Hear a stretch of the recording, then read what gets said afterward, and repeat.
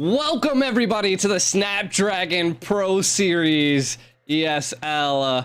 We are now in the challenger side of things. You guys, if you guys were participating earlier, a lot of these teams were duking it out for access to the challenger finals. So right now we have the greatest teams that are going to be duking it out. But without further ado, we have a new caster on the desk. I'm G the Ico. Hello. We have Hawkey over there. How you doing? Hello everyone. I'm pretty excited to be here. I'm pretty happy. It's my first time casting on the Snapdragon. I'll give the honors to Ico here. Thank you for inviting me over. And no problem. Birthright versus Moon Knights on the first game, and it's a tough match, one that I'm super excited to cast. No, it's gonna be a good bout, I would say, because like the biggest thing to highlight between these two teams is that Birthright's EU and Mina, and then Moon Knight is going to be Turkey, right? Yep, Turkish versus EU here. So it might have one team not being the best because of the MS problem, but let's see if they can manage out and maybe have a better outcome, maybe win and surprise us. Yeah, it is true. It is true. Both teams, I mean, in their previous series did pretty well. Birthright, of course, almost 2-0'd everybody. Twisted Minds got sent down to the lower bracket into the upper bracket quarterfinals against Centaria, and Centaria then went on to go against Birthright, and Birthright got sent down. So it's going to be an interesting take. If we look at Moon Knight, that was the Turkish side. There's so many tournaments going on. A lot, and you have not only Snapdragon, you have Mech and other stuff going on, so it's pretty difficult to keep up what current game we're on right now. No, exactly. I was kind of looking up, wanted to see where Moon Knight was on theirs, but diving through so many different type of tournaments is going to be a little tough here. I would say the biggest thing that we see is that, if I'm not mistaken, both teams are kind of new to the scene. They might have some pro players that are in the team that have been here for a little bit, but most of them on the team are pretty new for the team itself, if I'm not mistaken. I can't see if there's anybody that is actually someone that I've watched and casted before. I think Birthright still remained the same from since like a while ago. Maybe they have one or two new players. Yeah. But I can still recognize most of the members. For Moon Knight, though, it's my first time casting them, so I don't really know much about them. Yeah, and I mean, when I've watched both of them fight into the lower tournament as well, and it was good. I mean, they went pretty hard, to be honest, in the early Snapdragon series. So Birthright putting on quite the show, quite the domination in the upper bracket, and then I want to see what Turkey did here, because I feel like Moon Knight also did insanely well. Let's see here. I need like all the Snapdragon tournaments pulled up on one side. No, it'd be worth it. Yeah. Yep. Snapdragon. But yeah, I mean, these teams are going to be going at it. We can kind of, I've already looked at the bracket here. Right now, you guys probably won't see it, but my guess is that while all of this is going on, we'll end up having the lower bracket of this go on, or they might do it tomorrow. I'm not even quite sure on that schedule neither. Did you pull up the schedule? Or I think Because last time when we were watching it, we have Twisted Minds versus S2G next after Birthright versus Moon Knight. But I think the other bracket is 2 other best out of 5s, and they're going to be actually taking place at Uh, the same time. Probably. It's Let's about see. Fireflux and Team Falcon. Yeah. Yeah. 'Cause I wanted to see how Fireflux, I would say, is probably one of the most anticipated teams, and Team Falcons is as well.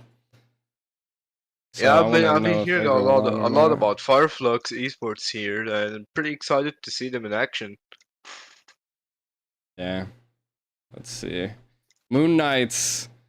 Moon Knight's got a full roster, man. I like it. Their jersey's pretty awesome. Sanity. I think I've seen Sanity quite a few times when I've casted before in other tournaments, if I'm not Mm, mistaken.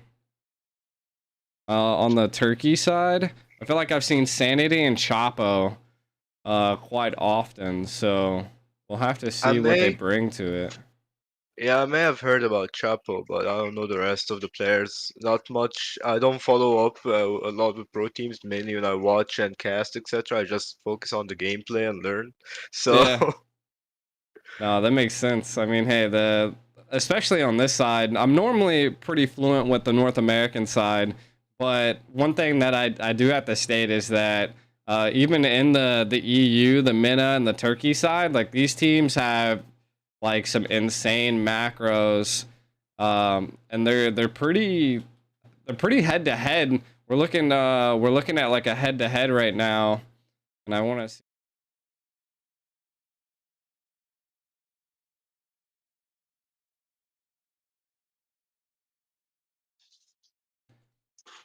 throw up the head to head real quick. I didn't actually have our mics on there, so it's all right. But the head to head was actually pretty decent. I mean, both teams are about 50-50. So I think out of best out of 5, like they have a pretty insane chance to make some big moves here. So I want to see what Birthright and Moon Knight bring to this best of 5. it's gonna be a Uh, close one. We yeah, and might then even see also like, with the new patch change, right? yeah, new patch change is gonna change things up. We might see different plays or different meta right now because it's constantly changing after each patch note. So we might learn something, maybe see something new here. Yeah, true, true. I think it could be anybody's game. I still think a lot of teams are going to be utilizing the metas, but we'll see. I mean, the metas could swap from being utility. We might see a team flop back and forth between utilizing utility and assassins, depending on how they feel and depending on the ping difference here. The tournament does Mhm. have a overall scope of a bigger region than North America. That's for sure. They're I think what that's 3 regions we're dealing with: MENA, EU, and Turkey, and in one tournament. Like that's wild.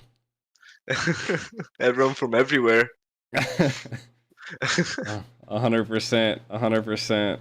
Uh, if you had to pick, who do you have right now? You just out of the no looking at drafts yet, no looking just like Birthright, I would base. say, because I know the most, so I'll be pretty comfortable going by Birthright side. But once again, maybe Moon Knight could surprise here, surprise me. Maybe I might become a fan for them. I have no idea here.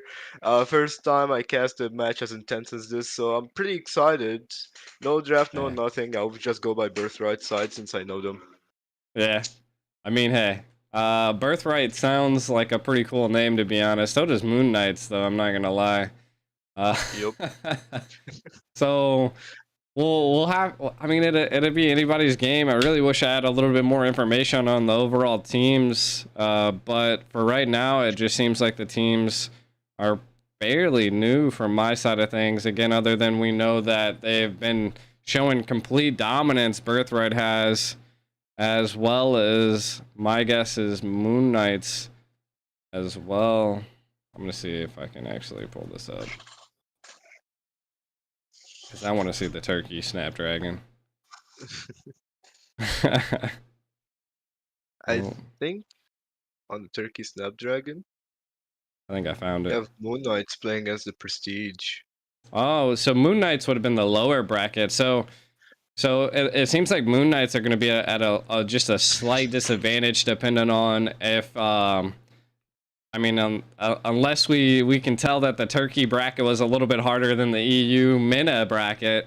But we're seeing the upper bracket of the EU MENA, the very first qualifier into the Challengers finals, going against the last qualified team of the Turkey. So again, I think it'd be, we'll have to see if Moon It's Knight can do it. it's gonna be a rough one. That's all I can say for that.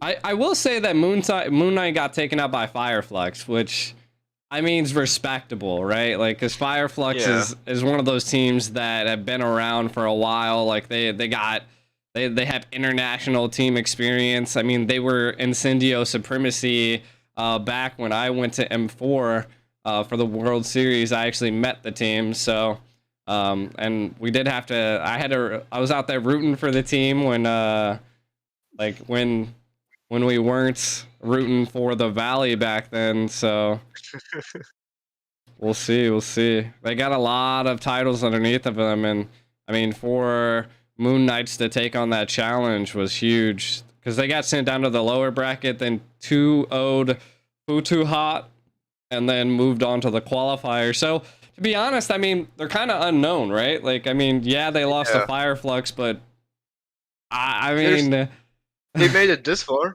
so yeah, yeah. could be.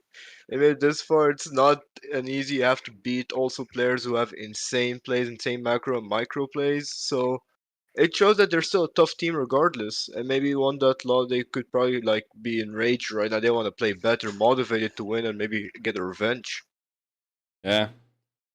I mean, it could be, to be honest, like anybody's game at this point. Like you were saying, looks like the draft might be starting here soon. And we'll get into seeing what is going down for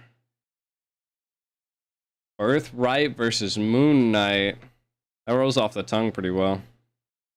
Hmm. All right, let's And take a there it is. look We have the here. bans already.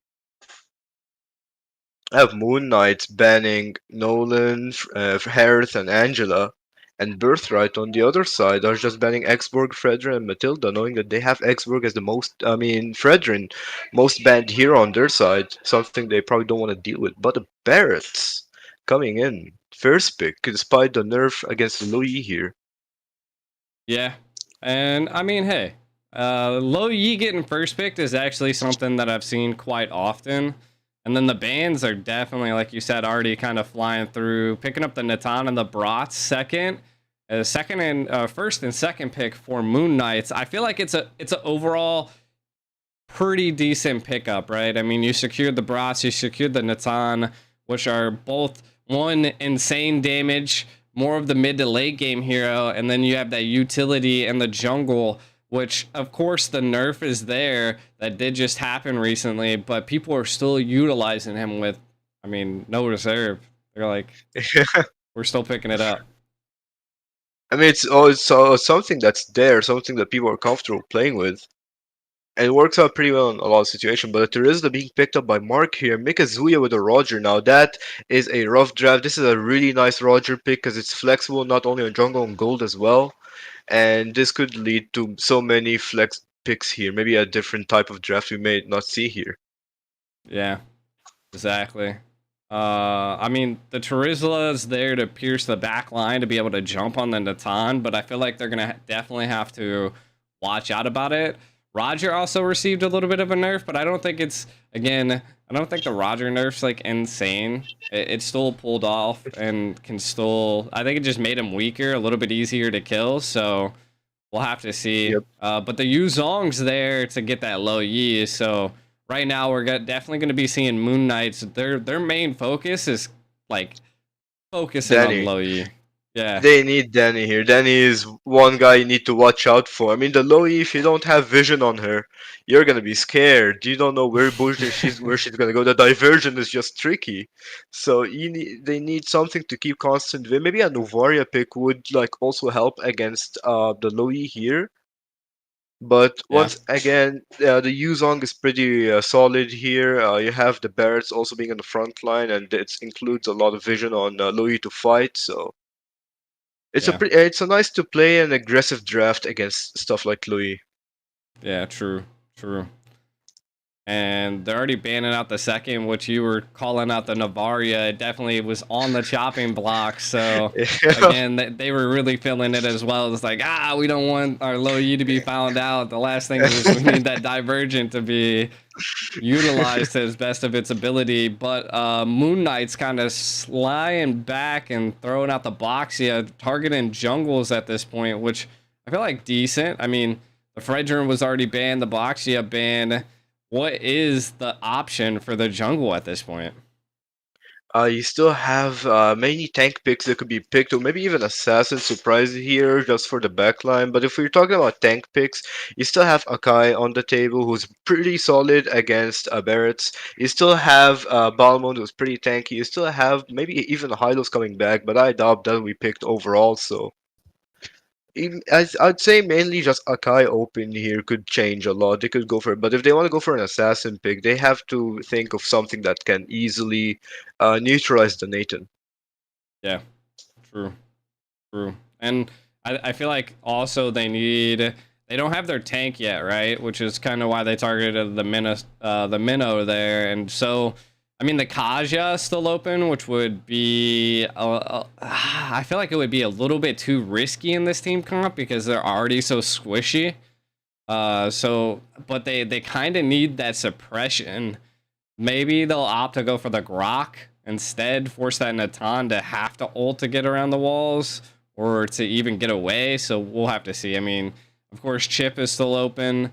Chip is another roam that is kind of, I mean, received a buff, to be honest. I already thought he was Yeah, strong, but I don't know if you'd and pair Lo Yi and a Chip together. that I mean it's I've seen it several times. Louis and Chip, you just have your map like all around the map, top lane to bot lane, comfortably just going everywhere. But it's just that it's a matter of execution and how you're gonna play Chip. Yeah. Okay. All right. And we have the Grok picked up here by Axel. I was Pretty feeling like rough. a Grok was coming out, but I thought Birthright was gonna secure it. So you can see that they're timing their roams at roughly around the same area. So the Grok's out of the picture. A lot of supports are taken off the picture. I mean, Birthright kind I of mean, put themselves into a corner. yeah, that's true. Not much for them is open. They might have to flex around putting the Roger here on the gold lane and go for two tanky picks here. Yeah. But never mind, we have a Tigreal coming in with the Mortis, and I would say Tigreal is such a smart pick because Tigreal is one of probably the best bait picks that I've seen in so many pro matches that I watched, and he's mainly Mm, just there to bait. Like he's not there to you're not gonna expect him to do a 5-man or whatever. Even if he does it to be insane, he's just there to stay on the back line, provide constant vision. He's one of the best tanks to just take damage, do to his passive, and he's a really nice bait pick coming actually here. I like Tigreal. I mean, you're seeing a pretty frontal facing team other than having to deal with the Black Dragon in the sky by the Yuzong. So we'll have to see the last pick. Also, the Martis from the side of Birthright. I mean, it's a good pick. It's going to be able to, knock up and CC a little bit of them. And then they last pick the Lilia, which again, be a little bit of a good counter to that Martis, slow him down, keep him at bay. Same thing with the Terizla. So, I mean, from both sides, they're kind of answering pretty well.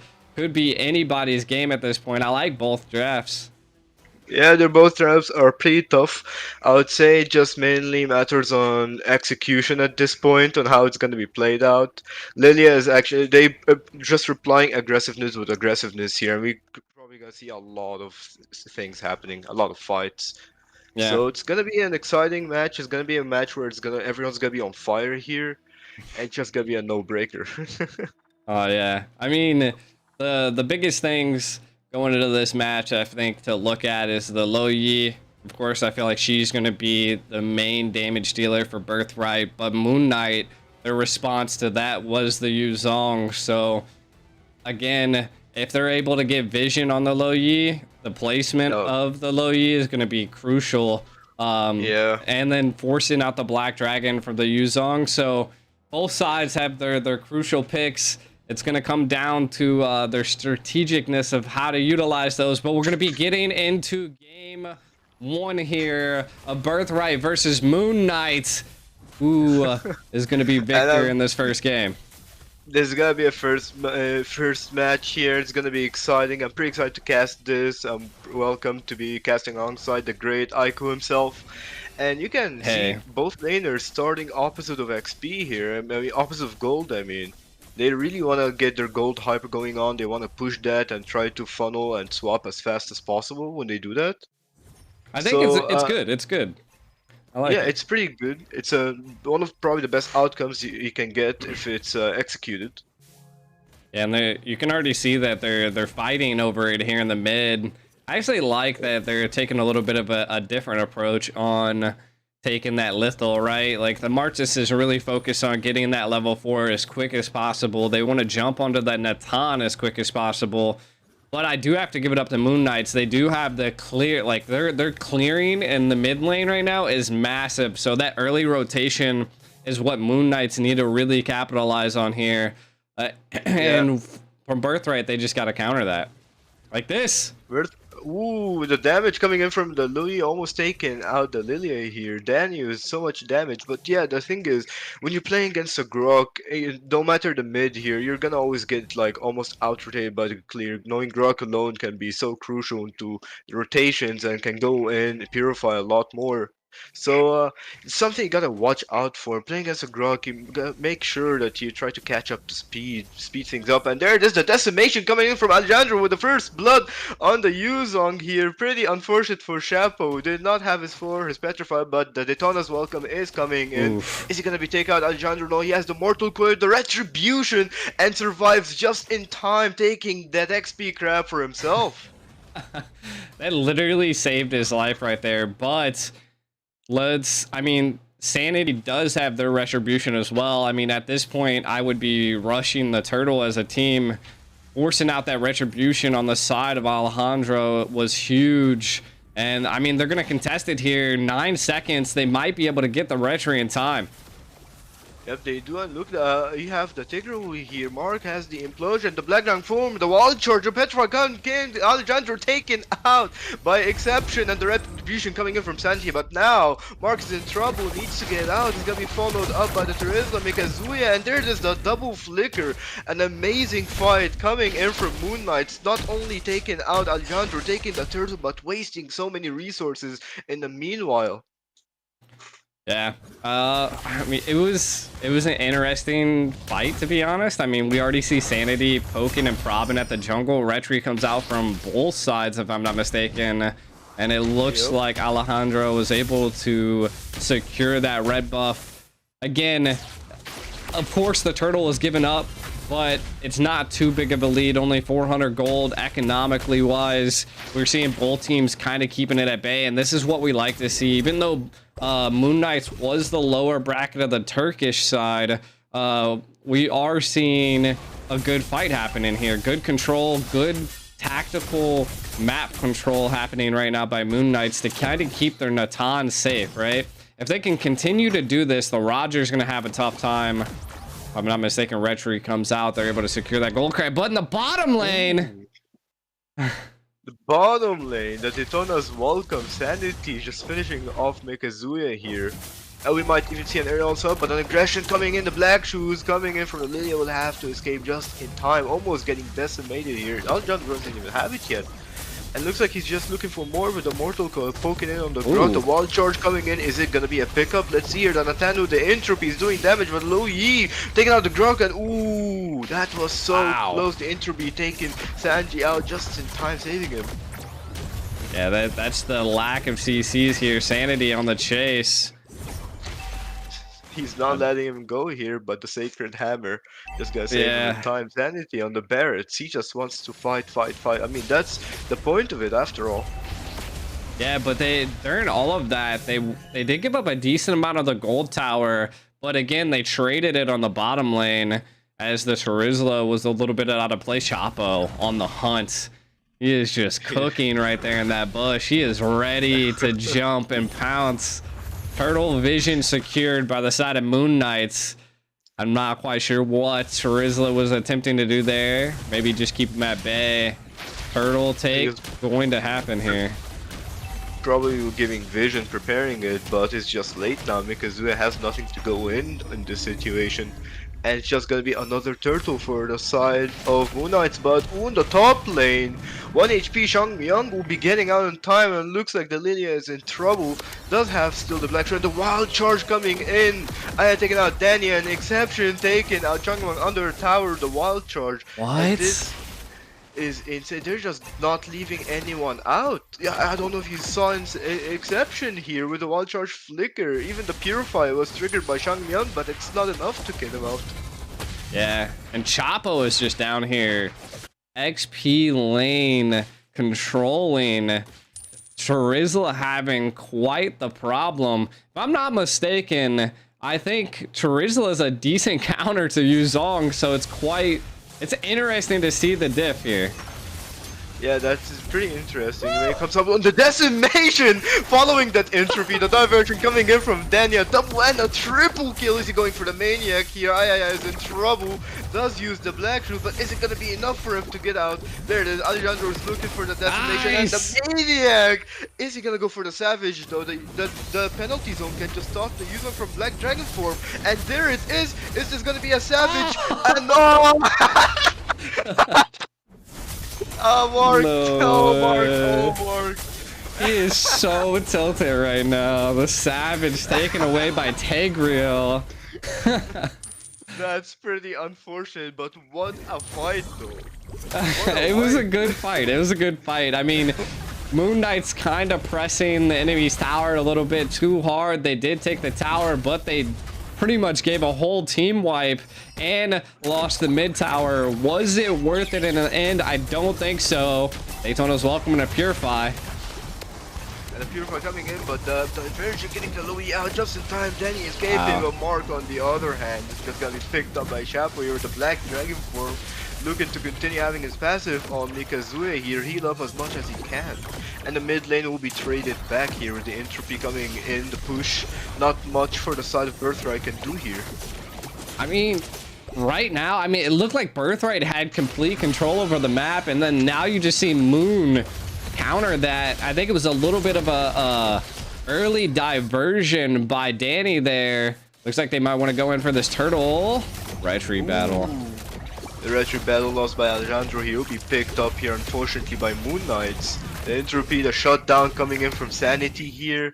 And looks like they might relax here. Mikazuya, though, still might be in trouble. Needs to get out. The Daytona's welcome missed by Sanity here. And that is it. They're looking to maybe push tier 2 towers here. Not only on the top, but maybe even the bottom. Yeah, right now, Moon Knights is... And it's so crazy because I felt like Birthright had complete control over the map. They that almost full team wipe, but look at this! The penalty zone, the diversion coming in! The damage! The Natan could not react in time. That damage coming in from Danny. The Louis, like you said, is the damage dealer here. And taking him out almost like in one shot. And the recall just in time from Exception. Just not getting him, letting him poked by the Tig here. Yeah, right now I feel like Moon Knights really has to rely on Saxo here. We can kind of look at some of the replays here. Again, this is when Moon Knights kind of were just getting decimated. They were trying to dive that turret and put a lot of pressure. Alejandro trying to secure the Maniac and does, and then gets the Savage taken here. We can kind of see what happened. I mean, the take came in. I think it was the implosion that kind of took it. But it was pretty unfortunate. Also, on the replay, when the replay is played, Chapo, on the other hand, was taken out by Xiangmyang and I think Mikazuya as well. Yeah. And kind of getting back to the game, we can see the gold leaderboard. Back to kind of what I was saying, I feel like Moon Knights really have to rely on Saxo at this point. And he's 0-3-1. your late game carry is kind of getting decimated at this point, and Birthright, though they have that early game control here with the Martis, they're gonna have to definitely watch out for it, as they do have the low Yi. Was that a concealed play I seen? And that was a concealed play coming in, but not much help from Exception because, you know, everyone was in position, not much of an engage here, but he's still looking for an opportunity. They're all camping here, looking for a team fight, looking for a pick-off. They mainly, I think, they just want Changmeng out. They just want Danny and Changmeng out. That's all they need. So let's see how it's gonna play out on the Lord fight here. A lot of poke coming in from both sides. Danny is probably looking for some diversion play here.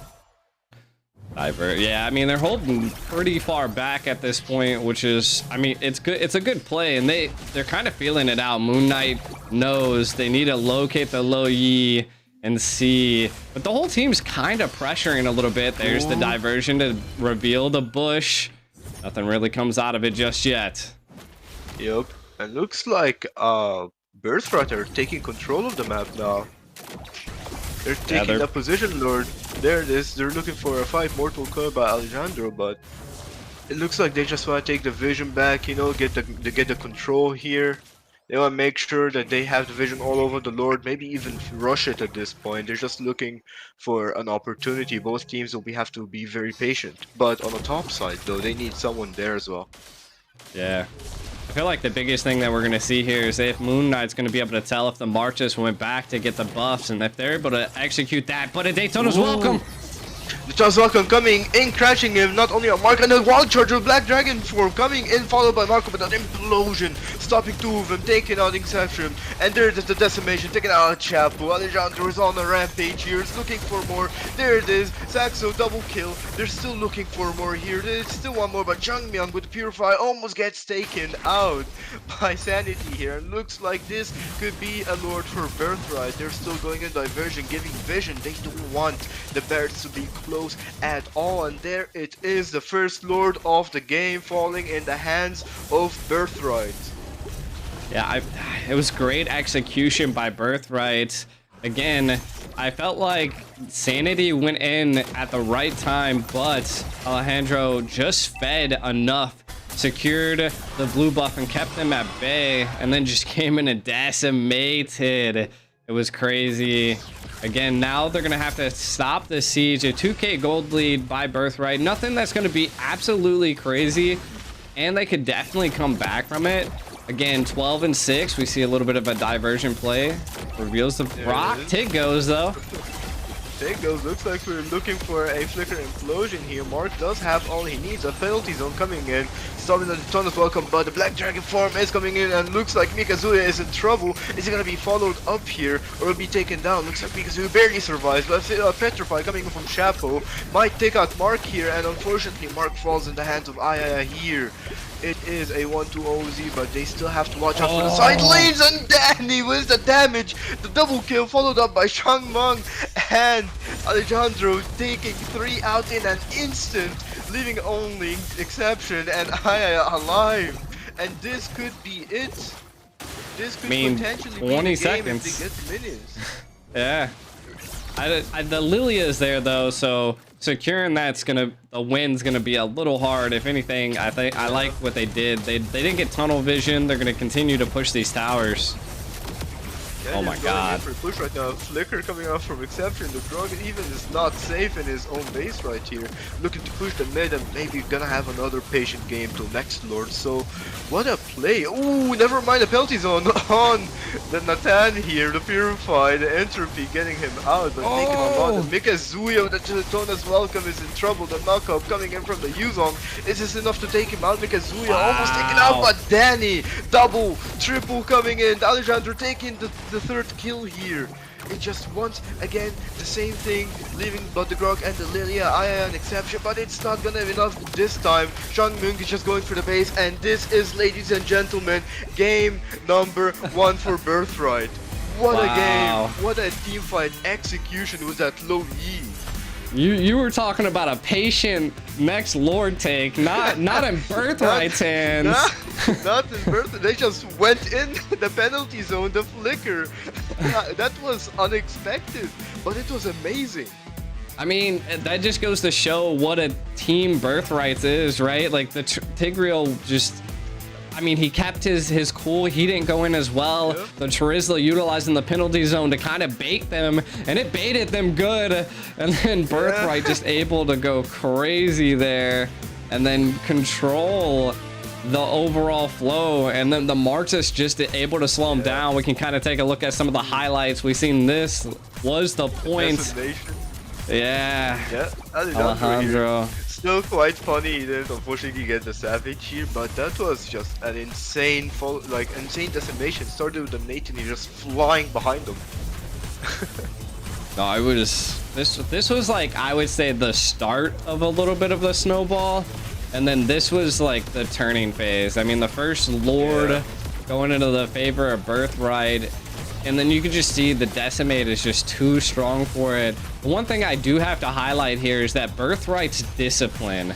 Like, they know when to get in and they know when to get out. They don't get that greedy tunnel vision that I see a lot in North America, where they just continue to go for it, and they're just well executing a lot of key plays here. Yeah, I agree with you. They're so disciplined in this actually, and they just perfected their art at this point. They know their limits on their heroes. They know that they can fight when they can't fight, and I'd say even the patient playstyle coming from them and knowing when to engage, it's just what put them in so much lead. Like when the Lord fights was happening, you have Alejandro like, alright, I'm gonna go get my farm up. I don't want to lose farm to this, and maybe follow up later on in the fight when it begins, and they just know. I felt like that was the key. Yeah, they might completely change here. We still have a few more games to go here. We have game number 2. We might see a whole different result. Yeah, and it's actually pretty cool to finally see a Martis be picked, and look at how well it played out. Alejandro 9, 2, and 6, 79% team participation. He wasn't making the shot calls. I don't know who was, because he was decimating. He was out here. He doesn't have time to do that. He's out here decimated one after another, and it's just insane. Oh yeah, he put him on the chopping block. Yeah. But well played to them, though. That was a amazing first match. Yeah. I feel like Moon Knights definitely showed a great game as well. You definitely can't count them out, right? They early game super disciplined. It was 50-50. You couldn't really tell which side it was going to go to. They applied pressure. They got pressure applied to them, but they didn't let it fault them. They secured a lot of the turtles in the early stage as well, but Birthright just being able to get those micro plays down and secure a lot of the neutral objectives were the key for Birthright. And then the overall just being patient and knowing when to take those kills was, I feel like, one of the biggest plays into Birthright's hands. It was amazing. I enjoyed that match. I said it's a close match, and to be honest, we were so confused into that match. You had Moon Knights taking advantage of the map, being ahead, and then you had Birthright and then Moon Knight again, then Birthright again, until the Martis just came in like, nope, I had enough. Decimate, boom, boom, boom, boom. Just, it's amazing. But let's see. Maybe we might even see the Martis band coming up on the next match here. I mean, if it does, it's definitely respect for the side of Birthright. Again, they kind of got pressured into that Martis pick. There was hardly anything else available to pick up in the jungle, and again, when you're put into a situation like that, it's really awesome to see that they were still able to, you know, pair that Martis with their team comp really well. Again, we'll have to go to find out and see into this next game if they can keep that fire going that Birthright lit, or can Moon Knights kind of stuff out that flame early on and stop a sweep. I'm ready to find out. Hey, same. It was a good match. I mean, yeah, you couldn't really tell until the end. I agree there. It was amazing up until you saw the damage just coming in from Danny. The low Yi. One after, I mean, the low Yi is the carry here in my opinion. Going up and down, the damage. Even the Nathan could not react in time, was damage just coming from that guy. So it was insane. The low Yi pick is a respect pick. One of the best mages in this current meta. Alongside with like really fast rotation picks as well. I prefer low Yi over anything at this point. Exactly. And it looks like we're getting into the draft. Yep, there it is, the draft, the second draft here. We have Birthright 1-0 on Moon Knight here. Let's see if it's gonna change. The Low Yi getting banned first. There it is. Respect. Lo Yi right now is an insane mage, very utility based for the overall team. Stops a lot of the utility meta, to be honest, because everything's so frontal damage from teams. And then Birthright kind of clapping back with the Barats ban, which I mean, maybe that's what kind of kept Birthright at bay, right? Maybe Moon Knight's Yeah. being able to secure that Barats was where it was at. The Nolan gets But banned. The Fredrin's still available though. I mean, it might get taken out. Now, the thing is, Barat in the previous match was keeping everything up front. He was taking fight with the Daytona's welcome whenever he had it. So it's what actually sort of put Moon Knight on the lead here, because they had that tankiness that they need for the early game. They had a Barat followed up by the Yuzong on almost every fight. So they had a really aggressive early, though in the mid lane, in the mid game, in the late game, they still have to keep the consistency. And well, not against the Louis, when her ult, her diversion just gets further and further, and you still have to start watching out for the gold, which was pretty tough for them to do. Yeah, no, and again, that's just the late game. It's of the Natan. Like it's to be honest, like I'm still hesitant if I even really like the Natan in a lot of comps. Like it takes a specific person to pull the Natan off, and it's Yeah, just I hard agree. with a lot of drafts, especially when you're trying to deal with it with Martis. Like that dude's so fast and Natan's so slow. You're just gonna get caught off guard. There's a lot of utility available. The first pick for the Roger on the Moon Knights, we did see Birthright secure that and do really well into the Yeah, last game. Shangyang was playing amazing with it. So let's see here if Chapo is gonna impress us with the Roger here. We have two picks coming in from the side of Birthright.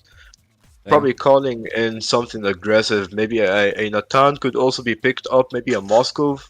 But a Baxian and Angela coming in. What a two pick here. That is actually a pretty rough thing to deal against. You Ooh. don't want those in the same team.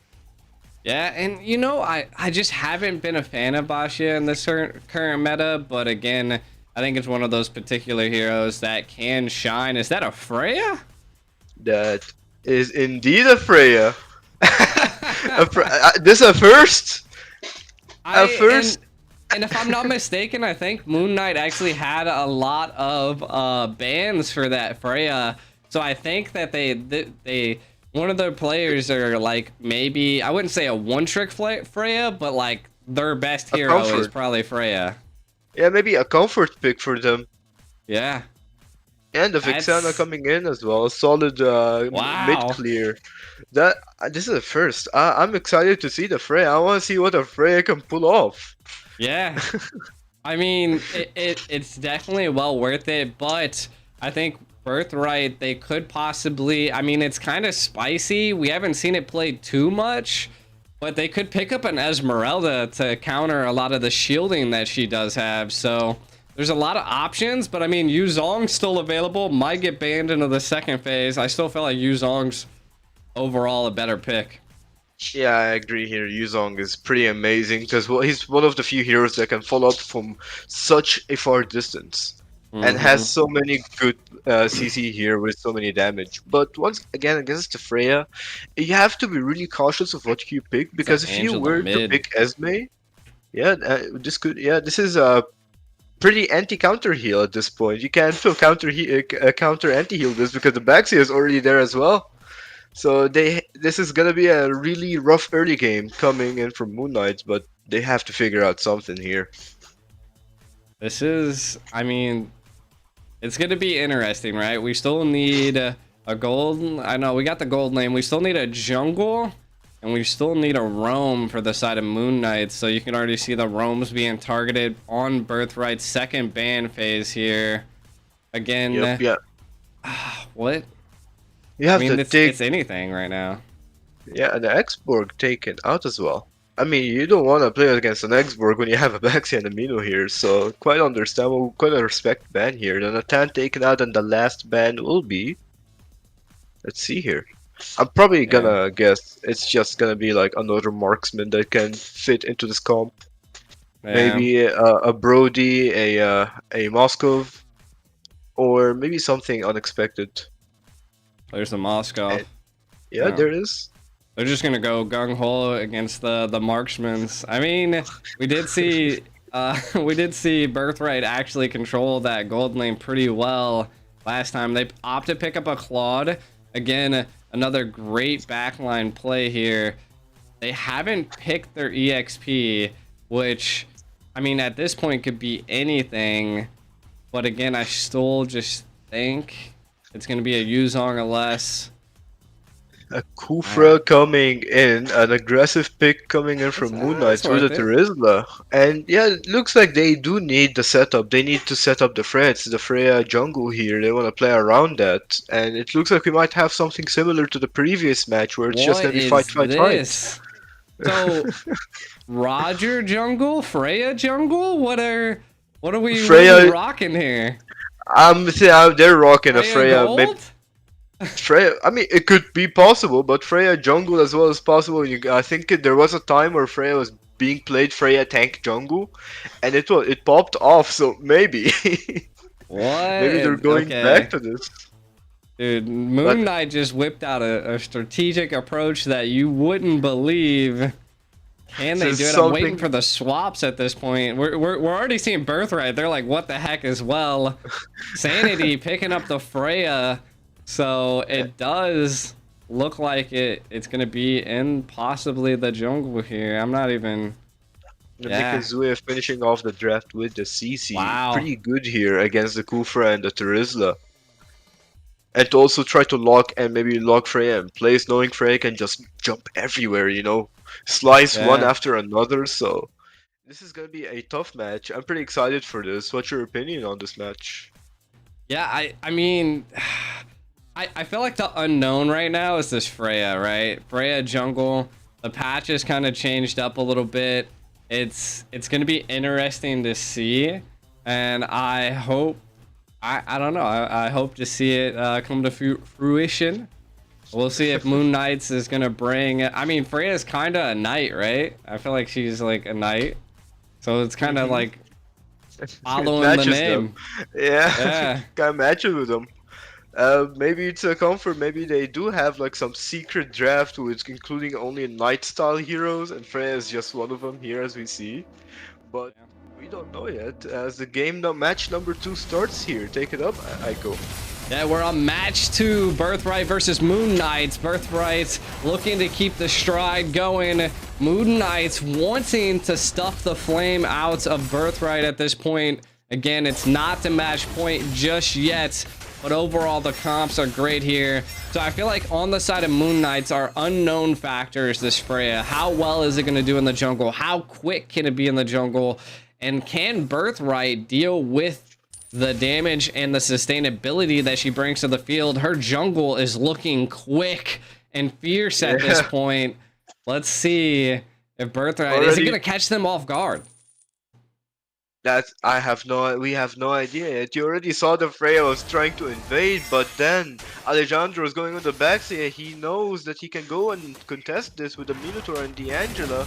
But let's see if this is a fight for them. The Vixana poking a lot here, and the Freya still engaging in the first blood for his exception here on the Axia. Alejandro, pretty unfortunate for him. He did not expect the Freya to just burst him like this. Yeah. First blood going to Moon Knights. Definitely an interesting approach.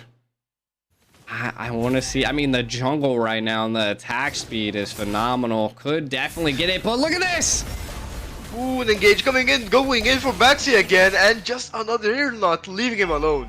Alejandro is not gonna be left alone this match. They know. They're like, nah, I don't want this guy. Do the same stuff on Martis. They're just not gonna leave the Baxia alone here with the Freya pick, the Kufra pick, an aggressive draft, like I said. It's just gonna be a fight after fight with the Kufra followed up by the Freya. She needs that setup, and she's getting what she wants. Yeah, I mean, Moon Knight's definitely controlling this early stage at this point, not allowing the Boxia to rotate. The zonage under the turtles here, the hard guard might come in, and the Boxia going in. And the Monitor coming in with the flicker from Aya, getting outside, the retribution coming from Sanity, and the hard guard on the back here with the Tortoise of Peace triggered. And is this gonna be a fight for them? Sanity needs to get out. There it is, Tyrant's Rage coming in, but Mikazuya on the other hand just takes out Aya on the back line here, putting the rest of Moon Knights in trouble. Sanity is pretty low on HP, and so is Exception, and there it is, Mikazuya with another kill, but taken out under tower by Exception here. Right now, if I'm taking an analytical approach at this, Birthright, the Boxia is a great counter to the Freya, right? Like, we could see the Freya was trying to sustain and keep their shield up, but again, Boxia hitting the ultimate onto the Freya just absolutely had a great dive, great control, and then paired with the Angela, Freya just could not move. Yeah, that is true. They stopped her in time, but you had some amazing defense, amazing follow-up coming in from Exception. Unfortunately, it is not enough when you're playing against a team that can still push into the fight. Exactly. The pressure was there. Moon Knights maybe have to calm down a little bit, maybe control a little bit more of the map. I think it's going to come down to Exception here on this Kufra. He's already 2-0-1. Getting a lot of the sets. I think he's going to have to feed some of these kills to his team, though. You can kind of already see. Oh yeah, it's trouble. There it is, landing on him with the hard guard on Blazing Duet, but the Eternal Guard's not enough to stop Chung Mong from picking up that kill, putting the gold laner in trouble now. Looks like they are looking to force for this lane, a 4-man on the top, but you have Sanity here pressuring on the mid lane as well. One has to go back. And there it is, Exception and the marksman Roger Axo, but looks like they did pretty well in defending this. Meanwhile, on the bottom side. It's of course the ever-ending fight here on the bottom. CC is definitely a good hero to deal with, but I think she's gonna have to recall at this point. But a fight mid, not gonna come out. Chung having to BMI out of that. I think that's gonna give Moon Knights the turtle. We'll see here. Let's see, they're still going in, you know, Mark giving vision and coming in Alejandro, but it's not gonna be there in time. The flicker, Money and Fury. Ooh, the Tyrant's Rage coming with the flicker Exception, giving a double kill on Axel with that Lycan pounce. Is looking for 4. There it is, Valkyrie's hand by Sanity just to clear as fast. He tried to go for Mikazuya here, but looks like the top lane is in trouble as it's being zoned out. This is a free tower and a free tilter, and just like last game, Moon Knights, when it comes to those objectives, they know how to pressure, how to fight. So this is pretty amazing start from them. They already have like more than 2.5k ahead. Yeah, and you can see that I like the play by they've already swapped lanes, right? Birthright sending the CC into the top lane, having a little bit of a hard time against the Roger, which I mean is understandable. Looks like they're trying to possibly maybe stop a rotation here. This is bad. Hammerman. Ooh, looks like in the bottom lane. Oh no! Alejandro with the hard guard followed up, just looking for a fight, looking to kill someone at least. And there it is, the Money and Fury getting Exception, but a counter engage might happen right now. The Tyrant's Revenge is being prepared, but nothing will happen. I mean, that was like, again, a passive play there by Birthright. They're 3.4k behind. They just, instead of losing their lives possibly, or even maybe getting a kill that's not worth it, get back into the jungle, control the towers, keep them at bay, and maybe you'll live to see another day. Yep. And I like how, you know, Birthright is playing aggressive still, even behind. They want to pick up as much as possible, and they know that they can do so much with the Baxia here, with the hard guard as well coming from the Angela. The fight looks like a Tyrant's Rage getting only up by Baxia, but the Minotaur Mark is in trouble, and Alejandro, they have to retreat in time as the hard guard, the Money and Fury, is not ready, and they don't have much for the fight. Though it looks like Mikazuya, he's being poked heavily by the internal guard. Yeah. Oh. A little bit of a knockup. Hard guard might be going.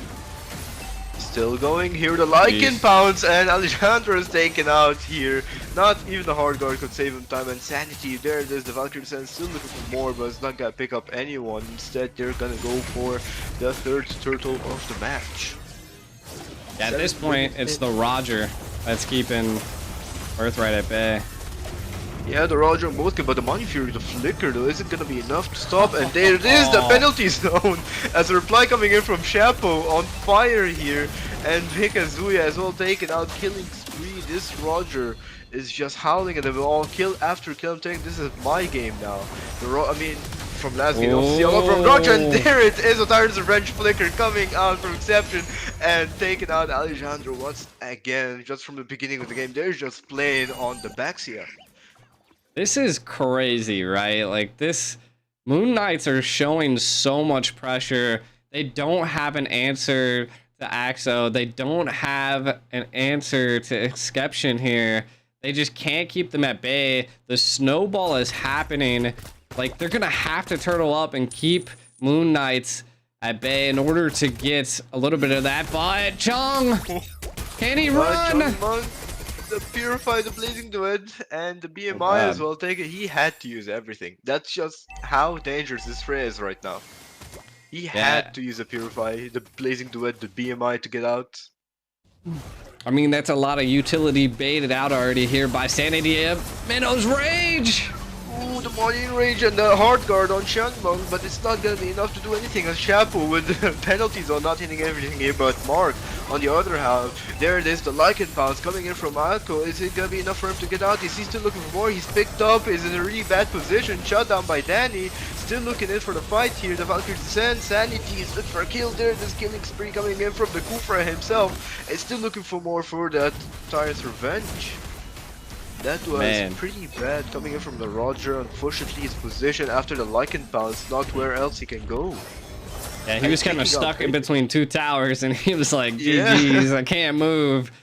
Kind of overextended a little bit. Yeah, you can see it. He went in there for that backline kill to take out the tank, but then ended up losing his own life. Again, I thought Birthright was going to be able to secure a couple more kills, but Insception able to kill and take out CC, going to allow them to be able to take this Lord here, probably uncontested. Yep, there it is, the first Lord. They're just taking objectives, you know, funneling the Roger, and we have a 1v1 in the bottom lane. The Lycan Pounce does not come in, though is he in trouble with that Hard Guard, and there it is! Xiangmeng with the Blazing Duet is just taking out Axo alone. He said this is getting to a late game now. We might see the real Xiangmeng on the Claude here. So that's literally what they're betting on at this point, right? Yeah, it is their star pick here, the Claude. That's what they need. He hasn't died yet, you know. No, I don't want to cast or curse him, but he's 1-0-2. He's doing what he needs to do as a Claude, which is just kind of stay alive, farm up as much as you possibly can, and try to get those shutdowns. So, like, the biggest thing that we see here is if they're able to possibly catch Esception, that's a decent amount of gold. That's the bounty that they're trying to hunt. But the Lord is barreling down. Freya split lane pushing into the bot. A pretty nice split coming in from Freya. At least you come out with more than you want, and looks like they're still pressing for more. They want to go for the mid, but there it is, the Eternal Guard putting the Angela in trouble here, Danny. But looks like they will be defending this pretty well with Xiangmeng here. You know, he has that damage to defend this safely, and now it comes down to 3 inhibitors. Yeah, it looks like a lot of the passives are now procced on the inhibitors. Unlike the last game, Birthright able to keep Moon Knights away. They kept all of their inhibitors. Next Lord is going to be at 86 seconds. This is the time that Birthright needs to farm up, keep them at bay, and then of course just let Chung farm. Now Moon Knights, again, they've just been well executing, securing a decent amount of damage, getting these easy pickoffs onto Birthright. If they can keep that up, they're going to keep this snowball at bay. Again, 8,400 gold lead. Kind of taking a look at some of the items. Oh, the Lord score came up in the middle of it. Definitely can't take a look at them now. That's pretty unfortunate, but it just shows that the pressure is on Xiangmeng here. He needs like the perfect setup. Knowing even though the Blazing Duet can only hit up to 2 people at once, he needs the perfect setup to pull in the damage and the anti-heal coming in from Aljan. They need this. They need this Lord fight. Yeah, kind of taking a look at. Again, they're just playing safe, right? They're trying to freeze the lanes at this point, force Birthright out. They have a lot of mobility on the side of Birthright, which just allows them to secure. Esception gonna get in there and check that bush. Nice. Ooh. because they were revealed here, and looks like they do know where everyone else. They also seen the Mino and the Claude be pushing in the top lane. And now Lord another up. Lord coming up. We might see a steal though. Alejandro is preparing. She Look is at the team eating over this here. Lord though. Yes, Freya, Sanity. He knows his Wow. stuff on it. And with the Roger too, I mean, that Lord is gonna be gone in seconds. Jeez. That, I mean, again, goes to show that the Freya has 7 assists at this point. Not the most in the gold, but definitely way up there compared to the Baxia. That's 0-4-3. Again, they want to keep this snowball going. Almost a 10,000 gold lead. Can Birthright turtle down? I'm pretty sure they're going to lose at least one inhibitor here. That's just the price you pay when a Lord is going to be barreling down. But can they keep the rest? Yeah, this is gonna be a full-on fight, knowing Exception here with the Kufra. He has the Tyrant Revenge, he has the Flicker, he has the Tyrant's Rage. They're gonna look for something. And they're gonna probably look for more than one inhibitor here with the Kufra. So let's see here, there it is, the Tyrant's Revenge being prepared. He's looking for something, he has to play safe, he needs to find the setup that he needs, and Sanity. They just be aggressive. There's the Eternal Girl coming in, the penalty zone. Taking out Mark and Sanity, taking out Jungmung, and there it is, Axel with Alejandro. And this could be 1-1, ladies and gentlemen. A double kill coming in, and this is it, more than they bargained for. They got what they wanted, and they tied up the match 1-1 here. The Freya pick unexpected on that early game, just focusing Barretts with the Cooper. They had that early aggression and were able to keep consistency not only like for a while but throughout the entire match. Yeah, I mean, the consistency was there. The Freya pick coming to fruition here. Again, a wild pick, but look at the amount of gold. Like, the jungle speed on a Freya was just insane. I might have to pull one out for myself here. It inspired me. Moon Knights taking this game to 1-1. Yeah, it's pretty insane. I would say on Birthright's draft, they did have a good draft. Unfortunately, it's just not enough damage against the Freya, the Kufra, the Terizla, especially only depending on the utility more than the actual damage here. It's a pretty tough draft to play with. It just needs like perfect execution, but not on this match when you're playing against Freya unexpectedly and Roger just bursted one after another here with the Vixana follow-up. So it was a rough game for Birthright, but maybe we might even see more and more. Like I said from the previous match, the Knights, the Moon Knights themselves took good surprises, and they did with the Freya. And we might see a vice versa now. Yeah, I mean, respect. The Freya kind of slipping through the cracks. Moon Knights following true to their name, bringing out the Freya, something we just don't see in the tournament scene. Might be a trendsetter here. We'll have to see. We have to see. This is pretty rough. I mean, you've seen both teams, they're equal footing right now, head to head, like you said. And we're seeing it right now. This is a pretty tough best of 5. Yeah, crazy best out of 5 that we're gonna see here. The Rome getting the MVP Esception. I mean, to be honest, he was just unstoppable. Yeah, he was everywhere, jumping one after another. He's the man himself, the Kufra himself, going everywhere. I was actually amazed by his performance in this. Oh, So yeah, aggressive I mean, on the Kufra. He was aggressive. His precision was key. Like, every time Birthright was trying to get just a little bit of a heads up, you just like, whew, and then Tyrant's Rage collapse them against the wall, and they're like, no! Yeah. It was pretty fun though. It was a good game by Moon Knights. You can't count them out. You can't count Birthright out. Both these teams coming here to fight. Moon Knights looking like the underdogs in the situation compared to the two tournaments. But again, like I said, these are like Moon Knights. Yep. Turkey, and then Birthright's EU Mina. So I mean, you're looking at two different areas competing at it. Again, I don't know how Snapdragon's really going about it, but they could be switching the ping back and forth. So I mean, maybe that was Moon Knight's ping, and then the last game was Birthright's ping. Who knows? I mean, if they were playing on equal MS, I think we would have seen a way different result. But when you have a game ping and ping, it's gonna mainly end up to the fifth match here, as we can see, or maybe even we might get surprised by Moon Knights or Birthright and just have a complete 2 wins in a row. Yeah.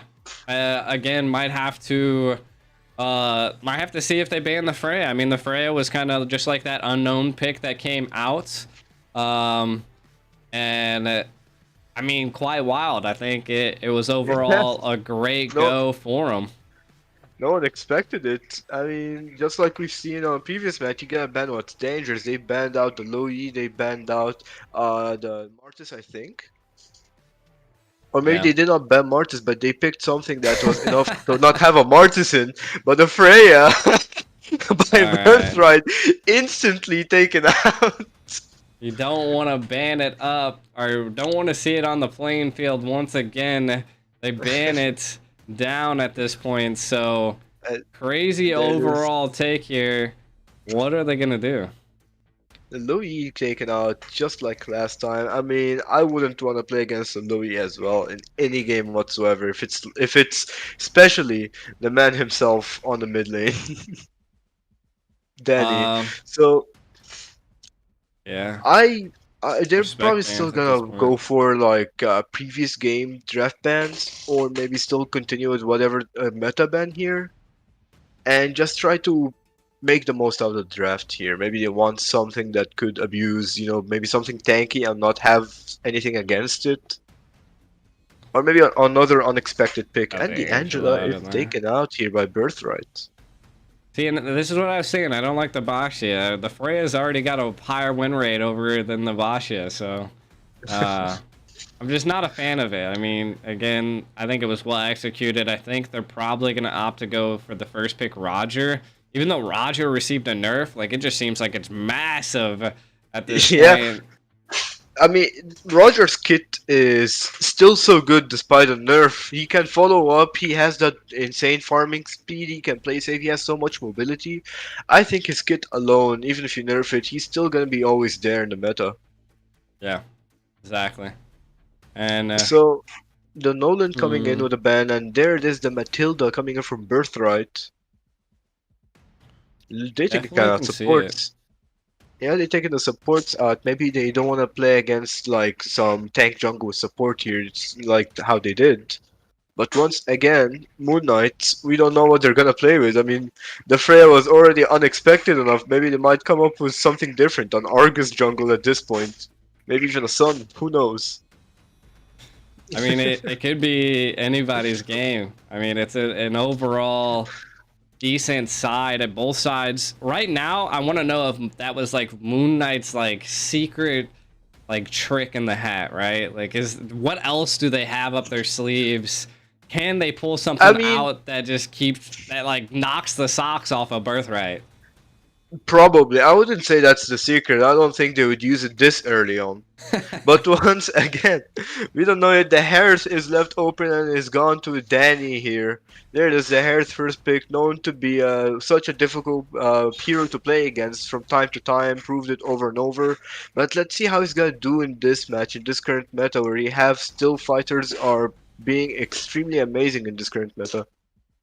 Yeah. And Esmeralda and Kufra are still open, Exception is still there. You might see another aggressive Kufra pick. So, pretty excited here.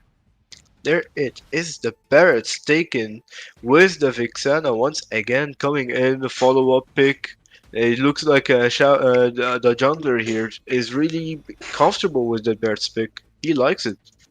I mean, it's a good utility, right? Like, it's able to dive in. It's still decent damage. It's just not as tanky as it used to be, right? Like, you're just not that big bad dinosaur controlling the whole field. It's keeping them at the more of the pace that you have to really think about going in. You really have to think about the Daytona's welcome. And that's what Yeah. Birthright's going to be thinking about at this point. The Harith pickup, quite wild. I mean, it's still a really good overall pick, but the Roger was still available. So I want to know what Birthrights have up their sleeve here to comp with it. And they're going to go with the Ooh. Fredrin and the Faramis, which I feel like the Faramis is an overall good pick here. Fermis is a rough pick, especially against Vixana, and he still can get counterpicked here by maybe a Roger, a Claude, something that has good area damage. But we still don't know yet. It's Birthright. You know they have the discipline to play. They have good discipline, so maybe it could be an exceptional pick here for the side of Birthright. Yeah, Because they also need wild. to watch out for the gold lane. You know, they need the Hearth for the late game. Although they still didn't pick up the Roger, it's still up there. They might even get it banned right now alongside Moscow as well and the Terizla by taken out here for the side of Moon Knights. I mean, they need that engage, that knock up, and that CC. Right now, Birthright is definitely lacking a little bit in their overall CC. They have that support, the survivability, the contingencies there to keep a fight going, but they're gonna have to have solid CC. And you can already see Moon Knight responding to get rid of the X-Borg, which again, that true damage that he erupts is just something you don't want to see. And that's why they're banning it out. Now, Birthright, what they need to target at this point is definitely like gold lanes, right? Like, what do you not want to see going against the Harith? Probably a Roger. Looks like they're Yeah, actually going Roger. for a Clint instead. I mean, a Clint is a solid pickup as well against Hearth because of how hard he can outdistance the Hearth. So it's a pretty solid ban. I would say that you still have the Roger on the table, the Moskov, the Brody, maybe even Ixia. So stuff like this are still on. They have to watch out still. Maybe even could surprise like a Lunux gold lane. Yeah. Lunox gold lane's kind of cliche and old, but maybe. I mean, Yeah, I who mean knows? it worked. It's Moon Knight at this point. Yeah, it could be there. It's an option. Magic versus But the magic. Yeah, and you have the Minotaur taken out here though by Moon Knights, and the last band coming in for the side of Birthright, and it will be, I'll probably guess just another marksman, maybe a Roger or Moskov here. But Yeah. like, we could see a cliche pick, maybe you could see a unique pick. So let's see here. We will have to see as we have the last band coming in. The And Florin, it's the floor. interesting. I mean, with Terizla and Barrett's, fair enough. Yeah, I mean, interesting. I mean, maybe they were gonna counter support with a support, but we'll have to find out. The Edith kind of rolling in. Now, this is what I'm Yep. seeing from Moon Knight. They are the I can't move comp at this point. You're gonna be CC'd by like there's too much CC lined up here. I can't. It is actually called I can't move comp here. I mean, Edith right after Vixana, right after Terizla, right after Chapo here with the Barretts. At this point, you need a gold laner that just does CC, maybe a Brody at this point. So I that's mean, just a lot of CC coming in. They yeah, might consider having like a Diggy on the roam with the Fermis mid, but let's see here as the Yuzong is picked up here. Pretty solid pick once again. Always there, and the Grok as well. Ooh, that's an interesting pick here. Taking out the Grok here. I mean, he can go and poke a little, not get CC'd for a while, but they that's have to decent. watch out. Yeah, they're playing around the Hearth now. They have to watch out for the Hearth constantly. So Yeah. maybe not unlike the Claude game, Hearth can be more aggressive than Claude here, have a lot of engages with the Demon Force. So let's see if this gonna change anything in Birthright style. But We'll have to see. carry, I mean, the the carry, backline pick is there. The carry, I feel like the it carry is gonna get decimated here. I mean true, but it's there. Late game, she become. I mean, if it's a full damage carry, Yeah. it could work. It could be the one decimating. Because, you know, you have Grok, you have Yuzong, you have Fredrin, and even Herod can get a little bit tanky from time to time, really annoying with them with the shield always regenerating. So it's quite an understandable pick. It could shine through or it could get completely flopped. So we have no idea. It's like a 50-50. Mm-hmm. I mean, all I can say is that right now, Moon Knights have again a lot of CC, a lot of control. So it just is something that we'll have to watch out for coming into this current game. Birthright's gonna have to execute really well tactical Yeah. approaches to these team fights, because if not, they're just gonna get knocked up, controlled, tossed, flipped, flopped. But without Yeah. further ado, let's dive into game 3. Moon Knights versus Birthright. It is 1-1 and tied. Who can change this tide? I have no idea. This is an exciting, a close match. We have the 50-50 bet pulled on the carry here. We just have to wait. This is gonna be this might be one of those long matches. Exactly. And there is poke heavily coming in from Danny and Mark here. You have Exception pretty low HP already on that edit. And I still looking to poke the Grok here once again as low as possible. And this is gonna be another, but this time you have Sanity just rotating counter of XP here. He's looking to get a pick up on the Bears on the U-Zone. Yeah. Let's see how they can do. Kind of looking at the overall draft here. Again, they got a lot of purifies. Again, respectable. I mean, there's a lot of CC on the team. Right now, Moon Knight's gonna definitely have to bait out a lot of the purifies to keep them from applying the pressure onto their side. And I feel like they have the CC to do it, but again, they just need to know when to, you know, pop the purifies. Great call outs by Moon Knights to see when the purifies are not there. By the side of Birthright, really, they just need to keep applying pressure. It does look like Fredrin's able to. Wow. That was really like close. Split second of almost a Daytona welcome. Getting my belly. Getting my belly, and there it is. You have the first blood on the Exception. You're picking up by Danny and Alejandro here. But actually, it's still like on that Daytona's welcome. Great reaction time coming in from the Grok here with a flicker just to avoid getting under tower. The thing is, I would say Moon Knight's draft they have the edit here who can bait out anything if he just flips anything over. And there it is, the knockup coming in from the edit. Alejandro is in a really rough position, does not have the Appraiser's Wrath, but does he have the retreat? Take it, and no. He has been retreated by Sanity here, taking it for himself. Yeah, it was, I mean, applying great pressure, but also kind of losing jungle at this point. You can already see, if I'm not mistaken, Sanity might be a whole level ahead of Alejandro, so they're gonna have to keep an eye out for that. And that's gonna be a big factor for the next turtle take. There is Sanity on the level 6, while Alejandro is still getting that level 5 right now. This is gonna be a rough turtle fight, because, you know, the Daytona's welcome, if it gets to Alejandro, he can't really contest that, can he? So they have to watch out here. They need to put Alejandro back. Even though he is the Fredrin, he needs to find an opening and a Appraiser's Wrath on the turtle with the retreat to just secure it, or maybe even use it for a fight for a kill. So let's see here. The turtle's starting up here for the side of Moon Knights. They are starting up. There is the Black Dragon form coming in with the Guardian barriers from the Grok, and there is the wall charge trying to stop him. Alejandro with the Appraiser's Wrath, like I said, taking it with the retreat, but that's Daytona's welcome, putting the backline in trouble. There is a Yuzong. Mikazuya is taken out by Aya, and this is a one-man for a one turtle, putting Birthright still ahead. Just barely even farmed it. It makes no difference at this point. And I would say maybe they just want to trade here, fair trade, but looks like they're still going for an invade. Yeah, I think they're gonna definitely go for this invade. Yeah, there it is, but the Appraiser's Wrath taken out Exception here.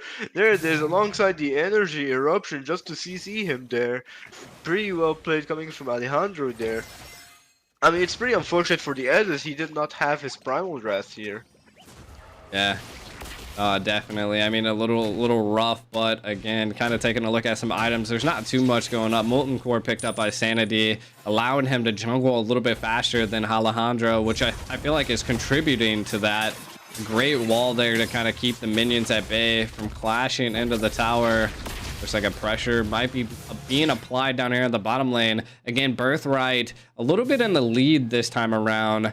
What's kind of contributing to that, right? It seems like the Faramis is overall having a little bit of a better game into the mid side of things. Again, Esceptions falling a little bit behind on this Edith compared to the Kufra in the last match. So I think it's coming down to those well-executed plays. Birthright kind of taking that tactical approach, taking attacks while they can. Ooh, there it is, coming in with the fight with the energy eruption, seizing in time. Aya, not only Aya, but there it is, the Fredrin taking a bonking Exception out of the game here. Looks like they are still going for the gold lane. They still want to poke out anything they can get from the carry here. He has a Purify. The Grok is coming in. He does not have the wall chart, but his appearance is just more than enough here to just zone him out of the tower and maybe further boost Chongyang's gold here. But energy eruption, Alejandro and Chapo and Sanity is looking for a little bit of a fight here. Maybe take out a Daytona's welcome before the turtle. Does not though. Yeah. And Retri's kind of down for 6 seconds. Can they make the call? It's going to be up before the turtle take is here. Can they zone him out? Let's see here. We have the black dragon form coming in, zoning everyone out there. And there it is, the wall charge getting most of the team. But the primal rats from Inception taking out the Faramis ulti over here. And this is a pretty nice engage coming from both sides. There is the energy eruption alongside the Appraiser's Wrath, but it's not enough as Aya still is taken out by Mark, or taken out Mark, my bad here. And looks like Turtle goes in for the side of Birthright. I was actually severely surprised that that what just went down, right? Like the turtle take was there. Both sides were kind of, you know, low, but ultimately Moon Knight was able to secure a kill before Birthright. Birthright secured the turtle, so they are keeping a little bit of the snowball engaged. And Chung able to get the solo kill in the bot lane. But you can already see that they're kind of making up for those plays. Maybe pressure in the top lane as well. Let's see here. Yeah. I think they're gonna get the kill up there. Top lane here. The one and only Chapo is in trouble. Is running away. The Zaman Force already by Shangmyeong, and looks like Danny is falling up here. Is it gonna be a kill over here? Looks like Shangmyeong is getting poked, but there it is, picked up by Danny here. A great kill coming in. You have on the mid lane though. Alejandro's in trouble. The Daytona's welcome's coming in the wall charge. It's not enough to save him, but the Netherrealm with the Black Dragon form isn't enough to save him. And no, Aya secures the kill. Said he's not gonna escape to the Petrify coming in the Purified. And there it is, another kill going in for Sanity. The Purify from Axel just in time with the Petrify. And Changmyeong just gets underdone, unfortunately pushed in by Sanity. They are just so greedy at that point. I mean, that was so many greedy plays by Birthright that look at it. The gold lead went from like almost 3,000 down to 900 because of this greedy play. A little bit of an overstep here by the Yuzong, and then the Hereth going in and getting CC'd and controlled right there and not able to secure 2 kills. Again, these micro mistakes are causing Birthright to fall behind and allowing Moon Knight to capitalize on them. Again, look, I mean, the gold lead is nullified at this point, and it's coming to the Lord take. Yeah, that's pretty fun, but it looks like Exception with the wall charge taking in the Zaman Force as well, but that's put Mark in trouble in the Netherrealm food, and there it is, Sanity just pushing Mark out of the Netherrealm, and they're still going in for an engage here. Ooh, the Purify coming in as he pulls in Sanity, not the best to the Daytona's welcome. Chapo with the penalty zone just ends it completely, and this is might be another objective for the side of Moon Knights here if Sanity just doesn't get too low here from the Lord, since, you know, he's buffed, he has a lot of damage. Yeah, and this is definitely gonna lean a little bit, but a Black Dragon. Black Dragon form coming in. He's looking for Sanity. He has the Petrify, but it's poked heavily by Axo and taken out. This is the carry that I'm telling you about. Full damage. It's just melting one after another, and it looks like the 50-50 is on Moonside's side here. Yeah, they're definitely keeping him at bay. Again, the Lord is kind of hurting at this point, right? Like, it's chunking away Sanity. They're looking for a play here. Wall there. They're going to get the wall charge. It misses. The Retry comes out. The Retry coming in, but then we have Chapo here, almost taken out here, and there the Changyong picking up the kill, and so is Exception as well, taken out. That is a 2 for a Lord. But is this gonna Definitely be great enough for plays them to here. get a mid lane? Yeah. Yeah, I think they're going to. I mean, we'll have to see. Can they? The minions fall pretty quick though. Oh, Wow. Mark taken out by the tower. I don't think he expected that clear. Nah, I didn't suspect it. I mean, the Bros is doing decent damage. Sanity 4-0 and 4. Again, shows you that a nerf was there. And then overall, just Birthright again, making these greedy plays. And Moon Knight just taking great advantage of every opportunity that Birthright just puts right in their hand. Yeah, it's not going for the best of them. They need to wait and scale up a little. Otherwise, constant fight like this is just only gonna boost carry more and more into the fights, especially when she just already like melts the tanks on this level. So they need patience, they need to defend, they need to watch out and not be greedy here. And looks like the Eternal God is coming in from Ayaya just to poke, and as you can see, like the Grok alone taking as much damage from the Vixana here. They're still looking for more, they're still looking for vision. You can see on the red side here, Changmong might be in trouble with the dash just in time, escaping the flicker of Exception, but they're pushing the bot lane tier 2, trying to get the Lord onto the inhibitor, maybe even take the passive out of the penalty zone. Alejandro's in trouble. Ooh, the Praisers are at almost takes out what he needs here, but a Purify coming in on Nether Realm, and looks like Axel will have to retreat from the fight here with a Black Dragon form. I think it's a little bit too greedy, but he's still gonna go for it. He is. And he has the passive proc. Is this gonna be enough? He gets taken out but takes a shutdown. Mikazuya taking sanity here. Said if I'm dying, you're falling down with me, and successfully does so. But is this worth it? I mean, it's a crazy fight coming from both sides. The Black Dragon just not there. Again, they suspected that they have the damage. They felt like they were online. But again, that just goes to show that Moon Knights has that CC and that control that they offer. So it's just overall, I mean, it could be anybody's game at this point. It just, right now, Birthright is making mistakes and Moon Knight's capitalizing on that. They just need to come back from it. The 3K gold lead's not bad. Towers are about even. Though Moon Knight's controlling a little bit of the mid lane, they still have that mid lane turret, which is pretty much keeping them alive. Yeah, I agree here. I think for the side of Birthright, they need to play a little bit more safe. They were taking fights and being greedy over and over, even though they're losing. You can still see some engages coming from them. And I think they just need to just wait up a little, maybe camp and try to pick off here. And as I'm saying, they are doing it. Yeah, Mark here, they're looking for Exception here, trying to pick him out, but the Primal Rats get him in time out of here. A fight coming in, a Terrify coming in from Aya, and just look at there, the Speed Light Wheel from Axo is trying to pick whoever he finds, pokes Alejandro heavily here, and this looks like it's gonna be another Lord for the side of Moon Knights. They are rushing it, and they're not trying to get Alejandro get close, and there's the one charge of Flicker, but the Sanity still gets the Lord here, and there's the Black Dragon form along with the Nether Realm coming in, taking out Chapo, taking out Sanity, still going for more. Axis taking out Changmang with a double kill. We have Aya taking out Mikazuya on their tower, barely surviving, deploying the Primal Guard just so he can defend the Eternal Guard, but I don't think it's gonna be enough because the mid lane is gonna be taken out anyways on the next push, and there it is. Wow. And what a fight! They went all in and they got a really good result out of that. Unfortunately, not the Lord though, but they did manage to have a pretty positive outcome from here. Yeah, I mean, for a Lord sake like that, yeah, you lost the Lord, but you definitely put the other team at quite a detriment here. They're not going to be able to utilize this Lord to its full capabilities. Of course, they're going to have the super minions and stuff of that as like, but Deception gonna try to do something here. Looks like he is looking to pressure here with the minions. I don't think he wanted the Lord to be cleared quickly. He wanted to at least get some minion waves in. Yeah. Again, a great play by Birthright. That's the tactical approach that I like to see. Again, if you can't secure the Lord, at least take something with you, and which happened to be quite a bit of the team. Chapo, a little bit of an early penalty zone, trying to anticipate where Alejandro was going.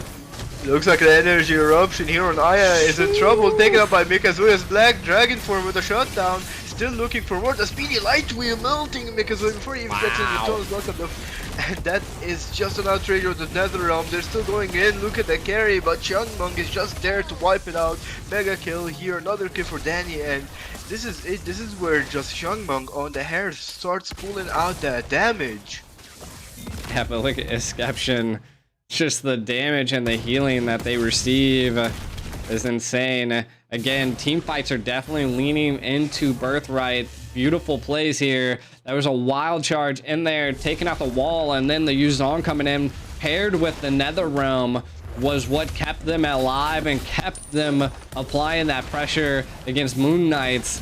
Moon Knights capitalizing on a lot of mistakes that Birthright's doing, but we are seeing that they're kind of turning those around. They're calculating those micro plays a little bit better than they were previously. So if they keep this at bay, we'll see them possibly win here. But look at that damage coming in from Ayaya.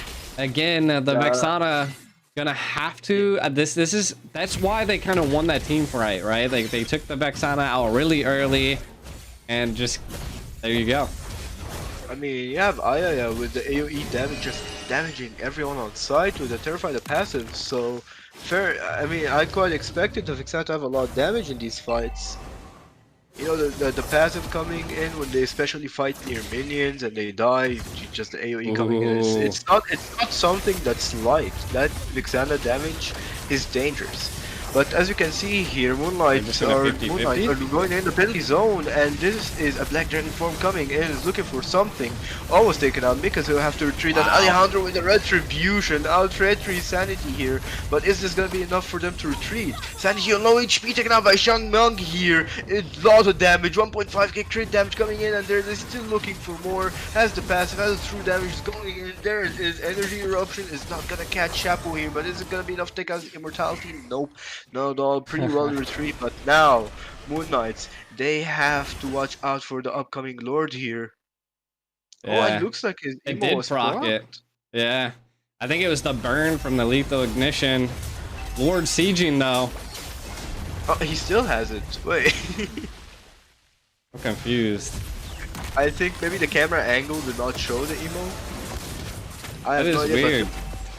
It's pretty weird, yeah, but you have the top lane here being put well defended by Ayaya here with the Eternal Guard, but the mid lane inhibitor unfortunately falls in the hand of Birthright. Yeah, they're kind of playing patient, going the long game. Again, you want to end this as soon as possible, to be honest, because the longer the game gets, the better, and the more items Carry is going to pick up and just going to decimate the team. Right now, the biggest thing that we're seeing is that Chong is just a monster on this Harith. He is chasing down the team and keeping them at bay. And then the Yuzong, right, of course, is just nasty. Somehow always escaping with 1 HP and applying a lot of pressure to Moon Knights, kind of leading the game back into Birthright's hands. They're positioning themselves around the map. Full 5-stack, though, here. Yeah, it looks like they're taking position for Lord. You have I mean, Mikazuya on the Fusong, he pokes a lot, baits a lot with the Black Dragon form going in around. That little CC is so important for them to stop whatever's going to happen. And it's just, I think, generally, it's what keeps them into these long fights. Yeah. It was funny. I think they were trying to get a play, hopefully a rotate there, but I feel like that ultimately is now going to keep like them it's pushing Moon Knights back into their base, right? We're seeing lane execution here by Birthright. And again, that's going to set them up to have position for the Lord in the next 30 seconds, while we see Moon Knights have to focus on pushing the lanes back doubly. And they're down an inhibitor, so there are super minions in the mid lane. They're going to have to keep that lane at bay. I mean, you have the Bears Sanity here managing in on the top lane pressure push. The Lord is coming up. Everyone just wants a lane that can be constantly pressured. So even if it goes like not on their side, they at least have something to keep the other team back. Yeah. Let's see here. You know, they're giving the vision that Axe needs. Axel here. They want to make sure the carry is the one that's melting. There it is, the one charge. Ayaya taken out just in time here, instantly. But Axel, on the other hand, might take out Alejandro here. There it is, taking out Alejandro, jumping out of Netherrealm. But Changmyung was a double kill, shut it down. There it is, a reply coming back, and this could be a triple kill coming in. There it is, Axel on fire with a carry with a speedy light wheel, melting one after another. But is Danny gonna take him out here? Almost, the glowing one is just almost there. Take him out of the wall. The wall coming in from Marco, close enough to just kill Axel here. The Guardian's barrier would have been funny here, not gonna lie. Danny's like online, 4-1 and 14. The damage coming from this. We can see the wild charge going against the wall right there. Once you thought Birthright was in the lead here, you can see the speedy light wheels coming out by Axe. No response to the carry. The Cult Altar Netherrealm being utilized there, and then the Yuzog just being left alone. 1 HP left on the carry. Danny low, forced to use the Netherrealm over here. And then the Primal Wrath, I mean the edit now is gonna start dealing a lot of damage here. The Primal Wrath taking out whatever, and Alejandro is just deleted on the mid lane. He went in, he didn't even have a chance to pull on any other skill, he was just wiped there. And the Lord now is going for Moon Knights. They know they can't lose Red Tree here. There it is, Sanity taking it for him in the penalty zone on Mark, but Mark will have the CC immunity here. This is definitely what I like to call, back in the day, I used to have a friend, he used to call these the rubber band match. You never know which way the rubber band's gonna fold, but it is definitely going the long route. 20 to 19, everything's pretty even at this point. Only person that has the biggest gold lead, of course, is Brat's Sanity, and then Danny on the side of Birthright. Lord now barreling down. This is the chance that Moon Knights need to be able to crack into Birthright's base. Let's see here. I mean, this is a Luminous Lord right there. This is one that you don't want on your base above 18 minutes. So let's see how they're gonna play this out. You have the top lane coming in. No mid lane minions here, unfortunately. On the bottom lane, the Lord pushing in. Are they gonna take a fight here? You have Sanity already showing himself with the rest of the team, a 5-man cooking, and there it is. The Daytona's welcome on the mark. They don't want that early wild charge, but it will still happen anyways. And there it is, another one with the Black Dragon form, poking everyone out instantly. With the Seven Force and the Eternal Guard coming in on the backline, taking out Jiangmyeong. Exception of the damage of Primal Wrath, but Mark here with a Danny with a double kill, taking Axe and Sanji, and looks like it's just going for the side of Birthright when you least expect it, and taken out. Exception in the meanwhile. What a fight! When you least expect it, it just switches instantly. I mean, that was a great siege defense. The Lord being able to take one, and it did crack into Birthright's base, but man, the pressure saw here. The big fight.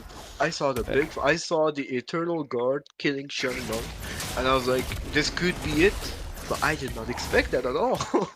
Yeah, right now the Faramis is just being the absolute menace. I think they're gonna try to end here. I would if I was them. But you only have the Vixana and the Teresa. They actually have some solid wave clear, but they could still fight them. The Eternal Guard coming in to defend, but the Faramis trying to land in some pokes here with the Grog. I mean, they don't have Mikazuya here. I doubt they can end him here. I was thinking the same thing. I was like, Chung's not there, penalty zone to escape. Again, everybody coming back in 9 seconds, so I think it's gonna come down to another Lord take. Again, Birthright, I mean, they have power, they have pressure. Purifies are about to be available for pretty much everybody. Flickers as well. Really, I think it's going to definitely come down to this next Lord take. Maybe they're going to be able to get a cheeky pick here. Maybe force out the Black Dragon. He read the situation too well. He knows. But this is going to be an all-out fight between the mid lane. Yeah. They're trying to pull them back here, you know, have vision on them. They know they're top, they're trying to pressure the Vixana, so they don't want Aya in this game at all. I mean, seeing the damage results, seeing what the Vixana can do, you don't want to really deal with that in a fight. Yeah. I think they just have to wait for the Mikazuya Black Dragon to start the fight, and the Daytona's welcome from Sanity just to retreat out of there. Caught really well here by Danny. And looks like they now know that they don't have a Dawn as welcome and could play with something here. There it is, the watch Oh. our flicker, but a great reaction time coming in from Aya here with the Eternal God, penalty zone, but the Nether Realm coming in alongside Black Dragon Form, just cancelling any CC upcoming here. And there it is, Danny taken out, shut down, but we'll be back soon. There the Immortality procs on Chapo, and fight going on. Sanity is taken out by Mikazui. Alejandro taken out Axel here, and Immortality crocked on Alejandro to freeze. Is it gonna be enough for him to get out though? Looks like he's trying to run, wasting a little bit of time, but the double kill coming in, and Exception is in trouble. He might die here. It falls in the hand of Xiang Myung, and this is just a 3 for 2. But you have Danny's back already taken out. Yeah, with the damage, double kill coming in. Chapo on the other hand will try to take out Danny though. The penalty zone has it again in the fight alongside Sanity. There it is, a kill coming in, but Changmang here is just here. GG's. Triple kill, Maniac. He's here to clean up the place and end the game for himself. Meanwhile, you have Mark with the Mark just buys what he needs here, the Malefic Roar, just to defend. And this is it, ladies and gentlemen. Game number 3 goes for the hands of Birthright, the Zaman Force, and there it is.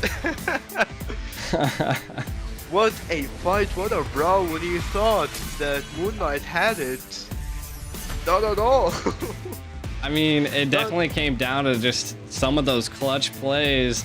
Yu Zhong just not worried about taking a death and just diving in and keeping them knocked up. There was so much CC coming from the Yu Zhong, but fundamentally, I think, right, like Danny was the breadwinner here, paired with Chung, and I mean 5, 3, and 21, more assists than the roam itself. And we can kind of take a look. This was like the 7-minute engage. Again, both sides just going back and forth. Little mistakes happening right here. And this is where Moon Knight was capitalizing on it. And they pushed Birthright back. That's true. A lot of mistakes did happen here, unfortunately, but they were able to fix those in the middle of the game, and somehow even becoming better and better here. It's like they just improved mid-game. They know how to fight now, using that Nether Realm to its full potential. You saw it canceled a lot of the upcoming CCs, and the Ferris pick here, I would say it just did so much for them with the Nether Realm. Danny just poking left and right, Nether Realm protecting the team from the penalty zone, the upcoming damage coming in from Sanity, and the one and only, Exception, but they just popped off at the end. Changmeng just needed the right engage, and he got one, and it's ended in a wipe. When you thought that Moon Knight had it, Changmeng said no. he just said no, I got it myself, and just pulled out a Maniac. Yeah, for sure. I could definitely, I mean, it was just too much for the side of Birthright. Their damage, their control, their execution was on point. You can already see they took a lot of damage. Didn't deal the most damage, but overall their healing is what kept them at bay. 310k. That's a lot. I mean, you gotta also give it to Danny here doing so much, but also you gotta give it to Mikazuya, the Yu Zhong. Just baiting the little CCs he does, the engages and the survives is also what helped them so much into most of the fights. Yeah, great focus here, great team play by Birthright. They've truly impressed so many people in this match, and we still have more. This is a really tough game. Yeah, so we're at match point, right, for Birthright. Moon Knight. Yep. They got to do something here. I mean, both teams looking 50-50. I mean, it could be anybody's game at this point. So who knows? Who knows? I mean, I'm excited to see. It's going back and forth, back and forth. You just don't know what's gonna happen next. You can't predict it. It's actually pretty crazy. I mean, Birthright comes online, Moon Knight comes online, and then just the other one shuts down the other team, and it's coming down to whoever makes mistakes first. This is one of the most intense matches I've ever casted. It just doesn't get as intense and also as confusing as this. 100%.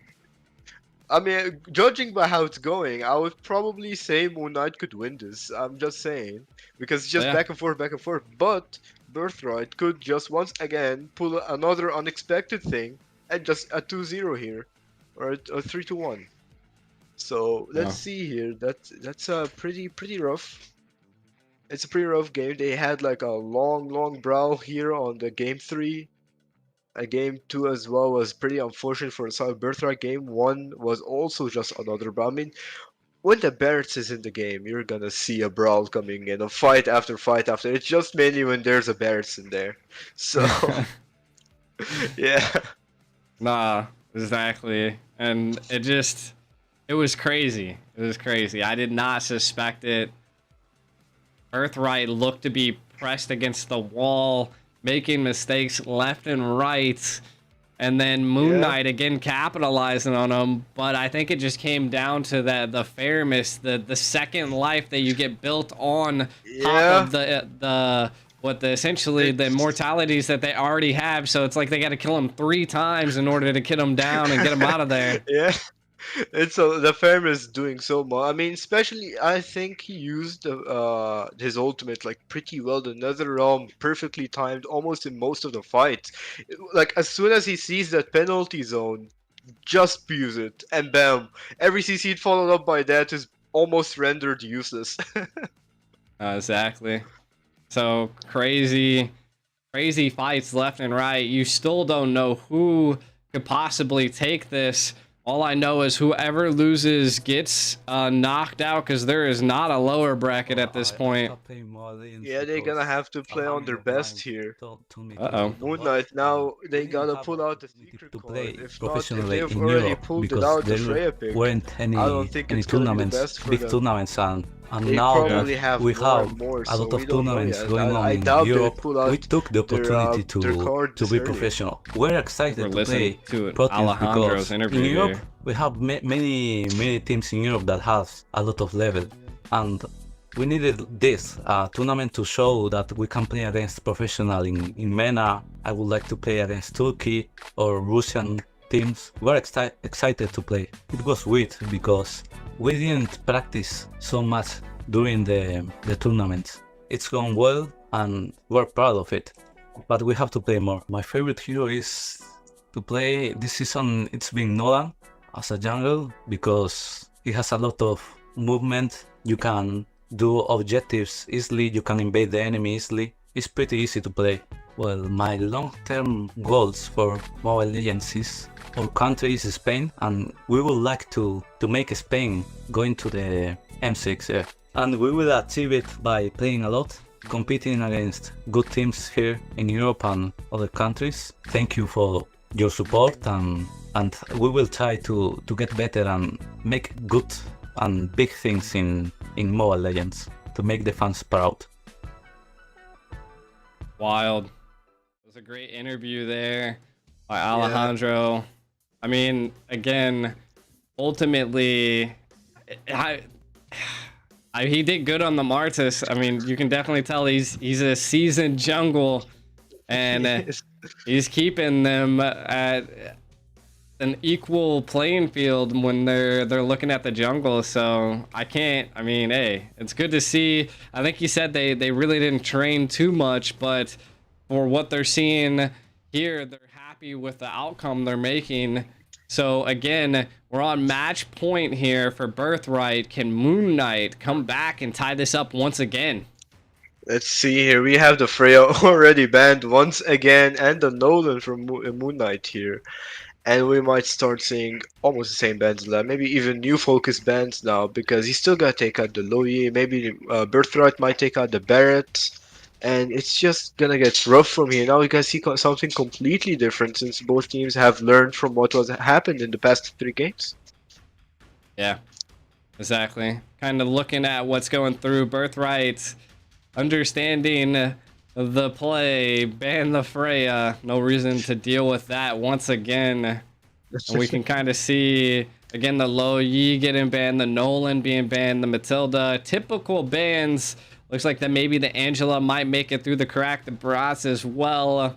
Again, Moon Knight did really well when they first picked that Roger.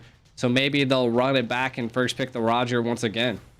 I'm surprised that we didn't get the Roderick being picked up on the last match, despite being open and doing so well in the previous matches before that. Yeah. I was actually surprised too, because Roger is definitely a great counter to Harith, because you just have that mobility. You can't be locked down. The carry, I think, was more for the late game security, but I don't think they needed that. I mean, it did well. The carry did as much as it can. It did pretty well, but unfortunately, at the end of the day, not against Xiangmeng on that Hearth. He was deleting one after another. There, I mean, he has a lot of damage on the Hearth basically, and looks like it's something that they need to focus here. Xiangmeng is definitely one to watch out for. Yeah, So we definitely. have an Atan band coming in as well. Could be that they're wanting to maybe run the Harith on their own. Um, Definitely something that they could first pick here. Again, they could still first pick the Roger.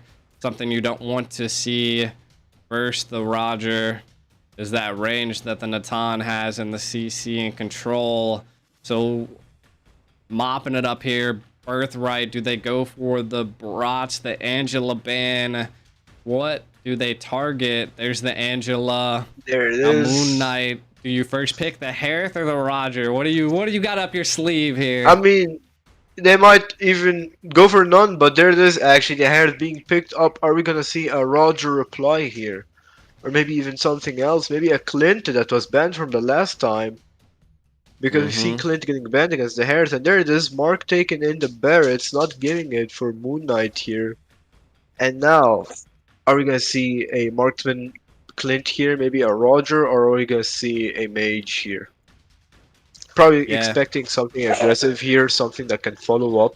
Maybe even another Fairness pick just to watch out for any upcoming CC, but I bet it's too early, so they have to watch. And there it is, the Vixana coming in. I mean, seeing what the Vixana was doing last match, fair enough, respect. She was Yeah. pulling out a lot of damage, contributing a lot. The CC, the passive proccing every time, it's fair enough, I guess. Yeah, it's a good play. I mean, again, like you said, CC knockup definitely had the most damage out of the last game until Danny started pulling back with the Fairness. So still an overall good pick. They're gonna counter Moon Knight, gets the Fredrin. Do they secure right now? Oh, they go the Terizla. I was suspecting they So, I were mean, gonna go the Yuzong to keep it out of the hands of Birthright, but they've been going for the Terizla every time, so at yeah. this point, they gotta keep the consistency. Even if it doesn't work, it's probably like the comfort pick for them. They're better off with the Terizla than a Yuzong. But once again, we don't know. Maybe Moon Knight are now cooking something since there's no lower bracket after this. You're just out, so they have to pull out all they can have. All they have right Yeah. now is gonna be out here. You're gonna see full on Moon Knight on display. Yeah. We'll definitely have to see. I mean, again, the penalty zone is going to definitely be there. Ooh, they don't even opt to go for the Yuzong. They're getting They, spicy with it. They're bringing out the Exborg for that true damage, which, to be honest, is a great counter to Fredrin. I agree here, and Terizla as well. And any upcoming like Rome pick, because knowing exception, he might go for like a tanky pick here. So Exborg might make his way here. Such an amazing pick, and also limiting the draft of what Moon Knight can pull up. 100%. And huge. I don't know what just happened. There's a little bit of a delay that just happened on the live stream aspect of things. Everything looks good on my side, so I don't know. Must have been something else. The Lilia getting banned out. I like it. I mean, right now you could see Moon Knight just run back what happened to them, right? Pick the fair miss. Or do we Yeah. see Birthright? Do we see them ban the fair miss?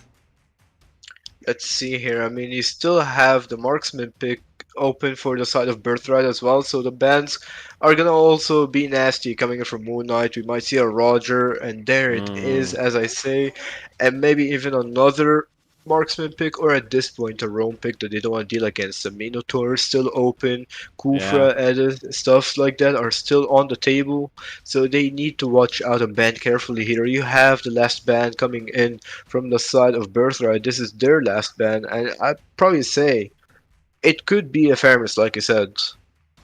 Yeah, definitely. And oh, they go to Navarre. Yeah. I mean, interesting. The whole team is kind of dependent on being a little bit faster, so maybe they can deal with the damage or the burst ability. I mean, they do have the burst ability with the Vexana and the Exborg to be able to secure and take away the Nether Realm if it is popped. So we'll see. Right now, from the side of Moon Knight, do they ban the Moskov? I feel like that would be a good go. Like you were saying earlier, the Minnow could be another run up, but again, they still would have to deal with the Tigreal And that there I it think's is. gonna come out from Birthright at this point. Yeah, the Minnow taken out here by the Moon Knight. I mean, it's what they need here, especially when you have such great AoE damage coming in from Vixen and Exborg. You just need an Yeah. AoE CC to follow that up. And you still have Tig, you still have Kufra, you still have Atlas, and so many stuff on the table. But I think Minotaur was one of the most dangerous picks you could have given there, due to his supportive abilities as well. Yeah. The supporter, he's just, to be honest, he's an absolute menace. When I roam, I like utilizing him just because he has sustainability. He's not as tanky as I would like, but that's what the sustainability there that he offers the whole team is there. And then again, Birthright just picking up the Tigreal.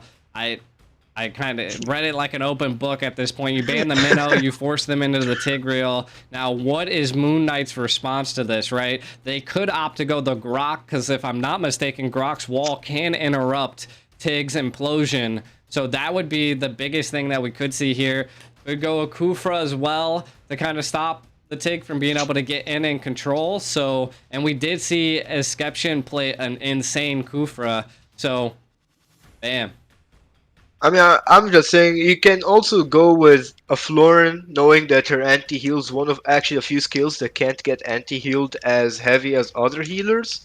Despite having Fredrin, having Terizla, you could go for like an aggressive mid laner with the Florin, but we're gonna see Valentina Oof. here and Kufra at the same time. Pretty two heavy picks here. Moon Knight are pulling everything out here with the Kufra and the Valentina. Pretty insane Yeah. picks. No, But definitely. now, I think it was it worth goes it. to the I gold mean, the lane. Valentina is going to be able to steal the last Insanity, going to be able to steal the Death Knight from Vexana. There's a lot of opportunities. Could even Implosion if she really wanted to get spicy with it. So Yeah. a lot of opportunities, great damage. What I need to see from probably Birthright here is that we need to see a marksman, right? Like, the best thing that I could see is if they go Moskov, it could be a huge problem. They could, like you said earlier, is go with the Clint. Like, the Clint could Oh, be a good option here. yeah, the Clint could be a good option The here, but it looks like Moskov. the Moscow by Shang Myung picked up Ooh. here. So something you didn't want to see here, I'd say. Oh. A Sometimes, Moskov you into a know, Kufra. You're a little wild.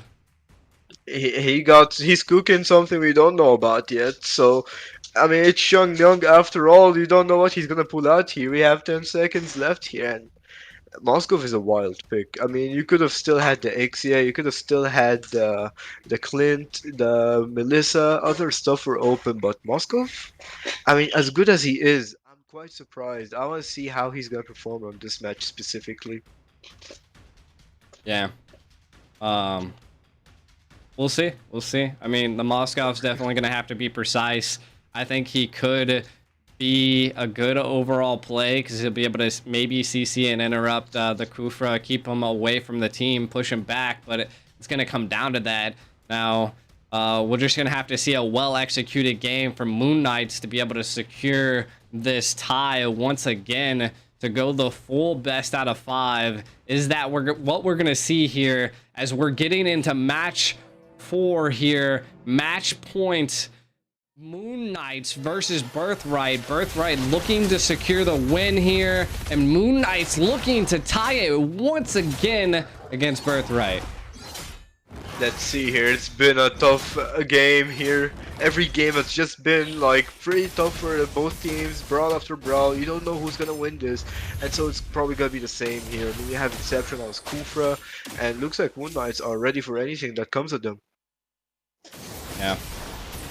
Valentina, though, I feel like is going to be an overall great pick into the mid lane here. Again, right now, they went Export EXP, which is a little spicy. I think they could have went Barat's EXP instead and then utilized the Export in the jungle because he would have scaled a little bit better and dealt with the Fredrin and kept him at bay. But I guess I could see it here as Chapo is putting on a lot of damage. I'm surprised that we're keeping such an eye onto the EXP lane. Yeah, on the gold lane though, it looks pretty chill, pretty patient. Both gold laners just trying to do their things, and looks like looking on the map here, it looks like Mikazuya might be in trouble alongside the mage here, Danny. Let's see, you know, he's trying to go for level 5, the appraiser threat coming in, but it's still taken by Alejandro here. Pretty unfortunate for Sanity, will have to retreat, does not have the appraiser threat, even though he just used it and still lost the creep. Yeah, kind of keeping him at bay. The dino's kind of shrinking. He's getting tiny. We got an Abrat emote thrown up on the wall. We do see the Moskov kind of winning in the gold lane at this point. Maybe see a little bit of a cheeky play here. Looks like they're trying to get for the ultimates here. Level 4 IMU and the penalty zone is prepared here, but Daniel on the other hand does not have the Eternal Guard.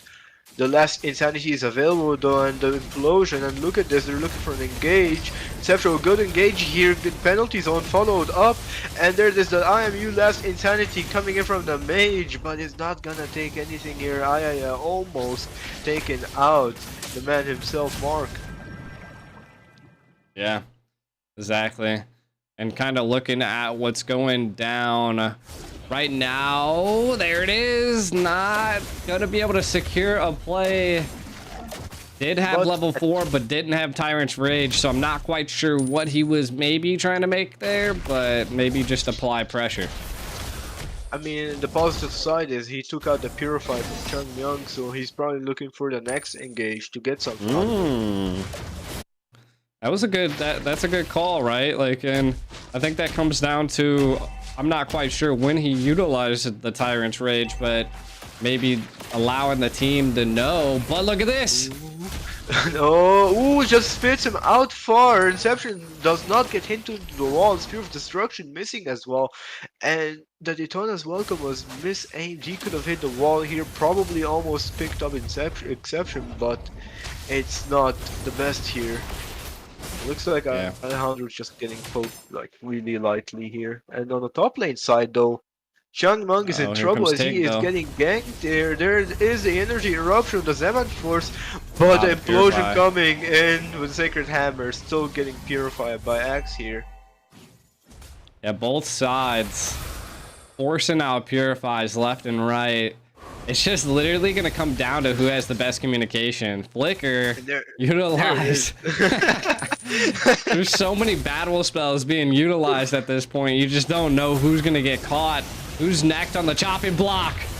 Ooh, there it is, the Tyrant's Rage return revenge. Is this gonna be enough to take out Mark? And there it is, the dash coming in from Sanity. First blood 4 minutes into the game. Even the Eternal Guard was not able to save the Tig here. He just needed a little bit more time to have his flicker back. And looks like a great horrified grip poke coming in from Ayaya, but it's not enough. At least he provided vision and Inception zoning out here looking for a Tyrant's Revenge, cancelling it, and all they needed was the objective for themselves. A 1-0 and a turtle. They can just go back here, farm safely, and maybe look for an upcoming fight. Yeah. Moon Knights, again, leading this early game pressure that they have. The best thing that we do see from the side of Birthright, though, is that once the export comes online, it's going to be detrimental. Once Danny comes online, also going to be crazy. Again, they're going to have to bait these purifies out because they're going to escape from Tig like no tomorrow. Looks like they're going to make a little bit of a cheeky play here. Ooh, there it is, the implosion, but the cancel by the penalty zone. The last Insanity Chapo is still just fine here. But is this going to be enough for them to take the tower? They're starting to force a push. The IMU coming in from the Valentina. With the last Insanity, but it's good enough for them to zone out and defend the tower. The bot lane though, Xiang Myung takes the bottom lane tower and, loses the bottom lane tower. He was zoned out by Sanity here. A fight is still going on, poke still going in left and right, but nothing happens. Nothing major happens so far. Yeah, a lot of commitment here by Birthright. Oh! Ooh, almost taken out, but the conceal coming in. And there is a stun into the wall. Looks like Axel does still have the Purify. There it is, Etona's welcome, but Tyrant's Revenge following up, taking out Alejandro here on the blue buff and securing it for himself as well. Sanity here. And this could be a mid lane tower. Oh, I think Chapo has this. What in the world? What a camera angle. Secured the kill. And then a midline push. For the mid lane, there it is, Zaman Force taking out Mark and the mid lane as well. Sphere of Destruction, but you know, Jungle can't really go there. It's just a suicide at this point. Yeah, I mean, right now, Moon Knight's, the snowball is happening once again. This early to mid game, they always seem to control, and they always seem to have a little bit of a struggle when it comes to the late game. Once that first Lord comes, I feel like it's going to be a key factor here for Birthright. Birthright, again, they're going to be really trying to farm and allow Chung to scale. And again, this is just like a lot of the games that we've seen before. He has 0 deaths. Like, he's always playing so passive to be able to make it into that late game, to secure the gold and secure pushes. And that's what Moskov does best. We're going to see maybe a play here. Chapo. Let's see what he utilizes. Red Drain. Dang, his clear is so good. Yeah, and he still has the penalty zone up. He can clear this comfortably. But looks like a fight is breaking out. The Tyrant's Revenge is being prepared here. And it's looking for a flicker, but unfortunately does not hit a target here. Yeah, it was just a good... It was a good read and a good escape there by Alejandro. They just got to keep him at bay, right? Just...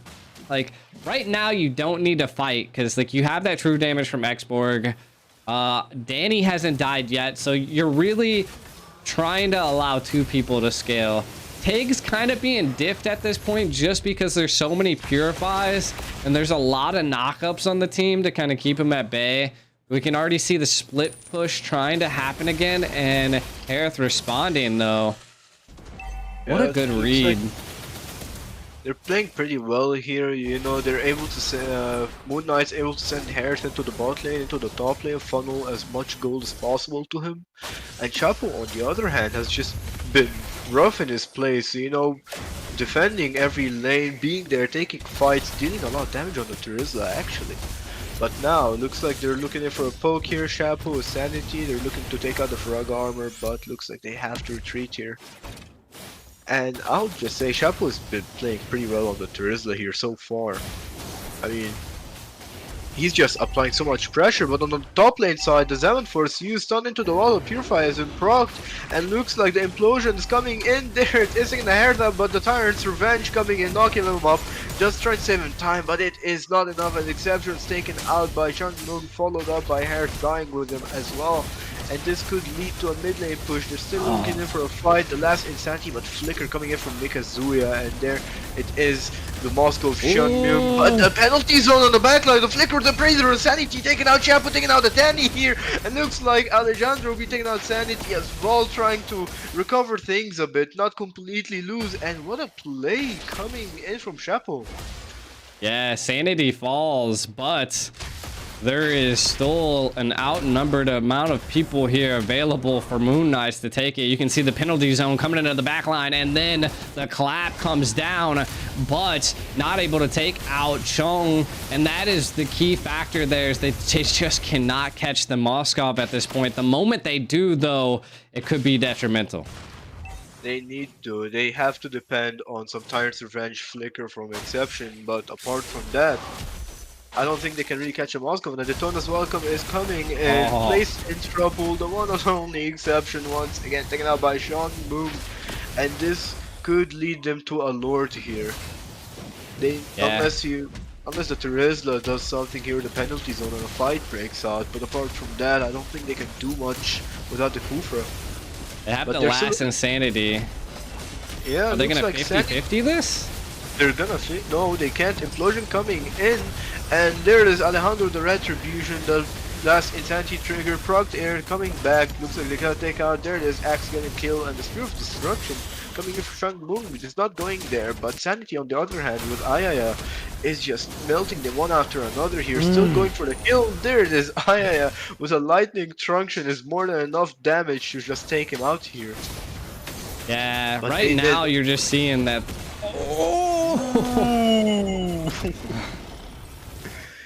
Yeah, that's close. That is close. Xiangmeng, the man himself, he's still alive, still to the game. Unfortunately for the side of Birthright there, they did not get the Lord, but they did do a lot without it. Yeah, again, like Birthright keeps making these little mistakes and kind of being pushed against the wall, and Moon Knight's take advantage of it, but they are able to secure great picks, right? That's the best thing that Birthright has on their availability right now, is that they just can't. Chung is constantly positioned perfect in team fights to not be like taken advantage of. Oh, an implosion! Ooh, coming in with Sacred Hammer, pulling him back, and the Daytona's welcome, and that's more than enough to just take Inception out once. Again, another looking in for the mid lane push. There it is. Axel will probably pull out as a man force here. There it is, trying to pull it down. He did not pull it out yet. He's just playing safe. And there it is, Melty's own flicker coming up, followed up by the Zaman force, still going in for a fight, but it's not gonna break out here. Unfortunately, couldn't even trigger the Faraga armor. They know it's too risky. Yeah, for sure. And kind of looking at the overall comp here, I mean, Esception always being picked off. Again, I thought he was going to do a little bit better this time around, you know, just because what we've seen before. But I think Birthright kind of learned his play style and are adapting really well to how he plays this Kufra. And again, I think it also comes down to Chung just being able to keep him, pressuring him and pushing him back from when he is trying to take anything. Danny with the CC is also just a menace for them. And they, of course, Chung has the Purify. He's been baited out with it a couple times, but it's nothing that's been too crazy. The minions are going to push the bottom tower. Lane control on Birthright's side is perfecto. Let's see who has the tactical position of this Lord. Let's see, over here we are looking for a fight here. Concealed play with the implosion, but it's not gonna catch Sanity here. Though on the other side, exception, we have to use Flicker. He was found out of position here. Daytona's welcome, picked Almo on Sanity. Is this gonna be enough as the last Sanity coming in? And there is Mikazuya picks up the kill here. The man force pulled out. Looks like Xiangmeng is retreating alongside Danny here. They're trying to stay on the back line. They don't want to get picked up by that Hearth here. A pretty good choice by them. Yeah. Looks like Danny is still looking for more. So Pukin Chapo still has that penalty. So he's waiting for the flicker. Inception as well is waiting for something to happen. But there it is. The IMU last Insanity poked in by Aya. Oof. And they're doing a pretty good job just zoning them out.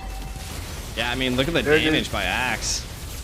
Yeah, and there it is, another last Insanity coming into Daytona's welcome, and he is in trouble. There it is, Inception once again.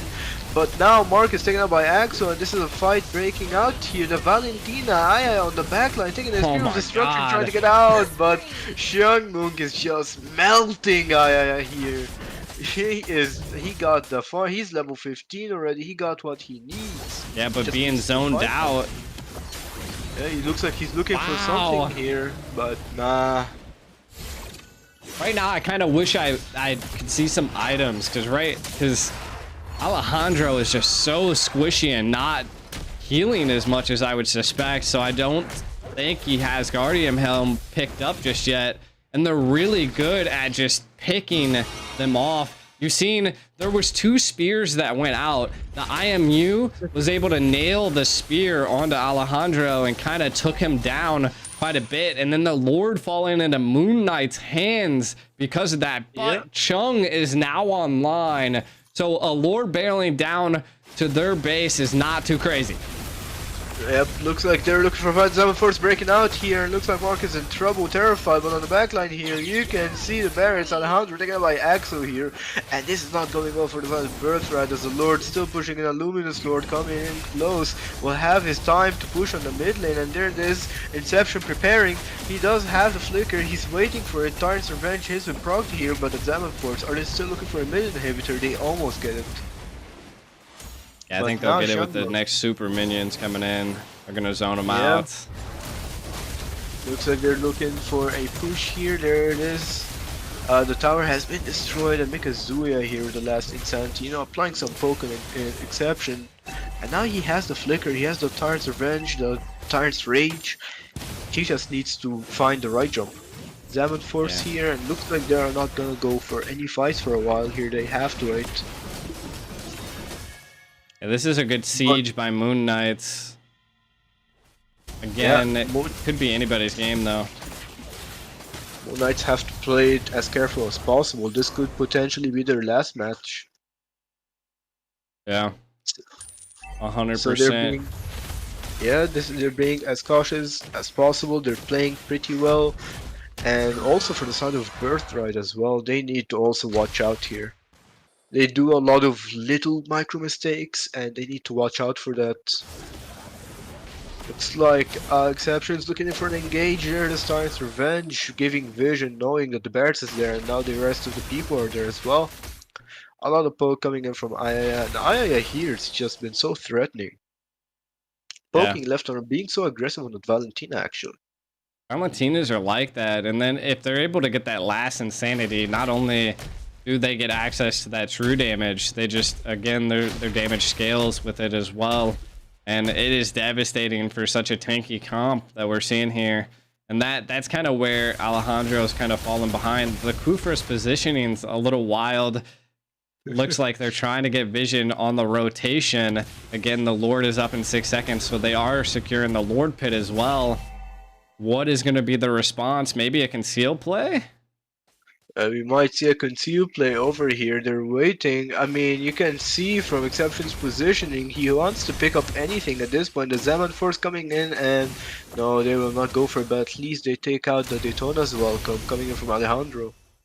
Yeah, I think they're going to burn this Lord down too. I don't know if they'll want a 50-50. You can already see 3 immortalities picked up by the side of Moon Knights. Not too many picked up by Birthright.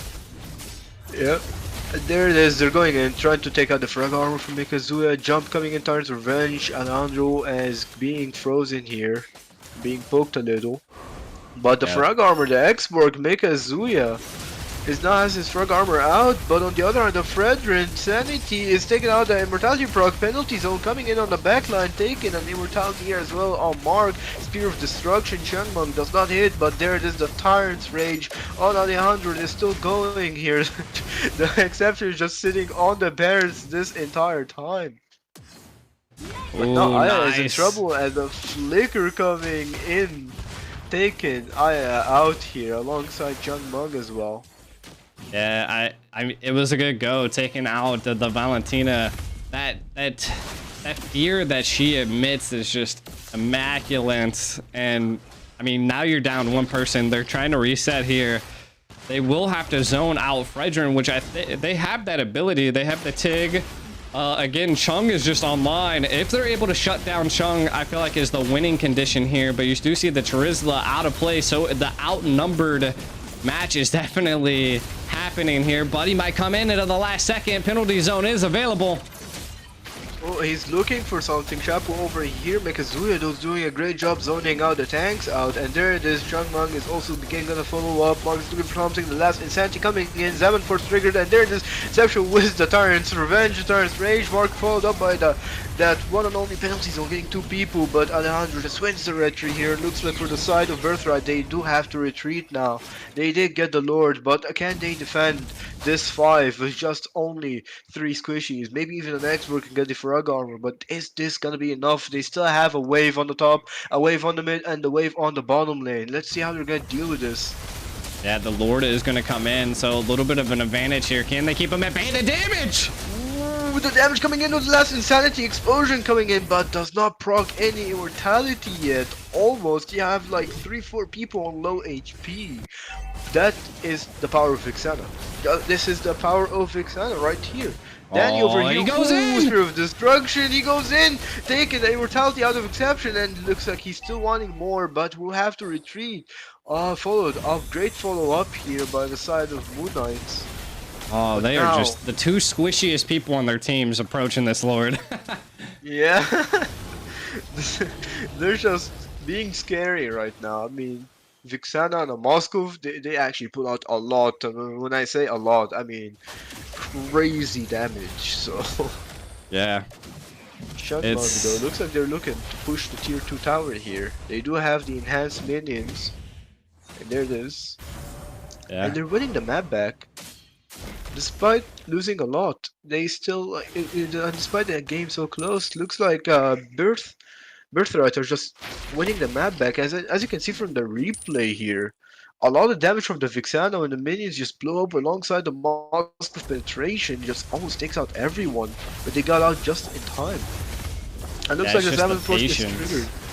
Yep, alongside the last Insanity here, but looks like Exception is once again in a little bit of trouble. Tyrant's Rage trying to save himself, but Danny will say, no, you're gonna be out already. And there it is, going in Chunmung's Fierce Destruction Flicker from Oh, Danny, and the look at the implosion implosion! coming in with a knockup from Sacred Hammer, taking out the entire team of the one and Wow. only Moon Knights, and this could be game. Chunmung needs to just heal up a little, clear the waves, and this could be game. Look at this, they're pushing on the bot lane here. They have Chunmung, they have the rest of the team, only the Tigro. Is it gonna be enough for Shapu to defend here? And looks like they're doing a great job. The Winter Trunction coming in, and that is it, ladies and gentlemen. GG's for the side of Birthright, taking out Moon Knight. Wow. What a play there at the end to seal the deal. Birthright knocking Moon Knights out of this tournament. That one last push didn't even need a Yeah. Lord. It was still, to be honest, 50-50 from both sides. It was pretty close, but that implosion just sealed the deal. Like you said, it was just the end. It was the outro to this match, and that was pretty good play coming in from Mark. It was. The It tick- was fantastic. Yeah, the tick pick, like I said, it's mainly a purified bait pick, and as you can see from like the fights, Changmeng is I mean, MVP to Changmeng as well. He's been playing super well. His positioning is awesome. He knows how to play safe when needed, and he just like pops up when needed. Changmeng Yeah, over It was just his tactical positioning. I mean, Moon Knights had no answer to the Moskov, which just crazy. Constantly trying to catch him, but they have such a thick front line that they just couldn't get to the back line. And every time that the Charizla did, it was just GG's. Yeah, at first we did doubt the Moskov, but look at you, it's Changmeng. We can't doubt the man himself. It's just the And late this game. Birthright Yeah, is always winning the late game. Moon Knight has complete control in the early. I mean, look at this, 14-9 at this point, but then bam, flip of a switch. That was just. I think this was one of the closest games that we've got. Yeah, A win after a win, but then, like I said, could be close, and it ended with 3-1, and you've seen it here for Birthright. It just impressing everyone. I mean, look, they had the least amount of damage dealt, and the most damage taken. But they had the most damage healed, and they were just overall a really great game. Yeah, well played though to Moon Knights, a team to watch out for. They were playing exceptionally amazing here as well. Yeah, overall. So A great game. I'm guessing that they're gonna give the MVP to Chung, because my God, yeah, there it is. yeah, there it is. Dude just would he's not die. He's been on point. The man's been on point all 3 games, or all 4 to 5, like how many games he played right now. He's been just on point on the marksman. Save, you know, fight when needed, show up when needed. He's just amazing. Yeah. I'm impressed. No, exactly. It was definitely crazy and a wild match. It was, I mean, Birthright definitely came out swinging. They were the upper bracket of their tournament, and then of course Moon Knight being the lower bracket of their tournament still came and fought very valiantly, and I mean didn't go out without swinging. They, to be honest, controlled a lot of the games we've seen, but they just could not finish. The consistency was just not there all the way up to late game. The game changes Hmm. completely, and you have to change around that. But unfortunately, Birthright, they know better on the late game. They were waiting. They were patient on Changmang here. And the mid laner, props to him as well. The Fermis and the Vixana, the great picks coming, the low E on the first match. They're playing amazing. They know their draft. They know their stuff. 100%, and it was crazy. I mean, I suspected Moon Knight was winning that one. They had complete control, but it was just letting that Moskov go to the end game, and then that one key implosion flicker just locked down the whole team, and then mopped them up. Boom, out.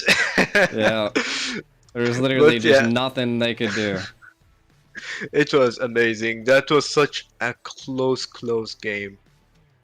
Hmm. But we still have another match right after that. Yeah, it'd be Twisted Minds versus S2G Esports, which both of these teams are pretty crazy. I'm not mistaken, I've seen Twisted Minds quite a bit. I casted with them, if I'm not mistaken, in the Games of the Future. But they've also they beat Team Falcon as well, and they placed 9th and 12th in the Games of the Future. So still, they got a lot of tournament experience. And if I'm not mistaken, so does S2G. Like they're a pretty strong team as well. They were also in the Games of the Future. So both these teams looking to run it back and to see what they can possibly do. And I mean, we'll have to find out. I'm pretty excited about this. So Yeah, this next, we thought this was like two teams that weren't like super known or had a lot of information on, and these teams definitely have a lot of information. They're ready to go at it, and I think we're looking at maybe some. I'm not even sure what's going on over here on the game, but you know, what the heck? It's like a highlight reel. What is this? This video I'm watching. Here, we'll show everybody. oh, I don't know. There it They're is. like showing. I don't know if this is definitely the lower bracket. If I had to imagine, Yeah, I think it was. Prestige and Chaos here. Yeah, I think they're just showing overall highlights. I don't know. We're our own production team here, chat. We don't ever, get updated on what's actually going down. We're just rolling with the flow. Yeah. I like the editing They style got- though. Yeah, they got editing as well. Yeah. I had to deal with that cameraman, but there's Twisted Minds, so we're getting a little bit of some of the teams that we've seen are going to see coming up here. Yup, there it is. Huda. Zota, the panda. But yeah, that is interesting. I did not know about that at all. Yeah. So, again, you're kind of just seeing what I'm showing you, so. Yeah. No, exactly. But it is what it is. That was a great series we just seen. Kind of going over what is going on is that Birthright is now into the semifinals of the Challengers tournament, or the Challengers finals. So that automatically puts them into going against whoever wins in this next match, which will be either Twisted Minds or S2G Esports. I don't think we've seen any of the lower bracket. I think we'll see lower bracket tomorrow. And we'll definitely see. The overall prize pool that the teams are fighting for is 50,000 USD. First place getting 20,000, second 10,000, third and fourth is 5,000.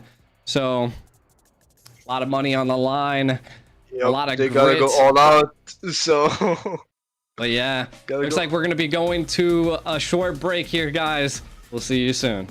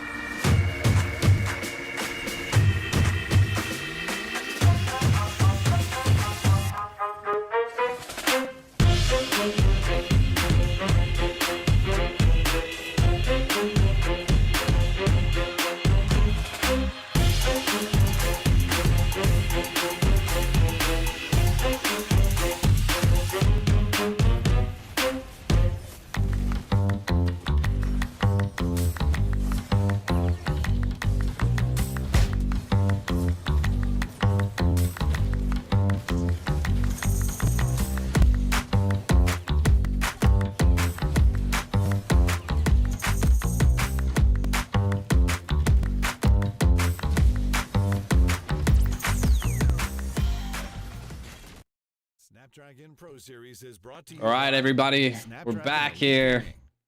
Hello. again. We're seeing Eh, quite the games today, and this just is something else, man. Crazy, just been on and it's fire. been a Like, long day so far, right? Fire. Yeah. yeah. But now we have another big match: Twisted Minds versus S2G, MENA team and Turkish team. Yeah. Again, it's like they're pitting each team against each other from the different regions to see who's the best region. And right now, seems like EU and MENA's on the winning. They're 1-0 right now. Can Twisted Minds take out S2G Esports? I feel like is the major question here. It's And gonna we'll have to find out. it's gonna be a tough one. So let's see. Maybe it's just as tough as the previous one. Yeah. I mean, both teams are definitely seasoned veterans. Maybe not the top performers in World Series or major tournaments, but they definitely have the experience to take each other on and then to find out who will verse Birthright into the semifinals. Every match is best out of 5 besides the grand finals, which is best out of 5 as well. I thought it was best out of 7, but the screen says best Oh. out of 5. Well, Yeah. it's gonna be a tough match. I'm pretty excited about this. So yeah. Yeah. Do you have any favorite players on either of these teams? I have casted Twisted Minds before, and I can just tell you, Huda is just amazing. Man, he's just solid. So Yeah. Overall, I mean, definitely both teams are where it's at. I think both have their individual play styles. It does look like Twisted Minds has a little bit of a mix of cultures in there. I do see like a Filipino on the team versus like S2G Esports is just full on Turkey. So if that goes to show that it looks like Twisted Minds definitely have a little bit of a Filipino side on them. But we'll see if that's their leg up or their leg down. Who knows? that's fine. We're gonna find out soon. So And then we can take it's a look pretty. at some of the highlights. I think S2G here, if I'm not mistaken. This is some of the It games that we're looks. playing. Futu Hot. They just absolutely went ham on them. S2G has an aggressive play style. Yeah, I can see here, but you can also see Twisted Minds as well. Playing so strongly. They mainly focus around, from what you've seen so far, focusing around that roam tank jungle picks here. I think utility picks are definitely what we're going to see between these two teams.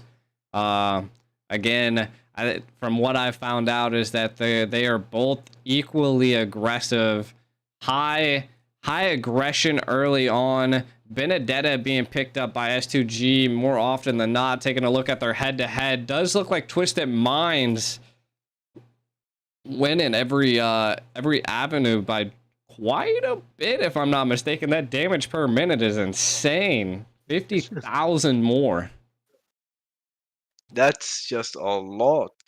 And looks like Twisted Minds might know their stuff in this, but once again, S2G is not a team to underestimate. Exactly. Who knows? Definitely gonna have to watch out for Matilda, Moskov, Yuzong, and Harith for the side. For both sides. Most banned. Twisted Minds not like to see Brat or Matilda, so probably won't see S2G pick up the Matilda, as that is something they like to ban out a lot. So we shall see as we come into this next game. Looks like they're getting all the players ready. They're pretty quick at it. This is one thing, if I had to compare to like the NACT and like other tournaments I've like casted in, like Oh, NSAT, I know they like once took like 9 hours or something. yeah, like it was the MWI was 9 hours, and that was Oh like yeah. that was 4 best out of 3s. Like like I remember whoo. so many people were just like, I would rather sleep it off than to watch all of this Rewatch it because later. yeah, rewatch it later. People it Right. had low stream count just because people wanted the stream to end already and just watch it as they please when. So Yeah, that's kind of 9 high. hours. It happens a little bit like that. But hey, we're going to be diving into the draft here, it seems. We're going to have Twisted Minds versus S2G, the very first game out of best out of 5. Again, I I am I'm gotta like excited for sneeze. this. Here we go, finally. Hey, all right, there it is. We have Twisted Minds versus S2G, and you can see the bands already. You can see the Arlaw, the Chip, and the Matilda. This is a completely different game. Yeah. It's not gonna be this. We're not gonna see like this is not meta or anything. It's just both like several people, regions, and etc. They just have a completely different style, and we're gonna see a whole different cast right here. Oh, exactly. I'm trying to think. If I'm not mistaken, I've seen Morrow before. Morrow, Oh, I'm Team Occupy Thrones was what they were yeah. that he was on. So, and if I'm not mistaken, even he was on Team Falcon at one point as well. So, definitely gonna have to keep an eye on their roamer. Twisted Minds definitely has quite the staff and player base. So, what they're banning could be, something very targeted, not wanting to deal with the Angela, the Matilda. They don't want to deal with those supports. They need to watch out though, because if they've looked at Twisted Minds, they're gonna know that they mainly play around tank junglers or fighters. And this is something that you can easily read from Twisted Minds, but now you're gonna have to deal with it, and you gotta figure out how. Yeah, exactly. And I mean, do they ban the low Yi here? Because I feel like that is going to be maybe something that S2G is going to first pick here. But of course, there's a lot of great picks, which I mean, you have the low Yi, you have the Roger, you have the Harith, you have the Brats, you have the Fredrin. Like everything is left open here. There's the Brats. As the Brad, so I think we might see a Herth or a Low Yi on the first here. Wouldn't be These are surprised probably if it's a low Yi. yeah. And there it is, a Harith. Herth Wow. coming You're just gonna in give the early low Yi on. up? I mean, not only are you giving low E, but keep in mind because there's still Moskov, Roger, Yeah. Fredrin, and you're giving low E with something even more dangerous at this point. Yeah, exactly. I mean, there's a lot of opportunities to be able to do something here. And they're definitely trying to mock up something. I mean, you can see they're taking their time. What do they counter a Harith with, right? Do they go the Roger? Do they just picked up the Fredrin and then the Lo And then Yi? So yep, I mean, good picks, good picks. They good banned out the picks. Brats, didn't first pick it, and now they got a good jungle. Now for the team S2G now they gotta deal with that Louis. Maybe a Novaria pick from last time as you've seen was open. But you could also take the Valentina or the Vixana as well. Works just as well. The Valentina can take the diversion to herself and just rotate just as fine as the Louis. Or the Vixana pulling out most damage output here. So we're gonna see maybe a Lilia as well could be working on the mid lane just for the Fredrin to slow him down, knowing that she can get pretty annoying with the slow, with the damage on the tanks. So let's see here. A Vixana coming in with the Xborg as well. Great pickup, actually. Yeah, Exborg again, a great counter to Fredrin. Can get into that back line and possibly take out the Lo Yi. And he pretty much nullifies like the Lo Yi CCs and controls when he's in the last Insanity. So, um, we'll see. We'll see as time is telling here. Yep. We have the last pick here before the second band phase, and at this point, I would say they could go for a Paquito coming in. What a great pick! Something we barely see, but when it's pulled out, you know it's gonna be good and entertaining. And there it is, the Paquito for the side of Twisted Minds. I would say a Paquito solid pick, especially when you're playing against three squishies here. I mean, I would say Exborg is semi-squishy, but you can still beat that with a Paquito, and you have the Vixana and the Hearth. So it's pretty solid here. Yeah.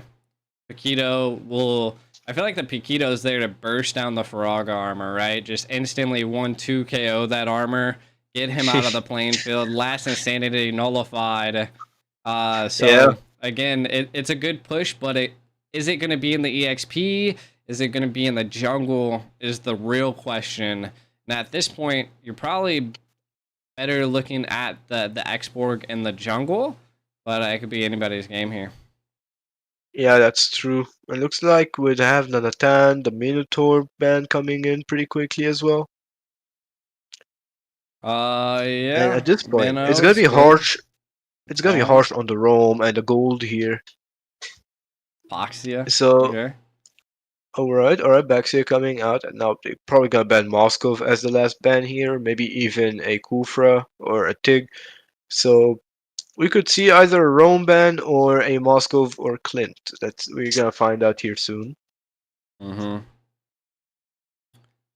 I would say a Moskov. If I'm not mistaken. Yeah, there it is. I was like, Yeah, Twisted Minds likes pulling out the Moskov, so that's something you don't want to have is that late game security for the side of Twisted Minds. yeah, true. But now what do they have here now? They still have the Roger open, by the way. It's still up there. It's still an option. And at the same Yeah. time, you also have stuff like Brody and Melissa and Ixia. Once again, those are still good. Ixia, I would say, is still kind of underrated because she can just stay back protected by the team. But I don't think it's gonna work here with the Paquito and the Fredrin alone. You have to go for like a Mm-hmm. tanky pick for that. But the Yeah. Clint is still up, the Brody is up, Brody. and there it is. Brody is picked up, as I say, and looks like now they gotta deal with that. Now they have a really good burst. They just need protection here for the side of Twisted Minds. Mm-hmm. Exactly. I mean, a Grok. He picked it up as soon as I said it. I was about to say a Grok would be a good option here. There's not a lot of escape from either of these. Paquito could definitely get out, but could lock down the Low Yi or the Brody. And then the Yuzong, which is a great answer to be able to pierce that back line and take care of the Low Yi and the Brody.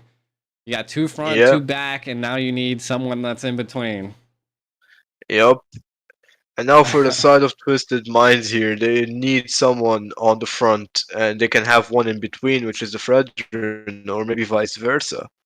And I think we're probably looking at a aggressive roam pick like Kufra or maybe even Tig just to bait out like last time. But it's gonna be a Kaja. Kaja insta.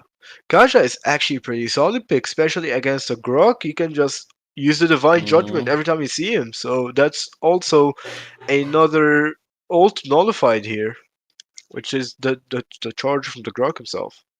Yeah, But yeah, this exactly. is a rough draft. I'd say both drafts here are extremely tough. This just comes out to a matter of execution at this point. No, exactly. It's gonna come down to does the Kaja secure the kills on the gold? How quick the rotations go? Are they gonna be able to? I mean, clear out. There's quite a few targets for the Kaja, right? Quite a Yeah, few key targets. So I think it's gonna come down to those big plays from either side. And yeah, they have to everybody's just game. watch out. Akaja could be mainly made for just pickoffs, Yeah. because a pickoff from Akaja is a lot. It's big enough for the team. So Yeah, we're gonna be let's getting see into here. game one S2G against Twisted Minds. It could be anybody's game at this point. Xborg's great against Fredrin. Fredrin's great against the rest of his team. Who can win? Only time will tell. You have already the quick clear and the insta gank on the gold lane here with the Grog. You have Twisted Mind. Maro is following up, giving vision. They need to play around the gold lane here, especially a lot because you have two really good gold laners, Herth and the Brody, and both of them have the capability to just carry a heavy game here. So Exactly. And kind of looking like at S2G and then Twisted Minds. I mean, looks like the execution's definitely coming out from Twisted Minds, you can see they're controlling quite a bit of the map and just keeping the pressure. And again, Paquito is going to have a tough time against this Yuzong. Definitely not the easiest to keep up with. Already rotating down to the EXP though before the gold, so maybe we'll see Twisted Minds rotate up to the gold instead. Let's see here. You have the Fredder on the level 4. You have the Xborg here trying to get to level 5 as fast as possible. And let's see. I mean, Huda is going in for the XP lane. They're probably looking for a pickoff on the Yuzong. And the Loi is following up, but is it gonna be enough here? And there it is. Not much happens. Looks like they want to go for a double level 4 with the Loi and the Paquito here before the turtle comes up. You seen But you gotta Zoda get see- into that bush? He was like, "Oh crap, I'm out of here." Wrong bush, sorry. But now, this is sort of a 50-50.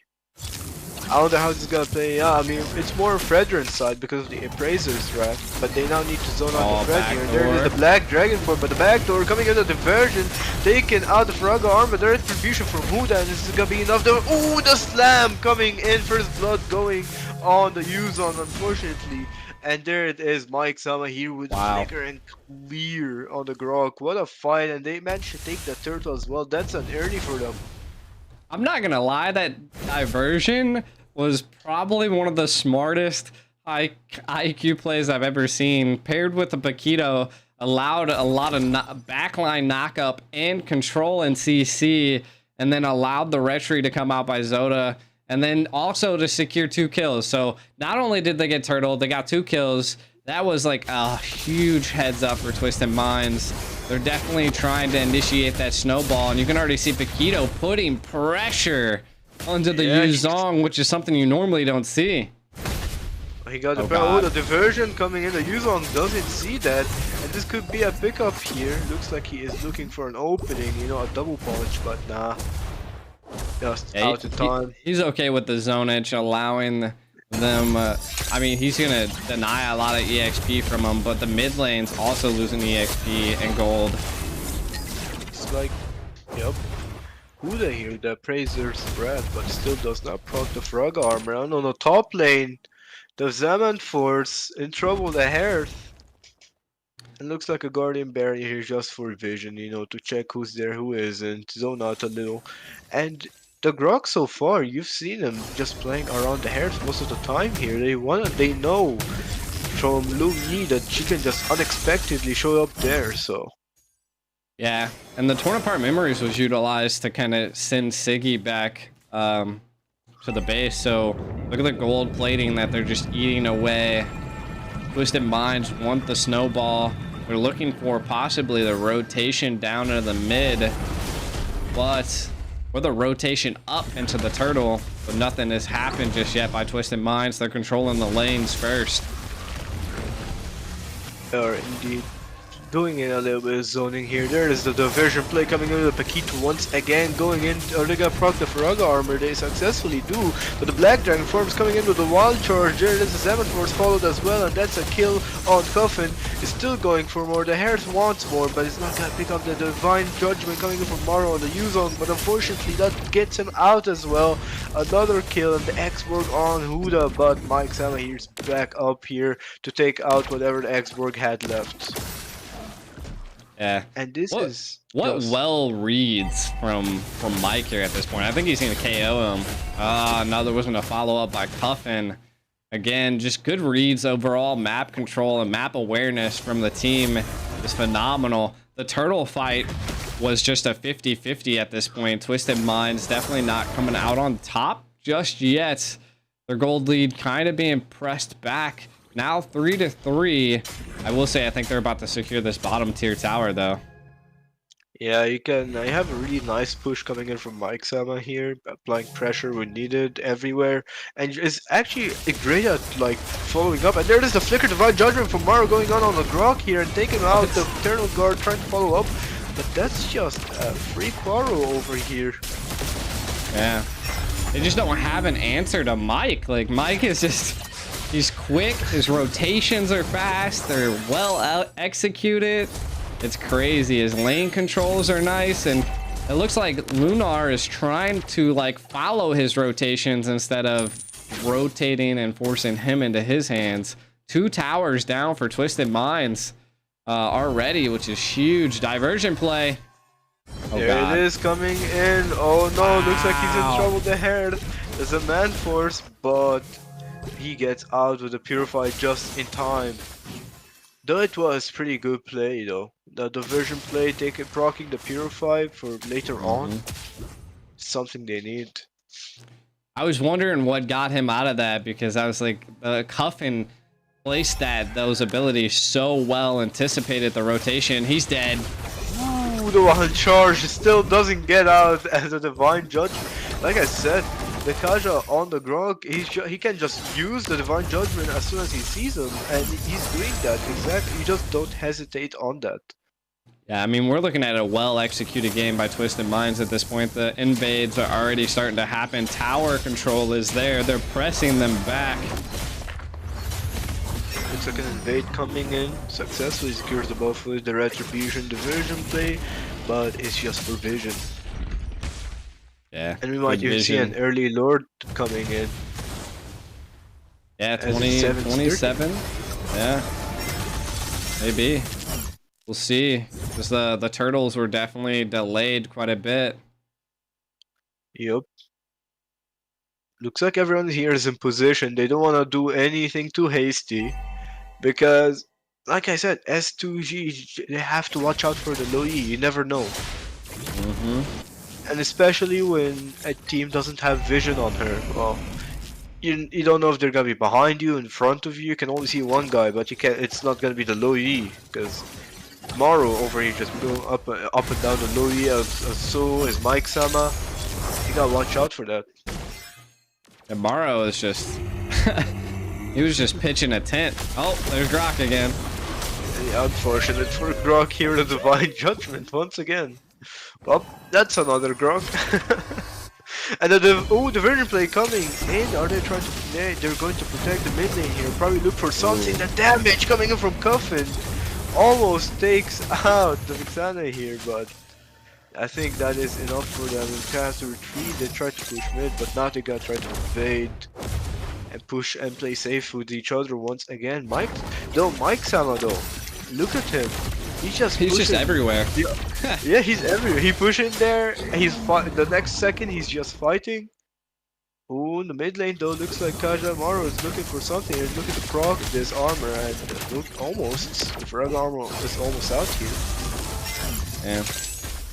I mean, that's what the Brody's gonna do late into the game. Just, you can already see Xborg. If we've seen the items, he probably went Immortality first, which is gonna keep his damage down, but overall allow him to maybe be a little bit more utilized in these team fights. And I feel like that's possibly what's coming out. But the Petrify and the knockup. Mike was in trouble. The Petrify, great prediction, great call. He had vision there, and a nice follow-up coming up from the rest of the team with the last Insanity. Mike Sama, that's pretty unfortunate for him. But that was a great jump. We're like, we gotta clip this guy's legs. He's moving too fast. But Lunar falls. Sheesh. Taking out an instant, but looks like energy eruption. You know, he's still trying to poke on the Grok a little. They're trying to prepare for the Lord. It's an XP for an XP, but Mike Sama is gonna be up first. And keep in mind, you still have the low E, and the Herald might be in trouble here. Oh, the Herald. Top lane, they're still looking for something. I mean, the Kaja doesn't have the Divine Judgment. The Diversion play is coming in to escape just in time as the Grok and the Xana are about to follow up. What a great ult here. Yeah. I thought that he didn't have the Divine Judgment. I wonder if he attempted to use it on the Herald there. Oh, there it is. The Divine Judgment is actually here. There it is, he has it. He is waiting for the Grok though, and there he is next to him, but it still has a conceal. Goes for the hair. The team's gonna follow up. Who the here with the energy eruption, taking out Lunar in an instant. They're still looking for more. Poirot needs to get out immediately, and there it is, a great pickup, a great Lord, and they could possibly even have a great push incoming in as Mike Sama is going to the top lane once again. Right now, just great control by Twisted Minds. The snowball has already happened. 6k gold lead. Lord secured and barreling down. Lanes are pretty much synced at this point. full-on clap coming down onto the Xborg. Are they going to be able to stop this siege? Twisted Minds is mounting up. Yeah, they're able to defend this successfully. It's just now they need to take care of the tier 2 mid lane.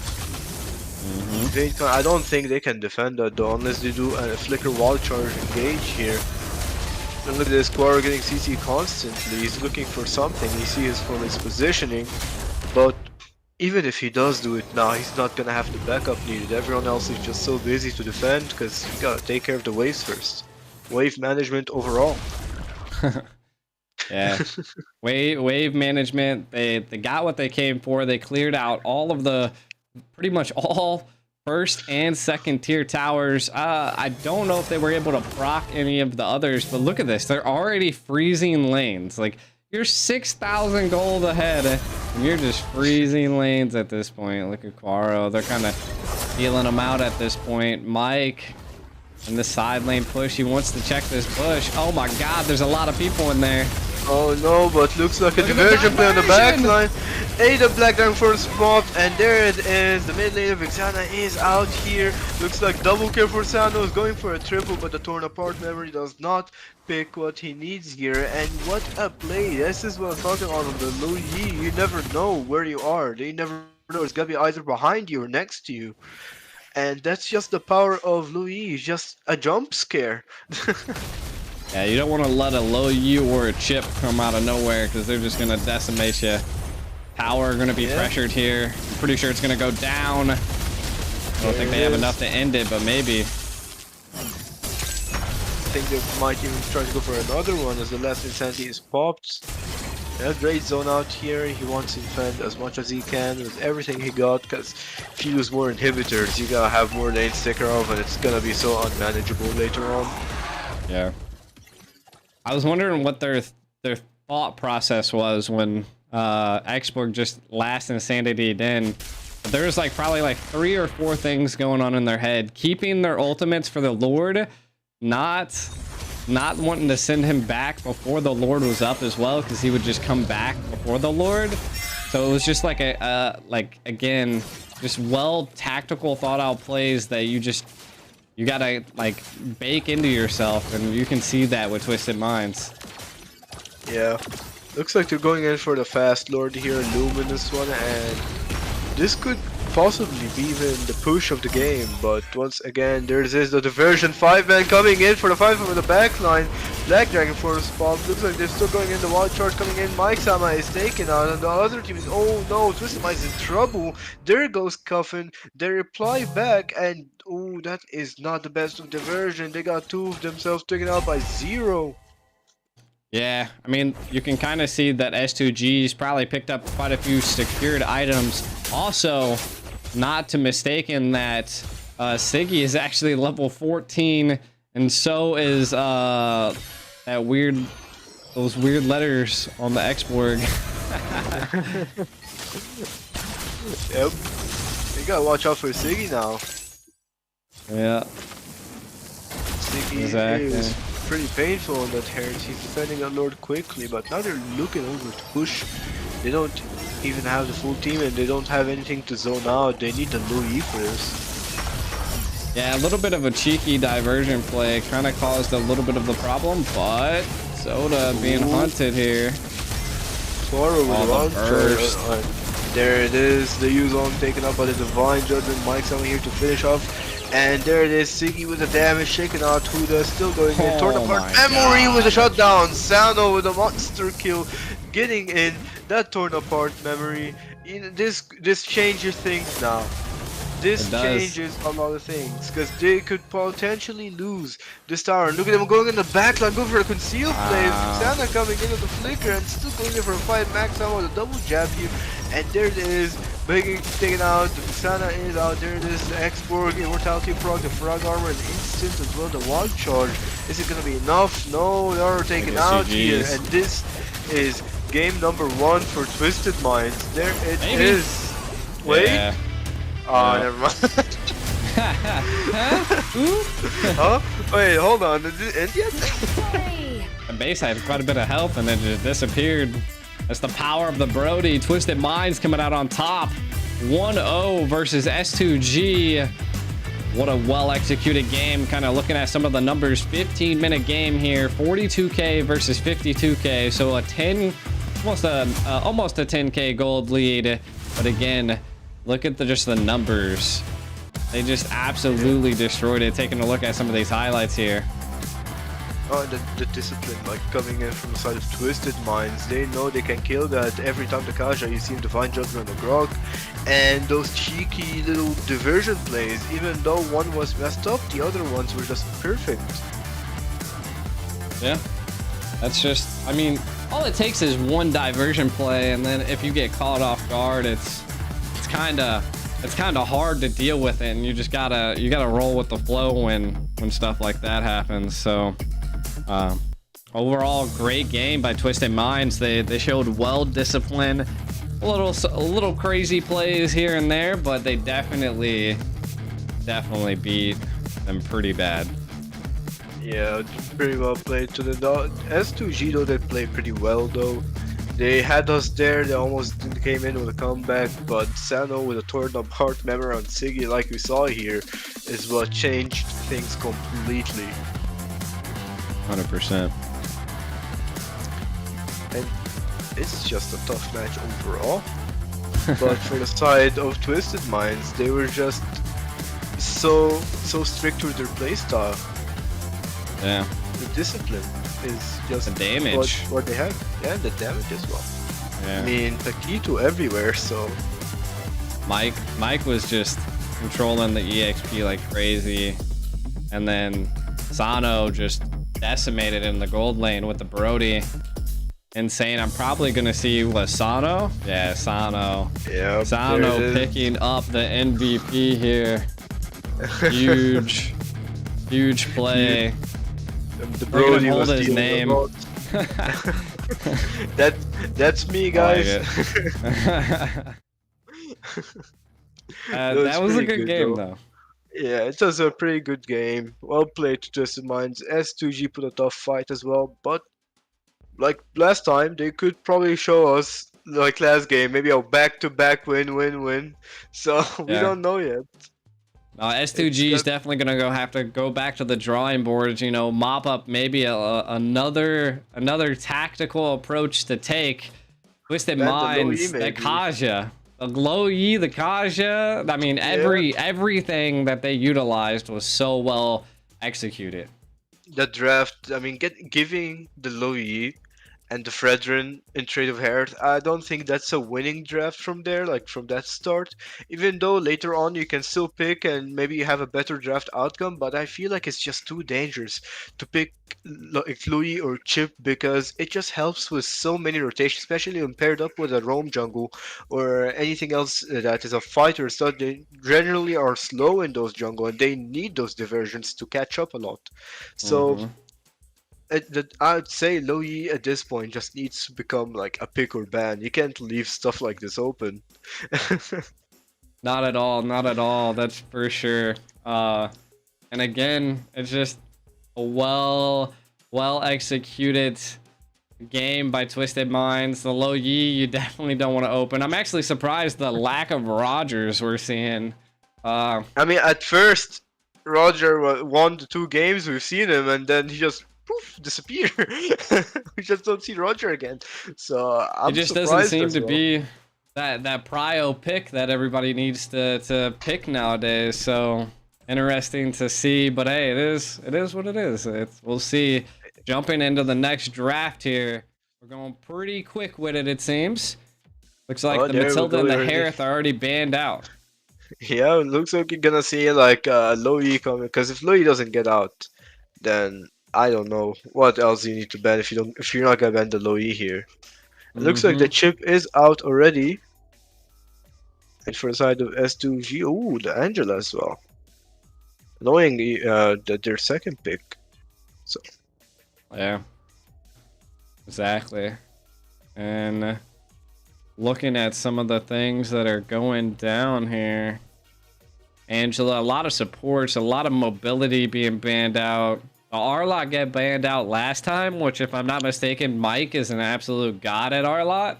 So, so that my guess is like if that slides through, like what is going to be our first pick? Do they opt to go for that R lot first? We don't normally see R lots picked up anymore, so maybe not. It could be like last time where we saw Frey as a comfort pick, so it could like they could sneak it in there. But once again, you gotta pry what's more dangerous at this point. Mm-hmm. Exactly. I mean, Yeah. Arlott can provide a lot. He can be aggressive. The final slash sometimes changes games, but when you faced against stuff like Fredrin, stuff like low E mages like Vixana and etc., this is where they actually just keep the flow of the game. This is where the constant pressure is applied, and there it is. Mike Sama picking up the Fredrin as we speak. This is something that plays constantly, and the low E also banned from Twist. I mean, from the side of S2G. Ooh, the Moskov picked up pretty early here as well. Yeah. Again, Moskov, questionable. We could see first pick. Not sure We if said they that last wanted to time. go for it. I did say that last time, and could maybe be the key that we need. It's I'm being Moskov diffed. maybe not. I don't know. We'll But see. yeah, and Edith here, you can already tell from the Edith pick that they're going for something super aggressive here. Yeah. So A little bit of Edith pick CC, a coming little in. bit of knockup. Having that Might strong front line is what a Moskov needs. Yeah, we might see another I can't move draft coming in. So let's Good see. old Here I we can't have move draft. the good old I can move, but the Natan, there it is finally. Oh. Again for today, and there it is as well, the U zone. Like If you I'm not said, mistaken, they ended up banning the Natan last time before a Moskov pick, so maybe that I'm guessing the Natan's like a really great counter to Moskov. yeah, I mean at this point, yeah, because Natan provides more damage output and is faster. So maybe, but at the same time, it depends on the player. It depends on how the Yeah. game goes, the speed of destruction, the engage of the Moskov. So it's really tough. I think it's just a skill-based matchmaking from between Natan and the Moskov. But now you have the last pick before the second ban phase, and it is Nolan. This is the first Nolan we get today. Nolan's been actually banned quite a bit, so seeing him picked up could be. I mean, I said this before, because like Nolan's a good pick, but so is a Moskov. But now you're looking at pretty squishy comp from S2G. Very damaged output oriented though, so maybe they'll be so burstable that they'll be able to handle them. The real thing is that is someone going to pick up the Fairness at this point? Because I feel like that could be something that could help S2G stay alive, allow them to engage and keep them going versus Twisted Mind. So, I mean, I would say food the for fairness thought. pick would be pretty good. But at the same time, you also need something that is able to slow down not only Huda but Mike Sama here as well. And as tough as Faramis can get, is it really gonna be enough against the Natan? That's what you could say. The Natan can melt his ult in an instant and still like go in. So that's one thing you gotta watch. Maybe like a Lolita here, and you go with an unexpected Edith mid could work. But apart from that, Faramis could also be a great addition. It's just how it's played. Yeah, And you have the Arlott also banned here. Arlot band. Arlott, the Kaja as I well. think the Lilia band should definitely come out. Yeah. Maybe Lilia, maybe Nuvaria, it depends here, but I think Lilia is better off as banned here because she can be really, really annoying with her slow and her damage, her bursts. Varia would probably be a really good pickup here for Twisted Minds, being able to slow them down and keep them at bay. Because I mean, they're a pretty quick, fast team, and that'd give Natan enough time. Also, would scale with Natan to have him more like a more hit area because of the Astro Echo. So Yeah. But I'm surprised you got a Grog ban, and keep in mind we still have stuff on the table And like Nakaja. a Minotaur. Yeah, well, that opens such a good Minotaur pick. Like Especially for if such a squishy team. yeah, Minotaur is probably a start pick here, and I don't think for the side of S2G can pick it up unless once again, like I said, Edith mid at this point. But Mm-hmm. I doubt that will ever happen. And we have the last ban here on the ban phase, and it is gonna be Vixana, a solid ban here.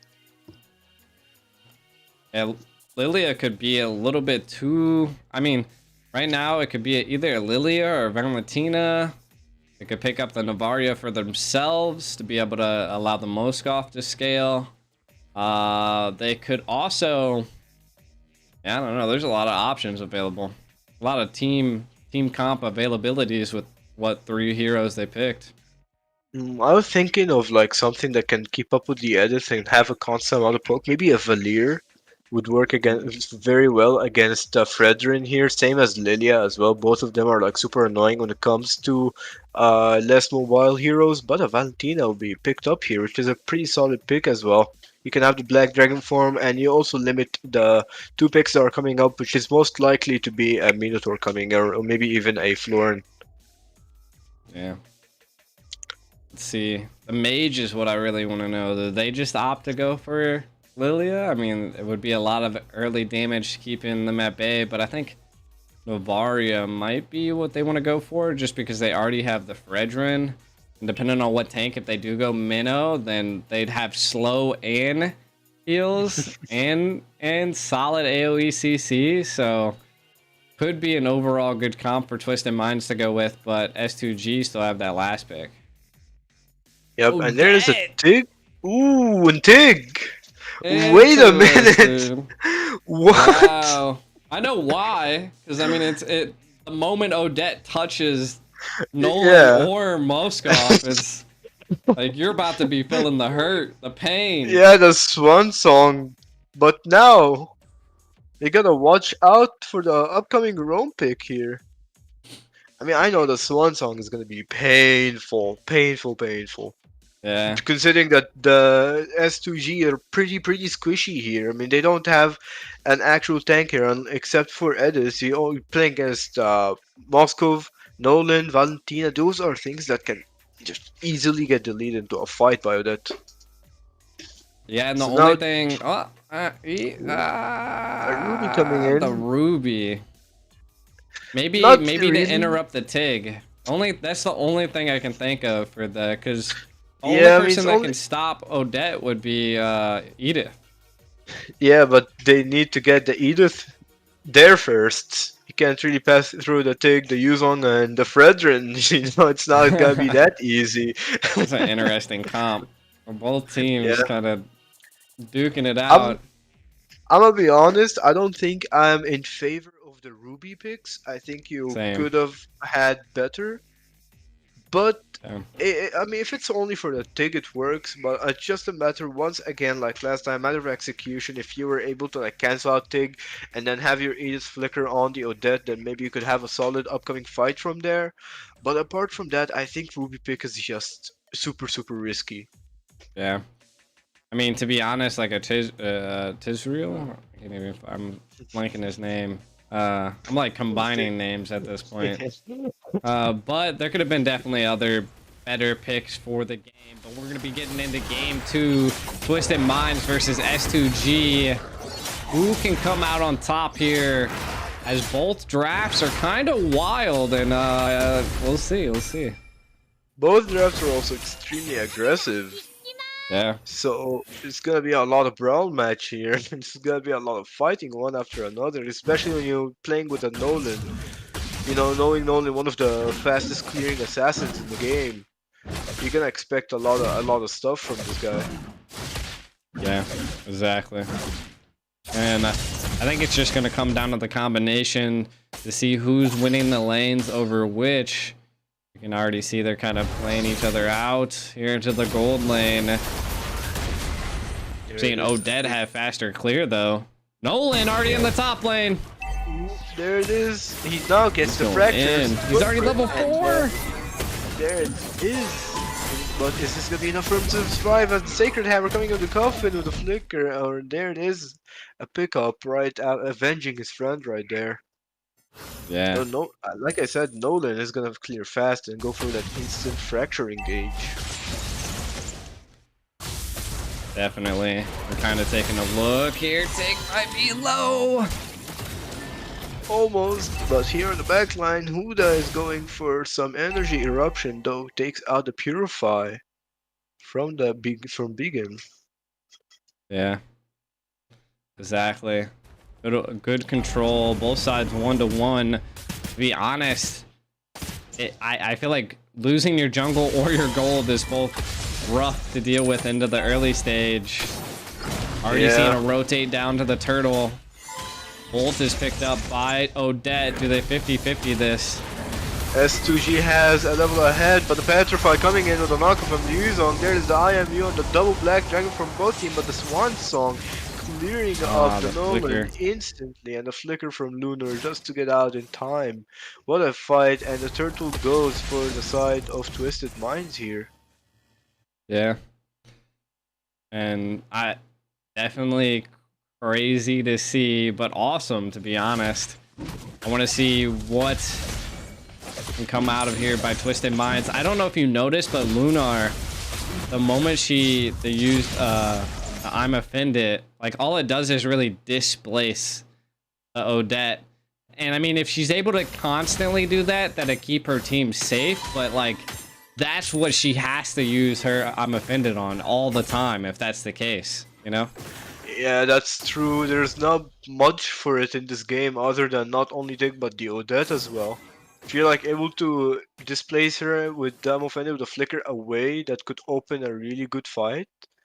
But apart from that, it just shows that it limits the Ruby so much into this game. And oh, looks like the Entropy is coming in, melting the Primal Wrath, but Quaro is not safe as Coffin with the Swan Song will be finishing him off here. And now they're going in for the top lane.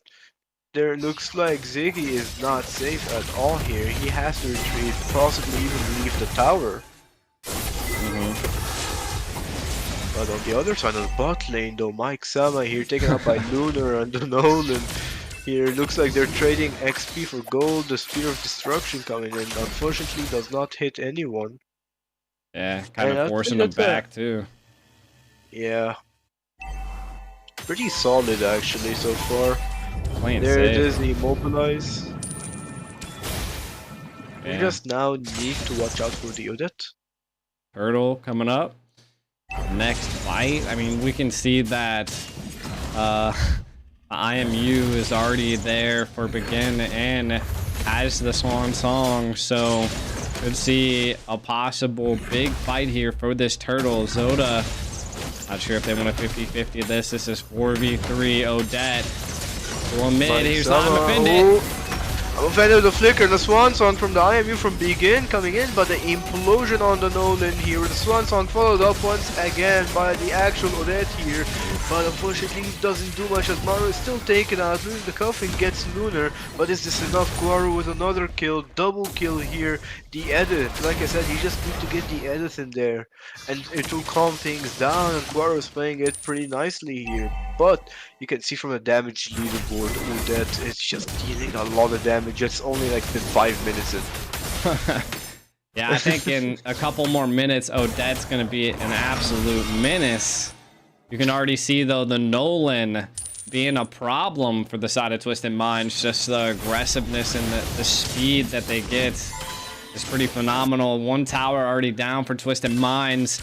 They're looking for a response. They've secured 2 turtles, but losing a tower is pretty detrimental in the early stage. Again, dealing with a Moskov is just what happens. That split push ability is just too much sometimes. Yeah, that's true. You know, the thing I like here is that Nolan pick on how mobile he is and how he can just invade and go back during turtle fight. And there it is. Do you have a stun coming in on Huda? They're still going in on the edit there. Looks in trouble. The Black Dragon form.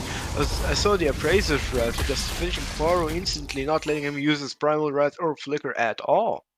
They just want a quick kill here, and now they're going to go ahead and pressure here on the bot lane on Ziggy, and doesn't look like he can defend this, even though he did last time when I said it, but at this time, It looks pretty rough to me.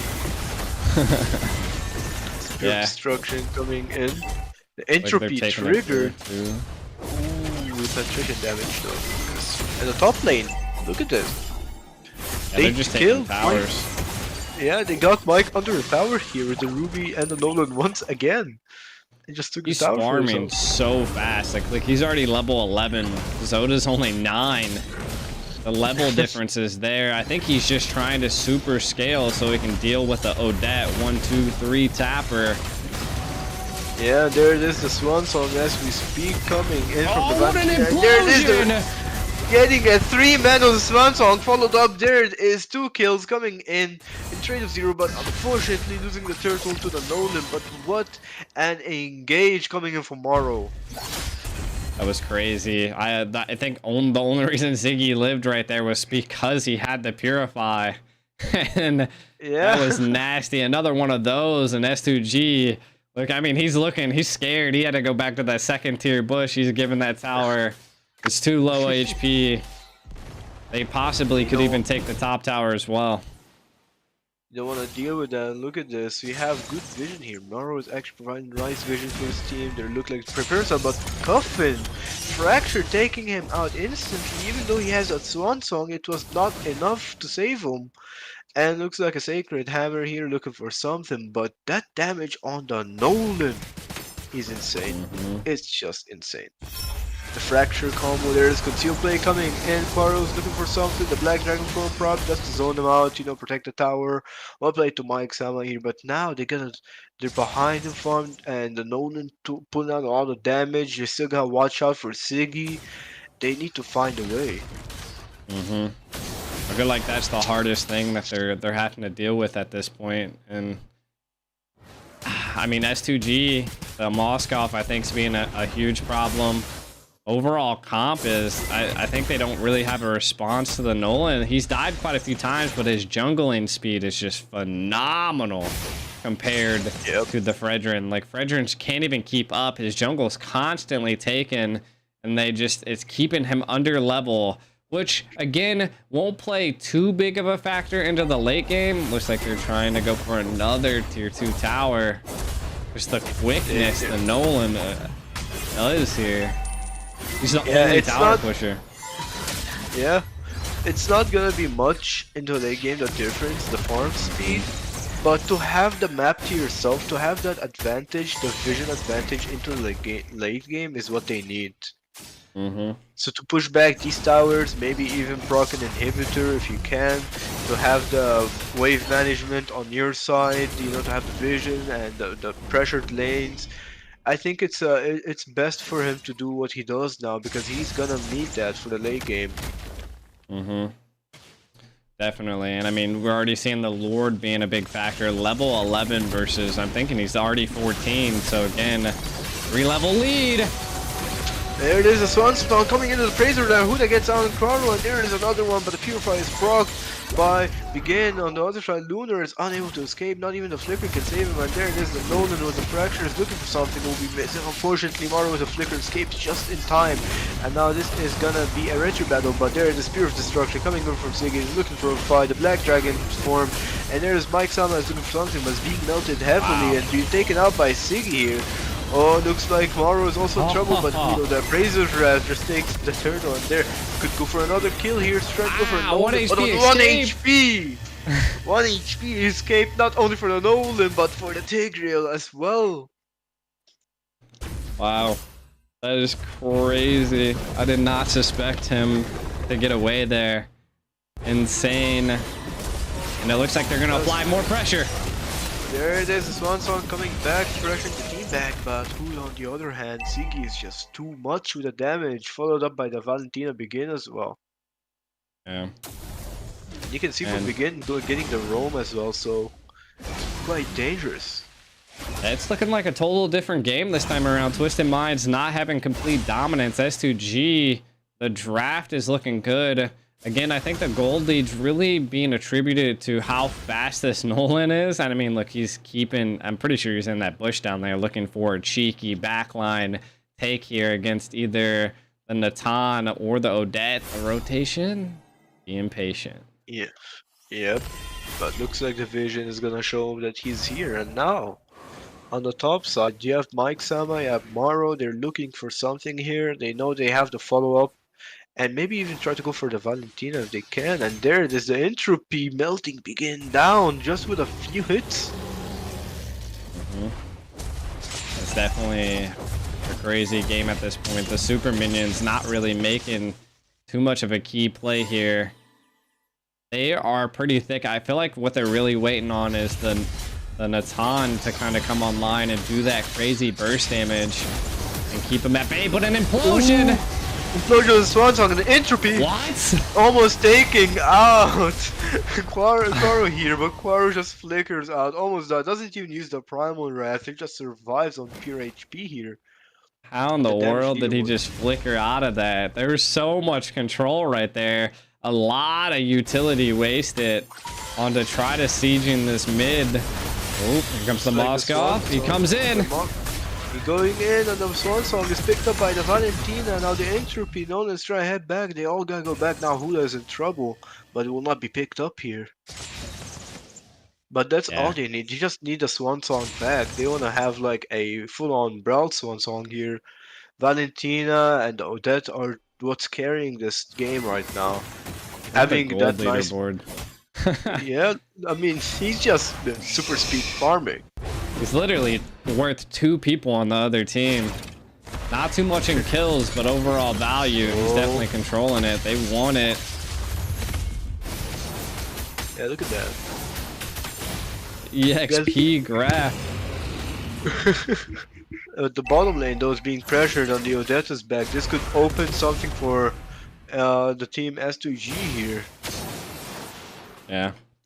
And now know that Odette has recalled, they can now go into the bushes, you know, check the bushes, take advantage into lord positioning, and let's see, Maro's in trouble. I'm offended, use CC to hell here, but the Swan Song is procced by the IMU from the Valentina, and there it is, Siggy picking up a kill. Quaro is poking with the Primal Wrath on Huda here, making him low HP, and this might be S2G's lord here. We can still see Coffin. Coffin is looking for something, and there it is, a pickup going in, Coffin taking out Quaro, and now both teams will have to play this carefully. It's a 1-for-1, a roam for a roam. Coffin in going from the back, you know, zoning into Ruby. He knows that if they don't have the Edith, he can ult safely. But now they gotta take care of the minion waves over here. Great cancel, the great spear of destruction coming in. Huda is in trouble. There it is going in, and the Ziggy gets the kill. The I'm offended, keeping Ziggy safe. Is it enough? It is indeed enough with the Rose Gold Meteor and the countered Swan Song here. Those 2 Swan Songs versus each other. Not much they can do. They really just have to mount up a defense. S2G looking insane at this point. Yeah, it's pretty difficult for them to do what they can now because the Purify is coming in, not only for Moscow but the Valentina. You know, you getting constantly cancelled. The Ruby knows now that he needs to use the Amofender on the Odette or on anyone he sees at this point, and it's just a free pickup and just an over-leveled Nolan. Yeah, for sure. So And the side Twisted Minds, they need a big fight. They need a wipe.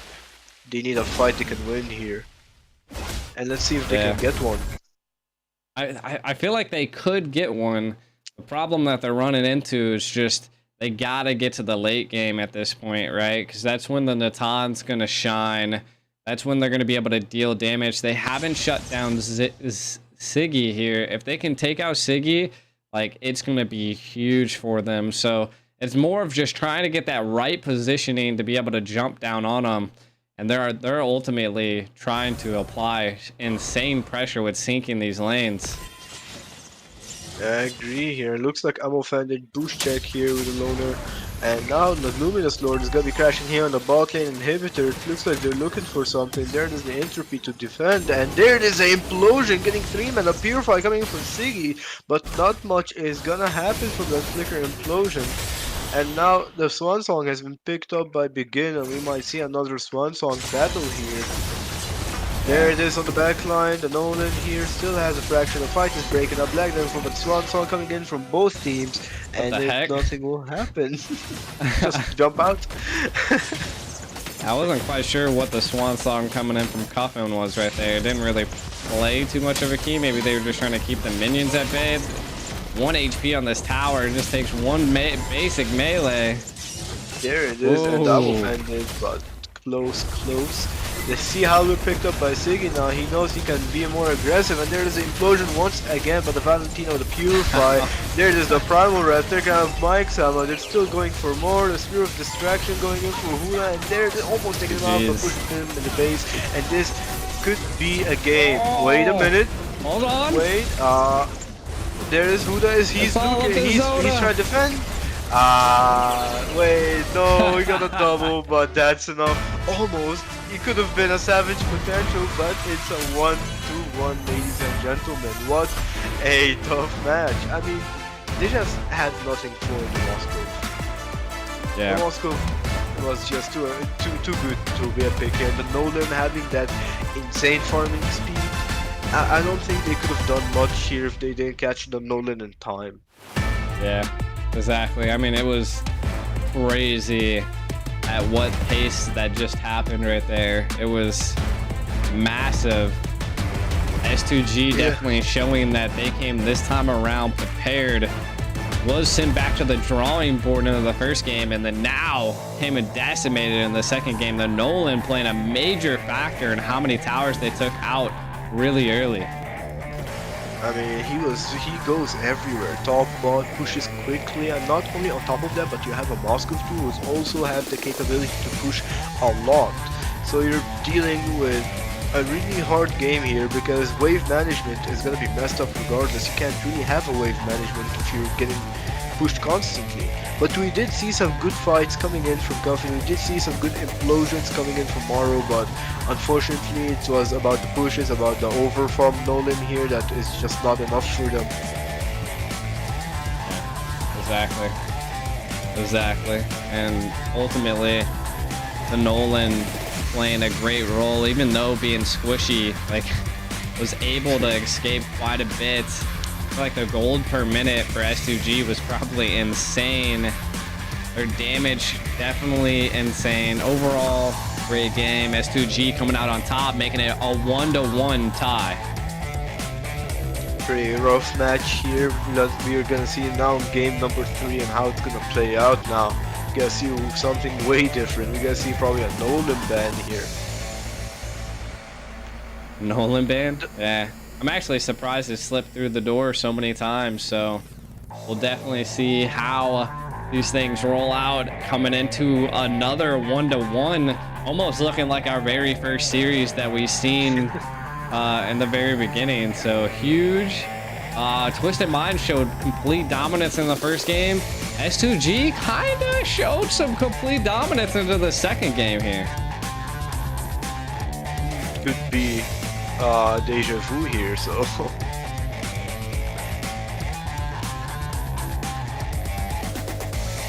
I don't know what's going on. I don't know if like they're frozen. I was like, what's going on here? What's our next step?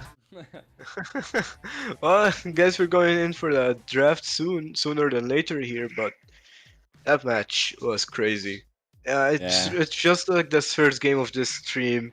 You know, you don't know who's gonna win this really. It's fight here, fight here. I think this stream for the caster POV is just confusing. You don't know who's gonna win that fight. You don't know who's gonna win. It's just constant fight after fight after fight. And I think it's just pretty intense, but it's pretty exciting. Yeah, exactly. And it's crazy that it's come down to a 1-1. S2G, again, like I said, kind of went back to that drawing board, put a lot of pressure onto him, and we're already rolling into the next draft. There Crazy, we go. right out of the get-go, banning that Nolan. Definitely understandable. And I mean, hey, you don't want to face that again.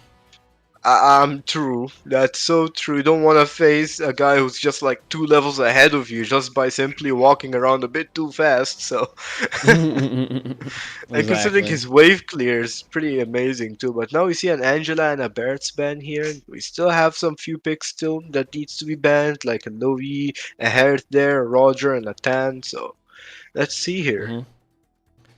We'll see. I mean, Twisted Minds, they twisted my minds. They pulled out that Odette, and I was like, and then I was kind of. I mean, it could have been a clutch It had play. It had it had potential. potential. Yeah, it Yeah, had potential.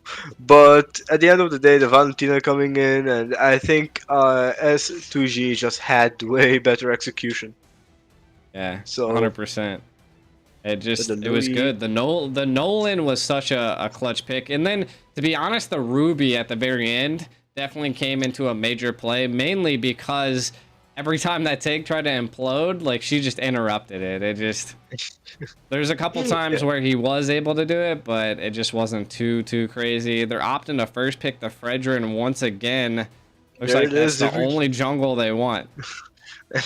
I mean, their best pick, their comfort pick is the Fredrin. They're pretty. They love playing around it, so when it's there, you gotta go for it. But once again, you're gonna leave the Moskov and the Edith, just like last time. The I'm Moskov getting a and little the bit of Edith. deja vu here. There, I mean, it's happening now. We might even see the same two picks coming in right now, which is probably Odettig or even the previous two before that. So, It's probably like a U song. I mean, to yeah, be I use honest, them. like Mike's Paquito was pretty good. They need some type of backline peel that's a little bit. Hey, there's the Paquito. Oh, There's and the the Roger. Roger. They Oh, said this we're is done messing looking. around. Yeah, this is looking tough. The Paquito Yeah. and the Roger, you're gonna see a lot of engages with that. I want to see the Paquito again. It was so enjoyable. Yeah, it was just the ability to rotate so much faster than S2G. Like they just really didn't have a counter to it or any type of attempt to be able to take care of it. So interesting take at this point. We'll see. They pick up the Vexana, which I mean sizable. Sizable. I feel like it could fit here. But now they gotta go for the bans here. I think they're gonna be harsh on not only the roam but the mid lane ban. They gotta take out something that can support the Fredrin mainly. Not something Yeah. oddly specific, just something that has a kit where it can support both Fredrin and Roger. And that leaves like Novaria, that leaves like Valentina who could be helpful as well, maybe even a support-ish type mage. So Yeah. I mean, they could pop out the Kaja once again. I mean, it would be definitely an intensive match, a little bit more high adrenaline on the side of Twisted Minds, but right now it seemed like they were definitely lacking with the TIG, but I felt like the TIG really got countered, so it just came down to yeah, that. yeah, that's true. He did get countered though. He did have some few engages that were pretty good, but just not much happening on Tig's side here. Barely any gameplay from the guy. Because, Hmm. you're playing against Edis, you're playing against Ruby, you have two Purifies on top of that. Not much you can do on the Tig here. Hmm. Exactly. But I wouldn't even but play now a that, TIG in this. There's too many CCs, controls, knockups. yep. They But could go the now we minnow have route this time. Minu route is always open, it's always there. But you can still have Kaja, you can still have Grok. So there are some pretty OP roamers still open here. Still have the supports as well, like Florin still up here. Yeah. So let's see The here. floor Thinking was of gold constantly lane. banned too, which is pretty funny, right? Like, do we Yeah, see that come out this time around or nah? You know? it was being banned and then it just got stopped. Like they stopped banning it later. And the Xborg picked up here by the side of S2G. Yep. Interesting. Xborg, I mean, it's good. It's good, right? Again, it could be put into the jungle, which again is something that would be a massive pain for Mike, but Paquito kind of counters it. Once again, like I said, that burst ability to knock off the Faraga armor is tough. And then also now they picked up the Valentina, which again, be able to take that last insanity and be able to utilize it on your own is also going to be a little tough for the overall team comp. So I think it's going to come down to what the roam is, kind of what we were There it stating earlier. is. The minnow The Mino definitely route. got picked up. I mean, you just need that easy control into the front line. Now, And the how Valentina to back this up as well is just amazing because now if it comes to a Grok better than or no debt? a yeah, better than an Odette. I agree with you here, but Yeah. now they gotta go for a jungle that's something upfront, something that's just straightforward in your fight. Maybe Akai would be a great choice here. I'd also have stuff like Martis, Balmon, Leomord, fighter jungles mainly could be amazing here as well. Or Yeah. they can just go for a fighter in the XP lane to like Yuzong, and there it is. As I was saying, Yuzong picked up by Lunar here. I was like, where'd it go? I was like, an Edith popped up there. I was like, Yeah, ah. just went to straight to the right side. Literally straight swapped on us there at the end. So crazy, crazy. took me like 2 seconds to process this. And like, wait, oh, he's there. But So yeah, from the gonna, drafts here alone, both yeah, teams are on equal field, I would say. I think so as well. I mean, we've seen that S2G definitely come to play. Maybe they had to utilize that first game as a warm up. Twisted Minds definitely complete domination in that first game, but struggling into the second game against S2G. Now the drafts are a little bit different this time around. I don't see too many counters to too many heroes, but they definitely I think Twisted Minds has a little bit of heads up, and then also S2G, depending on how they are played. But we'll be getting into game 3 here, Twisted Minds versus S2G. We are at tied points right now. Who can win this tide of the game? I mean, it's gonna be a pretty contested match here. Yeah, both drafts here pretty intense.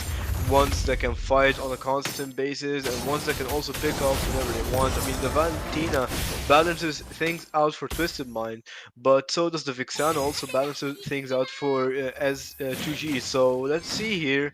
It's a matter of mid rotation, who has the better mid poke, who has the better rotation here, because both junglers are non-mobile heroes, or except like they are mobile, but they're pretty slow, and they need that fast rotation. Whoever gets that rotation first probably have the advantage for the next like 2-3 minutes. Yeah. And the minnow's a little squishy onto the early stage and not as like support heavy. So I feel like Maro is gonna have a little bit of a challenge here. It looks like they might be rotating for the EXP. I feel like they rely a little bit more on Mike than anybody else on the team. So let's see if Sano can pull off this Roger. Yeah, I mean, Mike on the last game on Paquito, he was going up and down, so quite understandable if you want to play around Mike, you know, to give him the freedom he needs, because Paquito is such a mobile hero and he can rotate pretty quickly as well. But looks like an XP gang coming here as well from the jungler, the Xborg, and the Flicker has been popped by Mike. Not wanting that last insanity on him. Looks like a counter engage coming in from Coffin, you know, poking a little bit. Does have that for. So is Huda. They're looking to poke the Faraga armor out before the objective, and there it is, before the turtle. Yeah, This Cuffin could getting a be- little greedy there, kind of wants it. Uh-oh, he might get it here. Uh-oh. Last insanity. Wait a minute! Last insanity coming in. Oh. Ooh, barely. But Coffin now's in trouble. Black Oh, Jewel no. coming on him. And there it is, first blood of the game. Lunar takes the kill here on Coffin. He tried, that was really close. But the last insanity was just not enough damage to take out the Xborg here. Yeah, it was like right there, but he was able to get under the tower and escape with no problem. Again, a little bit of a risky play there. Could have paid off. That's the aggressive mindset that Twisted Minds have. Yeah, and it's a pretty good mindset as well, but it's just you need to be careful with it. It could end like really badly as well. But let's see here. 100%. Maru does have the Monian Fury. Looking for something here. He is staying with the gold lane, you know, it's a 2v2 here. Both teams are playing pretty chill, pretty safe. Yeah. And they're just gonna mainly like wait for the mid laners to do an action. Because you can't really do much without the Vixana or the Valentina here. You need something to just stay and have the mage damage coming in. And there it is, they Yeah. do find the Vixana, zone her out from here.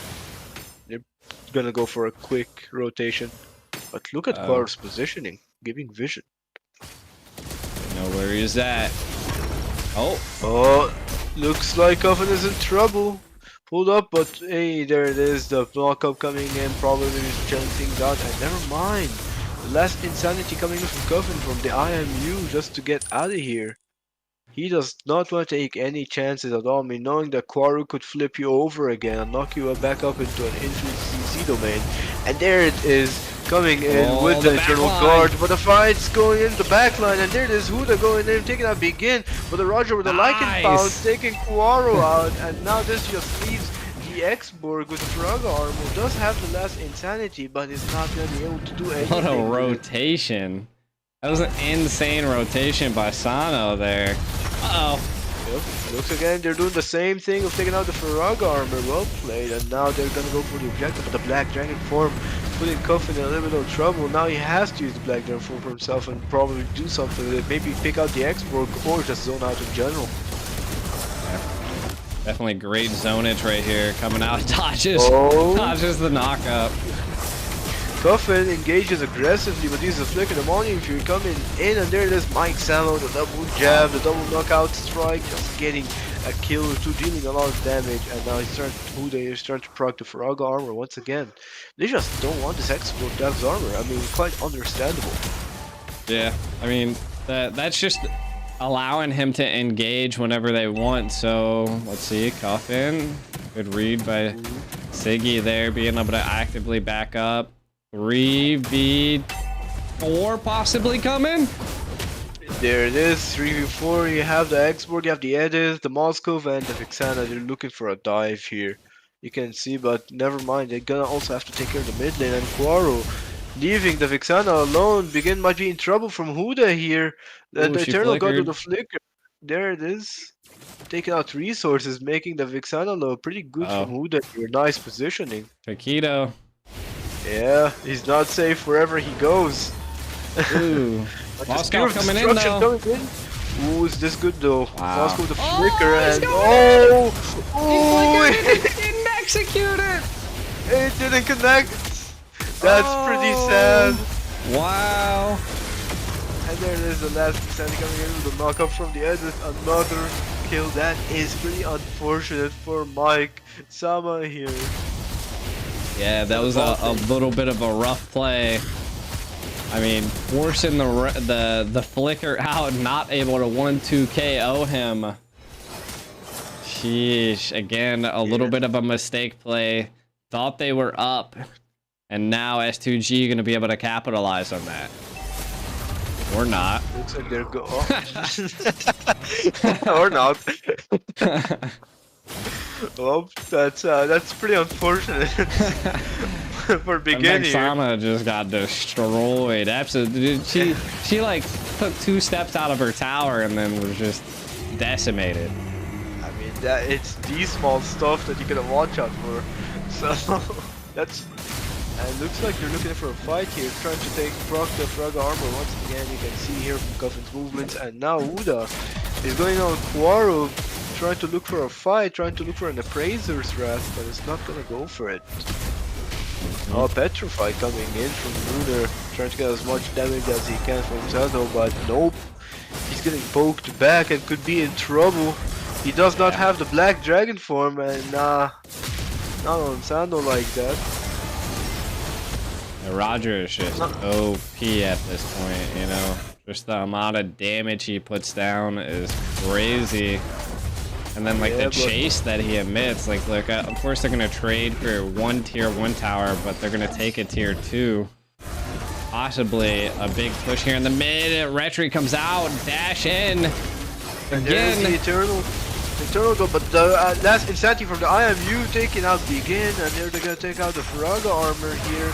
Ooh, dashing the wrong way, and there it is. Sass was trying to look for something at the edges, gets a triple knockup, and the Primal Wrath. There it is, a Black Dragon form to follow up. Is just gonna be a big fight for them. Let's see the Money Fury, the flicker in the backline, getting the edit here, is placed in trouble. Huda is looking for a kill. There it is, Quaru is taken out, but I like it. We're gonna have another one. There it is, a Paquito getting in the kill. Mike Sama on fire as usual, taking out the Yuzong here, but in case they're gonna lose the bot lane, single tier 1 tower here as well. But they get the mid lane set. Never mind, they're gonna get Begin instead. That's just a Roger for you. Yo. Roger is on fire. If I was Vexana right now, I'd be so tilted. Like, you literally the whole game only stared at death counters. Like, you walk out 2 feet from your tower, you're dead. Death counter. You're 2 feet behind your tower, you're still dead. Yeah. You're 2 feet into your second tier tower where your first tier tower still standing, dead. It just doesn't matter at this point. Yeah. Doesn't matter where he at, but Quaro is looking for something here, trying to knock up the Minotaur, but instead is placed out of position in Turtle to back him up. The Primal Rat and the last Insanity coming in for the Valentina. Is it gonna be enough there? This Goffin picking up the kill, but now they have to watch for the export here. He still has his Frog arm, he's still looking for the Roger and the Paquito here, but he doesn't have the opening. The Frog arm will be taken up before he even gets to use the last Insanity. Yeah. I mean, a good play here. They're still keeping strong on this mid tower. Uh-oh. Going in, though. Uh-oh, there it is, the Immortality procced, but that's about it. That's actually pretty good to proc this Immortality. Yeah, force them to stop being so aggressive, you know, like keeping them at bay. My guess is that he probably picked up the Immortality really early, so he's probably not emitting enough damage to be able to do too much to the team. And Sano is just eating away. 4 in the mid here. What are they gonna do? Looks like the freeze coming in from the Luxana. He had enough line. to begin. They just love defending this mid. Yeah, the tier 2 towers are gonna be out here. I don't know if they're gonna go for another one, but if you've seen Begin's build, getting that Winter Trunction, I mean, if I was him, I'd do the same since I'm being focused so much. That tier 2 towers are out, there it is, the passive on the bottom lane proc, they're going in for the mid lane and the top lane as well. Yeah. And it looks like they're waiting for Maru. You can see from the positioning, there it is, like I was saying, Maru with the flicker engage, with the Black Dragon form and 2 flickers coming in, they're flying back, and there it is, Maru taken out. That was super aggressive, but that was amazing, the reaction time coming in from S2G. Yeah, they didn't have any minions for the tower. I mean, they flickered in, ulted, and were taken out in like seconds. Again, not something you want to see. Again, 63 seconds until the next Lord. They need to stop making those little mistakes. Morrow needs to... I mean, he's going to be back before the next Lord. So, I mean, it's not a crazy mistake. They could have gotten a lot out of that. So, I guess they had to risk it for the biscuit. Yeah, I agree with you here. Now they're looking to counter engage here in the mid lane. And killing that Minotaur actually helped them a lot. At least get some of the map back, you know, have some positioning. Because they were just so held back in their side of the jungle. Couldn't do much, and the conceal play coming in on Quaro the Flicker. Looks like he's still in trouble. This might not be enough, and the Spirit of Destruction, Tiki getting out here in the backline, but Quaro on the other hand just getting deleted. Yeah, exactly. And you can kind of see it's a 5k gold lead, kind of looking like the first round. This next Lord could be the make it or break it here for Twisted Minds. S2G gonna have to mount something here on a decision factor. They have the Moskov, which again is only 0-0-2, but can still pop off at some point. RO looking to keep them at bay. Don't know if they'll be able to even contest this Lord at this point. Twisted Minds are going in heavy here with the Brethren pick, the Paquito that they wanted, and they got the Roger as well. They're on their comfort pixie here. Yeah, I mean, I'm surprised this is the first time we've seen a Roger picked up, you know, like look at it, it's 5-0-2, there's just not much you can do about it, and Mages just, you just can't get away from it. Taunt coming out, maybe a Faraga armor pop, but it's 2 thick tanks going at it. He's just... Yeah. Too tanky here. Can't reproc them on the Retribution here with the front. There it is, the Appraiser Grasp, but that's still not enough. And there is a reply, the last Insanity just to clear them anyway, but you still have the Luminous Lord coming in, pushing in from the bot lane. I wonder how they're gonna defend this one. What do you think, Aiko? I mean, they're just gonna have to mount it up. They have the Moskov, so they got the damage. They just need to not dive into the tower like they did last time. Morrow looking for a play. They can go in definitely now, though. There it is, a black dragon form has been popped and they're looking for him to go down so they can go to engage. And there this Morrow is still looking for an opening. You can see him waiting patiently here. Hood on the other hand helped push the bot lane as the rest of the team just been in the top lane, and now they're looking for a mid lane inhibitor engage. Sweet, You can see sweet. You can see them sticking together. They're playing mainly around the Minotaur. Look at them, the conceal from the back line. There it is, the Melanian Fury, but the freeze coming in from that, a missed Spear of Destiny coming in from the Moscow Siggy, but there it is. That's a pretty rough engage. Unfortunately, nothing happens in between both teams, apart from actually taking out all flickers that S2G has. A lot of flickers. Uh-oh. Ooh, no, oh no, Huda is in trouble. Looks like he, petrified, but escapes just in time. In the nick of time, is able to dash out from the knockout coming from him, from the edit. Yeah, what the heck? He tried. That boy hit the air. I don't know what he tried for, but he said Kobe and missed. I don't think Kobe was happy with that. A conceal coming in though from Quaro here, getting in Huda, and once again dashes out as usual, but now they gotta watch out here. The Valentina's in trouble, but the Roger with the Lycan Found's gonna kill Mike Sama on begin, and there it is. GG's. This is game. Well, unless Siggy gets savage, but apart from that, this is GG's. And there the Spear of Destiny just for show, I guess. And They're gonna get the kill. Poor man.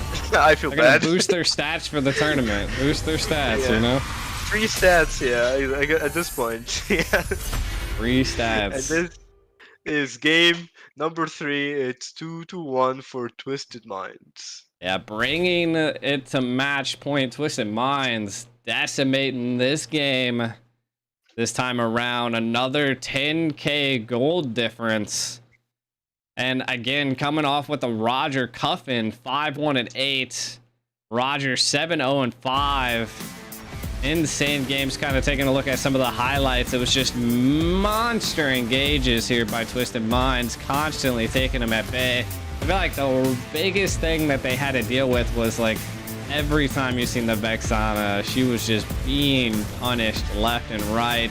Roger coming from both sides to be able to secure kills. It was just way too much for S2G. But keep in mind, I also feel kind of bad for the Vexana begin. He was not safe at all from this comp. Behind the tower, taken out, front of the tower, taken out, no matter where he was. Even bot freeze, and unfortunately that wasn't even enough for him. It shows that the aggressiveness that Twisted Mind have displayed, they were able to engage anywhere despite where there was tower or not, they just didn't care. That's their comp right there, and that's it. That's the fight for the wipeout, that's the game for them. I would say they got a bit too much of the comfort picks here. I mean, Minotaur, Valentina, Roger, Paquito, and Fredrin, considering that they prioritize Fredrin here and sometimes Paquito as well. Yeah, exactly. So crazy games to see here. And again, I mean, Twisted Mind showed what they had in the very first series. I don't know if it comes down to possibly the ping difference that we're seeing here, and that's why the back and forth is happening. But both teams are kind of giving it their all. I've seen a couple times that it just seemed crazy. There he is again. Again, it seems like if he has the ping, he has the diff. You gotta show his name once again. Like, this is Sano. You know, dominating the gold lane. So pretty well played for him. He plays pretty well. Exactly. So it's amazing to see. The pressure that they're applying is crazy. Yeah, again, Twisted Minds, you never know. I mean, as long as they don't go Odette or Tig, I think they got this. Yeah, I agree with you here. No Odette, no Tig, just win. Yeah. I mean, do not know what they did, but to be fair, dude, that match had potential. Just the Tig was kind of questionable. yeah, So yeah. That was the only thing I could possibly think of that it was like, it was just something. I was like, what in the world? I mean, could have played good, you know, that would be like me pulling out a Zosk, you know, like could have been something. Yeah, I looked at it and I was like, what is that? So Yeah, I mean, exactly. even though they still have like the Minuto, if I remember that game correctly, they had like the Grok and the Kaja band, and yet still did not go for the Minotaur when it was open. So I was kind of surprised there. Same. It was interesting to see. But again, Twisted Mind showing a well-disciplined game, going crazy.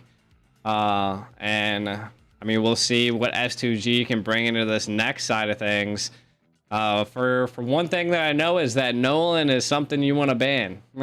Yeah, Nolan is not something you want to play against. Knowing how fast it can be, I mean, we've seen it on display here. Yeah, I'm now scared of Nolan as well. Might have to whip out a Nolan at some point as well. My And new main then incoming. kinda looks like we have an interview here. We've played Hey. in Games of the Future and MTC Season 3. Like, we have never been a champion, but we gain a lot of experiences together, and we're gonna keep gaining a lot of experiences. I picked my champion first based on my team. I asked my coach, do we need DPS? Do we need front? Do we need like assassin fighters, for example, Paquito?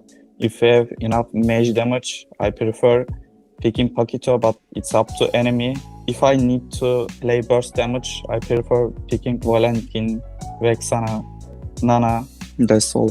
My favorite hero to play with is Gord, because you can check the bushes easily and you can push mid lane if you're alone. If they don't have assassin, it's really convenient to play with Gord.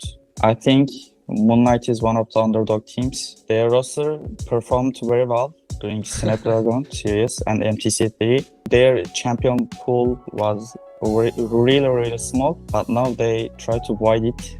My advice for beginners, you have to play a lot of games and you have to analyze your own games and you have to analyze MPL. If you don't analyze and you just watch the games, you can't improve, and if you can't improve, you can't play the game professionally. I know we have a lot of fans from Turkey, especially from S2G. I just want to say keep supporting us and thank you for supporting us.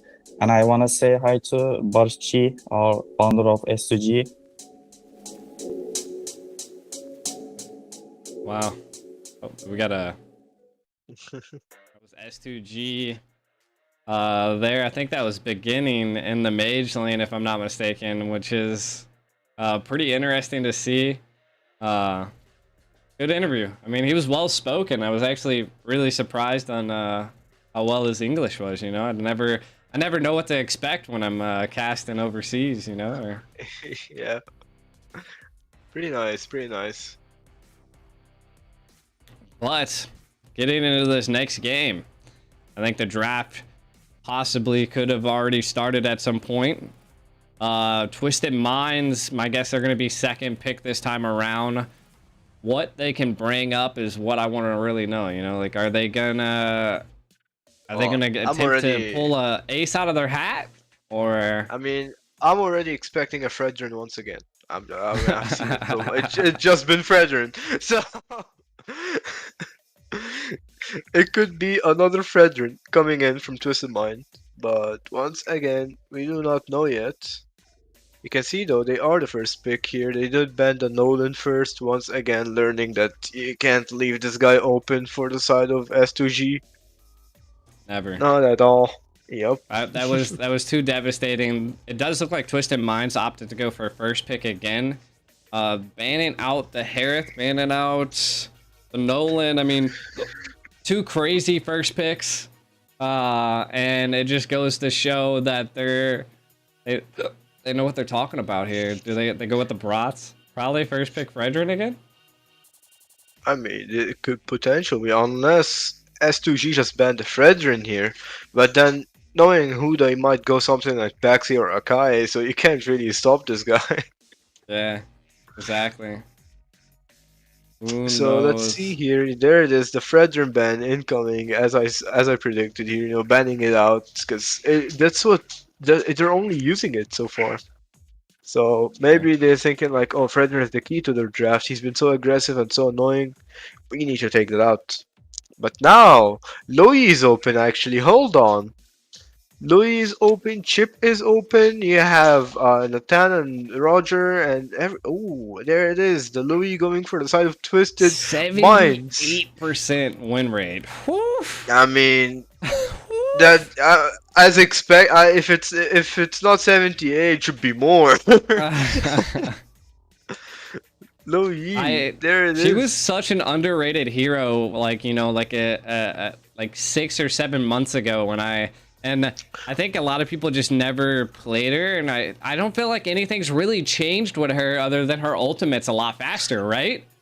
I mean, I Like- guess that's what they like wanted, because same thing happened with Vixana as well, where her skills were also displayed so slow, but then she got that buff where her skills trigger faster. So I guess some heroes do need that backswing, need that speed, just to get them into the game now. And Yeah. Louis, you have Khalid, you have Harith, you have Vixana. These heroes, when they get the backswing buff or whatever, get their animations faster. It proves that a lot can change.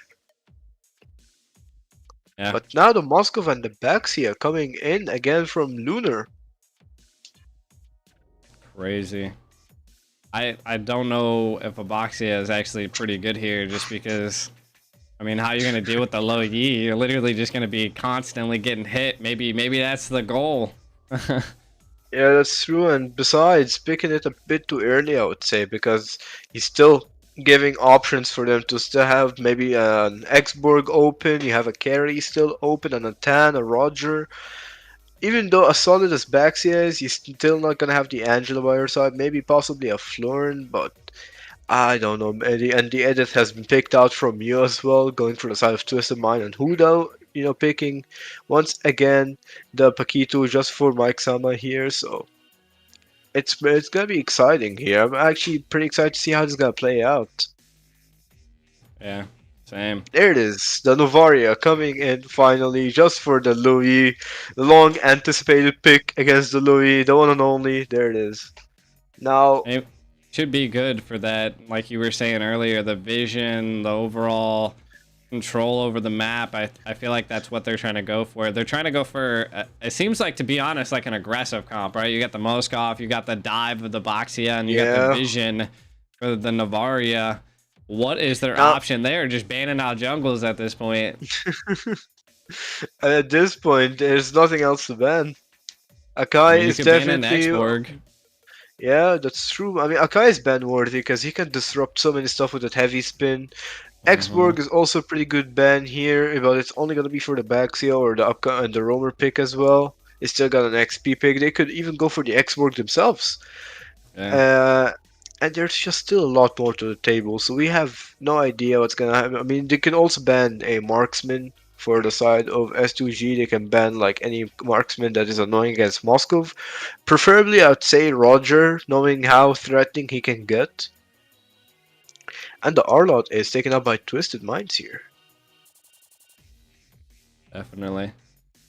We'll have to see here. Xborg. There it is. The Xborg ban. Moskov's like the only thing that they, or not Moskov, Martis is the only thing they can do at this point. I mean, they could rock a Martis. Nolan's banned, so you're probably not gonna see that. Ling. We'll see. Ling, you're crazy. Ling is crazy though. Like, I don't know. Maybe on this MS they won't. So, but Ling against Moscow against Novaria, there, like, that's just a free backline. It is true. It is true. Like you would absolutely destroy it. Yeah. I Maybe mean, we still, see something. I think crazy, Lancelot I don't also know. works here. I want to see the return of the carry, or the Ooh. Karina. My bad. The Karina. Yeah, I don't think the Karina is gonna get picked up, but that would be interesting. I mean, she has good true damage. She has good damage, but the thing is, Karina is one of those heroes that you can easily punish and Yeah. easily catch. Unlike so many tank jungles and like assassins like Haya, Ling, Fanny, and Nolan. I think Karina is just one of those heroes that don't really count as an assassin from how easy you can catch her. But her playstyle is worthwhile. Like the damage when she gets fed, the gold that if she's in advantage, she's gonna one shot even the tankiest of tanks. So Yeah. True, true. Maybe I Roger, got the there it is. Roger. I mean, Roger picked the up. Navaria is gonna have a tough time here. This is good. What is your jungle though? The anticipation's killing me. Hey, Carmilla! Carmel. I mean, that's pretty good. Sheesh!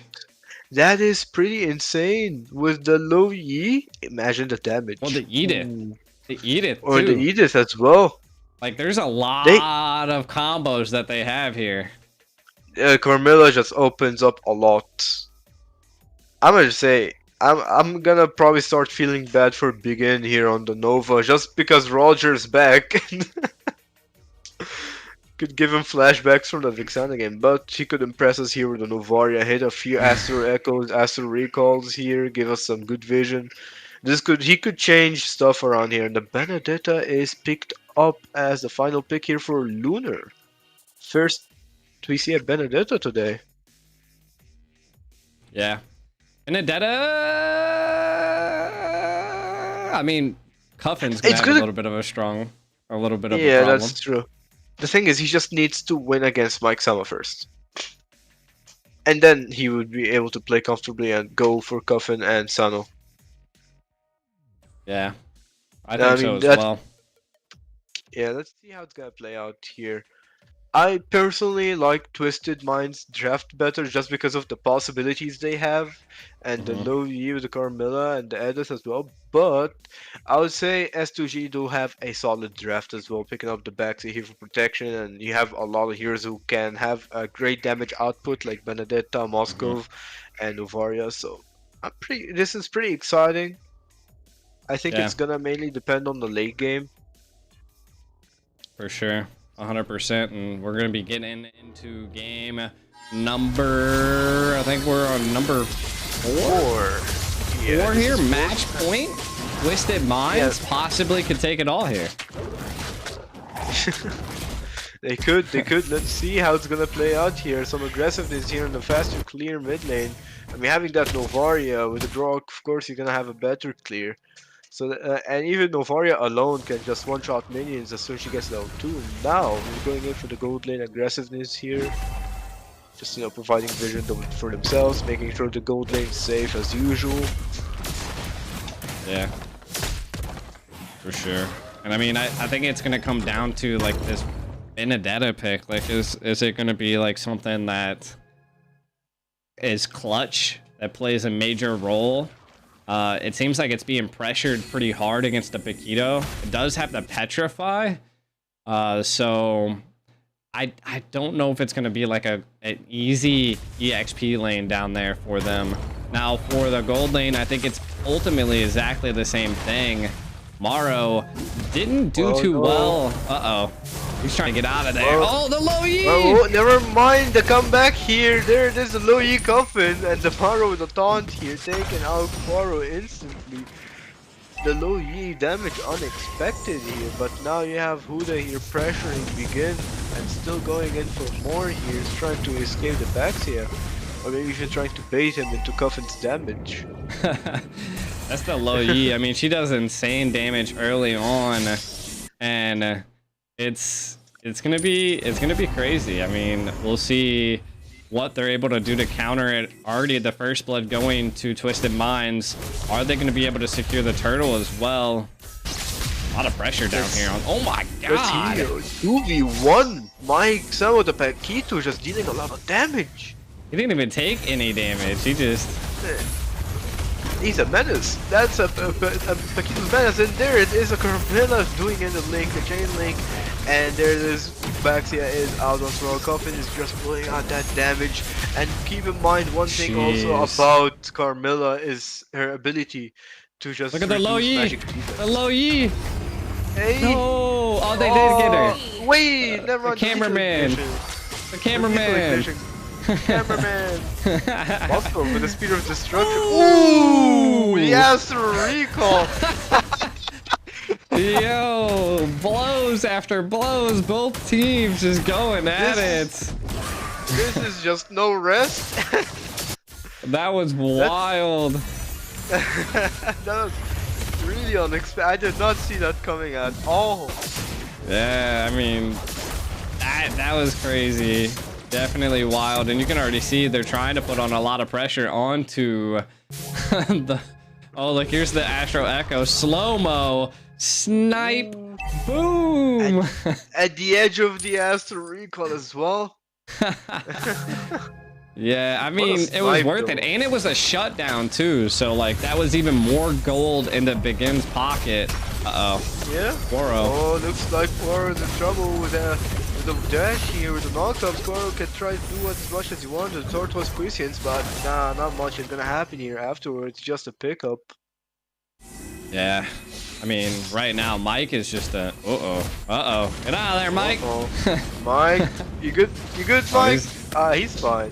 He's like, He's what looking the for. heck? No, he's gonna flicker. He's gonna flicker. Oh, never mind. Not calling it. I'm joking. Maybe. I mean, I uh-oh. thought he was gonna like flicker on the Benedetta and do like a combo on there, but nah. Yeah. Ooh. He got us again. Yeah, I mean, he's keeping the jungle at bay. I mean, he's not going to be able to farm now. He is quick, though, so, I mean, he's got to his blue buff really fast. But Yeah. right now, the snowball is in effect for Twisted Minds. Yeah, it's pretty difficult for them here.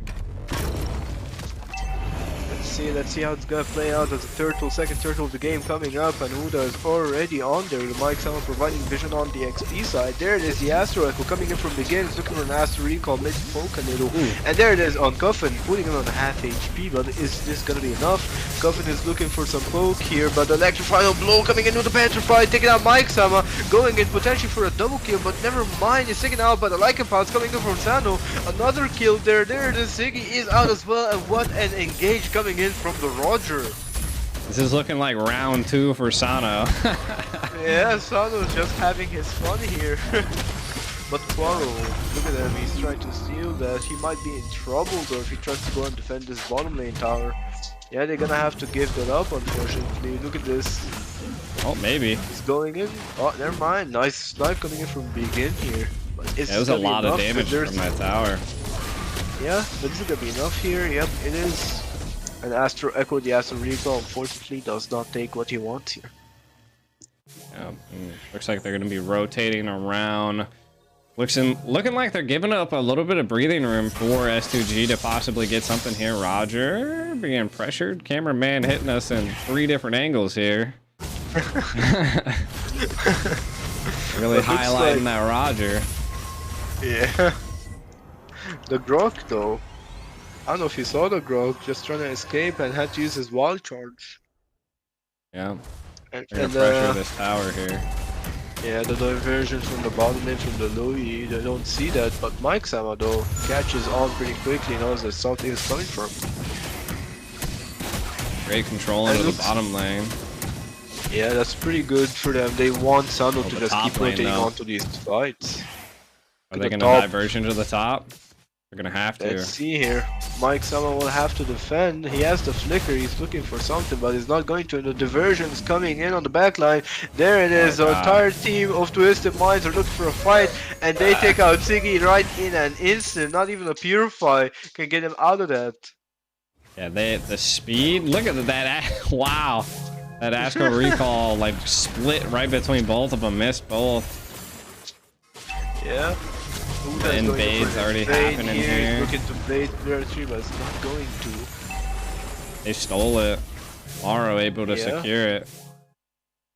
But now, let's see how it's gonna play out here. Turtle coming up, and you have the wave pressure. But Mike, on the other hand, Petrified taking down by Lunar. Looks like Coffin Oh, here God. starting to pull out damage. There's the Curse of Blood coming in. Quaro with the wild charge with Flicker to escape as well. The electrifying blow coming in, but is this gonna be enough for him?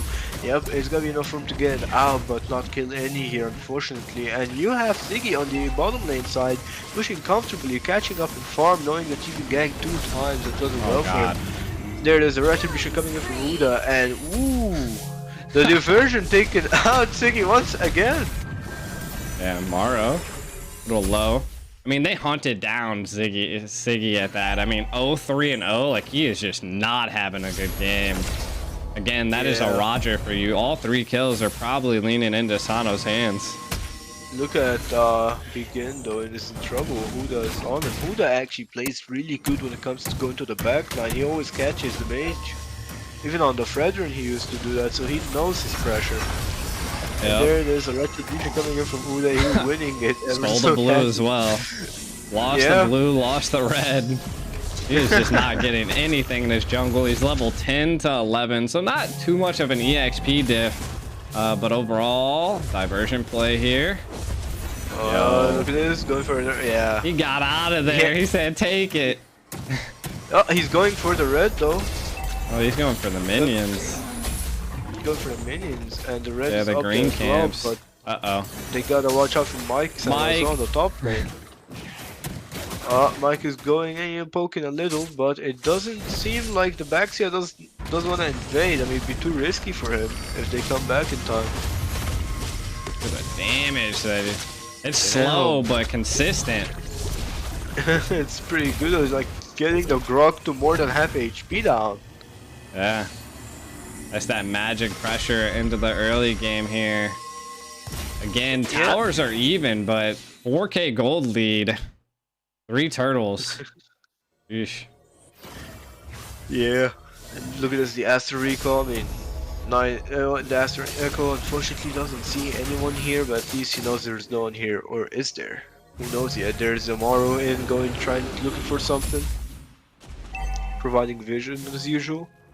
First Lord And Paquito. Look at ooh, look at the top lane. He's hunting. He's spieling. He wants 1, 2, 3. 1, 2, 3 punch. There it is. Oh, he got speared. Oh, he got speared. Oh, the Curse of Blood over here. There's a fight. He got him. I'm focused. There it is. I was focusing more on the Paquito than what's actually happening in the mid lane. I didn't even know what was going on in the mid. I was like, what? The top lane's more better. But I think a Curse of Blood was used here, and now they're looking into a fight here, looking for a steal. But is he gonna survive? Nope, never mind. Sano melted in instantly, and Uda getting in with the retribution, taking in the Lord. They're just being desperate at this point, trying to make plays. Look at the diversion! Diversion coming in, putting the Vendetta in trouble, and ooh, melts him in an instant. Lunar is out. Like S2G's tilting. Yeah, that's just the power of low E. Oh, and he's everywhere. I said it. It's probably a banner pick at this point. Yep. Exactly. Ooh. There it is, taking the jungle. Oh, yeah, nice snipe there's there. still a 7K gold lead here happening. Lanes aren't too synced, but I think they're just trying to take out this tier tower on the right side. From They mid pushed lane in as well. They gotta go for that, but knowing 2G, they love defending that tower. So yeah, I mean, there's 3 of them there already. Applying the pressure. Foxia is there as well. We're gonna have to do something about it. Again, look at that defense. They just love that mid tower, but second wave coming in, not gonna stop it this time. Astro Echo. so they're proccing passive here in the mid lane, tower inhibitor out, and the top lane as well. They're looking for something. You have another wave pushing in. You have a wave building up in the bottom lane. The wave management in the bottom lane is pretty nice, but unfortunately it's a buffed minion. Yeah. Which is a good thing, but it's not something you can manage there. Exactly. Nothing too crazy. Kind of going and looking at. Oh no. Oh, no. They go in on him too. Oh, They said, "No, we don't even want you." they just leave the guy alone. What? What a play. We don't even want you.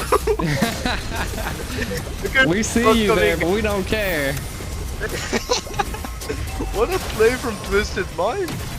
They're just like knowing how dangerous a Grog can get. Like, no, not you. There's another one. We're searching for someone else. They said, "Let me go for the squishier target. I don't care about you." I mean, there was no reason to really target him, just because like the Lord's not up. It's not like you're having retry battles. Soda. Oh, the flicker wall charge coming in. So they're taking out by Overextended. There's no, the Mike might vendetta. be in trouble. There's this version escape coming out, and the low E is out safely. And this is a 1-2-0 taking out Soda. This could actually change something. Maybe the backseat can finally get back to his jungle. His jungle's all gone. He's Yeah, I gotta mean, yeah. invade. He got invaded this way. He got nothing left. He just before he died, he's like, "I'm gonna take everything from you," and he did. Yeah. Nah, exactly. I mean, it was crazy. This gives them, at least gives them a breathing space. You know, something for them to collect themselves, see what's the situation. You know, there it is, another diversion on Lunar. And I don't think they like Lunar so much. Here it is, Spear of Destruction going in, and there it is, Sando taken out. And next up on the list is Coffin, does not have the flickers in trouble, but might kill the Moscovier. Gets Siggy so low here. Almost gonna taken have out to go Siggy. back. Yeah. Yeah. Looks like Mike's looking for some poke Oh, here, going in GGs. for Quaro, and there it is, Quaro taken out by Nice. Coffin. Nice setup by Mike Salvador. Yeah. That was perfect patience into the mid lane. That could set them up for a possible Lord take, but I think they're gonna have to back out as they're outnumbered. Oh, yep. But they do have the diversion, so I don't think Huda is too worried unless he does a bit too fast. And there it is coming in. He has the Curse of Blood Nice, going in, wow. getting Siggy. And then Electro final blow. Lunar gets out, and that is a Lord coming in inside of Twisted Minds. What is Boxia doing? He was like He's punching trying. the Paquito. He's trying his best. When you have so much things taken from you, objectives, jungle, invaded constantly, at this point, Mike. it's probably tilted. Wow, But what a Mike! shield! Mike! What a shield! What was What that? is... Was that Rose what is Gold that? Meteor? I think so, with the double first kill, the double Look jab. at it, he's hitting the jabs. What in the world? Ooh. That shielding jab, was Rose. insane. Yeah, there it is. He had the semi rose gold meteor. Yeah, that Mike was Mer- wow. That was insane. I thought he was a goner. I mean, so much utility utilized on him, and then he just gains like a half HP shield. We saw Mike Meralda there on Paquito. The shield was just insane, but now look at this. The Lord crashing into the mid lane inhibitor, going in for the top lane push as well. They do have the Roger. Saldo, he is looking for a Lycan bounce, looking for an opening. Maro as well, but does not have the flicker. And there it is, the wall charge. Unfortunately, Maro does not hit anything. And there it is, it might be in trouble. Quaro will have to flicker out. The Curse of Blood does not link anyone, and that is at least 2 inhibitors for the side of Twisted Minds. Yeah, he might look for another big play, or we'll see. Right now, the Moskov is kinda coming online. And I'm looking at some of the item builds. It was too fast. I couldn't find Paquito in time. I was trying to see if he definitely had that rose gold, but sheesh. We'll see. Let's see here. Paquito, you know, Mike being extremely aggressive positioning here, but that's what we like about Mike on Paquito. He's just everywhere. Anywhere the Baxia goes, anywhere the Grok goes, there's always a Mike in the bush. And there it is, the wall charge coming in, but the Curse of Blood linking 3 people here. This is probably enough for them to pick up something. The Roger with a Lycan bounce getting out just in time before getting dragged on the other side. He actually had to use Flicker for that. Yeah, that's 2 flickers that are going to be down for the boss. For the good old Lord. I'm just And again- waiting. Yeah, I'm just waiting for like that Carmelo link 5-man with Loyi. That's all I want. I just want to see that this game right now. That's what I'm saying. It's because it's just so satisfying to see such combo being triggered. We'll definitely see like- it. It looks like they're definitely trying to protect the Moskov as much as possible. I feel like that's Yeah. the agenda at this point. It's like everybody else is just a wall, protect Navario, Moskov, and maybe we can win. But the positioning here, there is the diversion coming in once again, you know, for vision. They're looking for something. Their Lord positioning is going pretty well for the side of Twisted Minds, but they also got to take care of the bottom lane and the mid lane. Mike is there just for that. And looks like they're going in for a fast load already. Yeah. Varia, great vision here. Soda takes the shot straight to the face. Lord bait it. Yeah, there it is, the Feather of Heaven on the Edis. Now we're gonna see a lot of damage from Marvel coming in when he uses that Primal Wrath. Let's see here. It's gonna be a patient fight here. They're waiting probably for Quaro to do something so they can have a counter engage or vice versa. So there it is, Mike, you know, fighting as usual, almost killing in the Benedetta, but the Lycan Pound, Sano follows up, and there it is, a conceal play, going for Siggy once again, not even Purifying can probably protect him from what's going to happen. There it is, Maro taking a kill, they're looking for an end here, they still have a 5-man up, and is this gonna be an end? Is this gonna be a wipeout? Are they gonna be able to defend this? Let's see, the wall charge is available, they have everything else, but is it gonna be enough? Minions are coming in quick. Minions coming in, Mike with the flicker just to get to the base. There it is, the Astro Echo, but it's not gonna be enough with the wild charge because game number 5, or game number 4, I mean, goes to the side of Twisted Minds. I'm getting kinda sleepy here. Sounds like you're down and out, Hawk, someone get him. He's feathering out.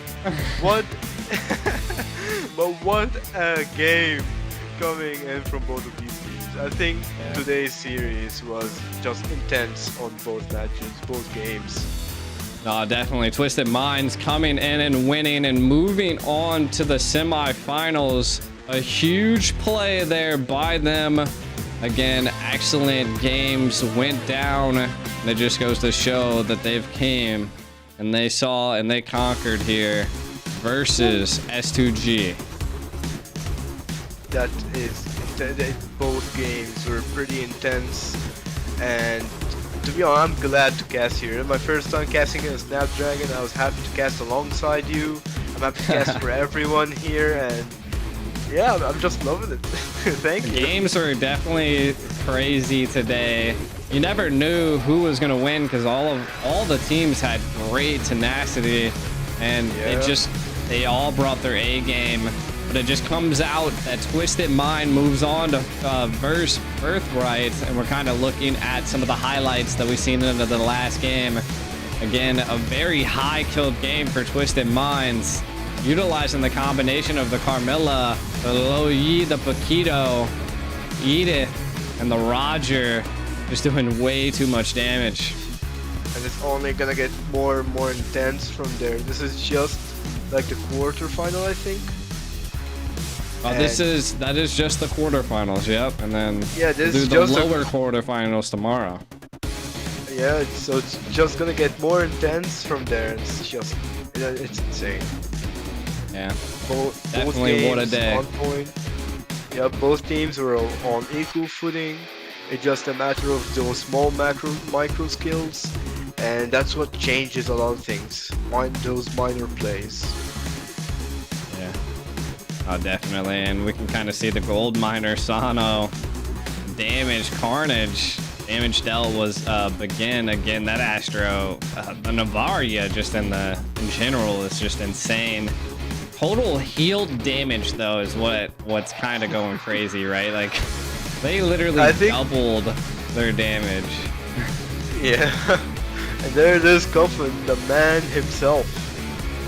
The madness coming from this guy. Such insane placements with the version.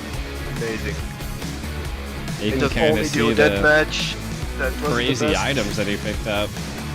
Yeah. Going in for pure damage and penetration here, except for the Holy Crystal, but otherwise a pretty solid build, having that freeze just for taking extra precautions. So, yeah. Pretty well played to him. Twisted Minds won.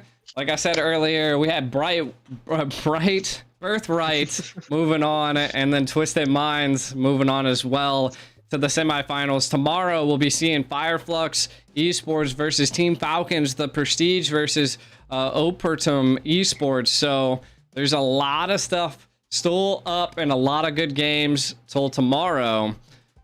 Hockey, do you have any last words before we're done for the night? I'm just happy to be here. Thank you all for giving this opportunity, and maybe I'll see you next time. All right. Same for me. We are out of here. We'll see you guys next time. G the Ico Bye. out and Hockey out.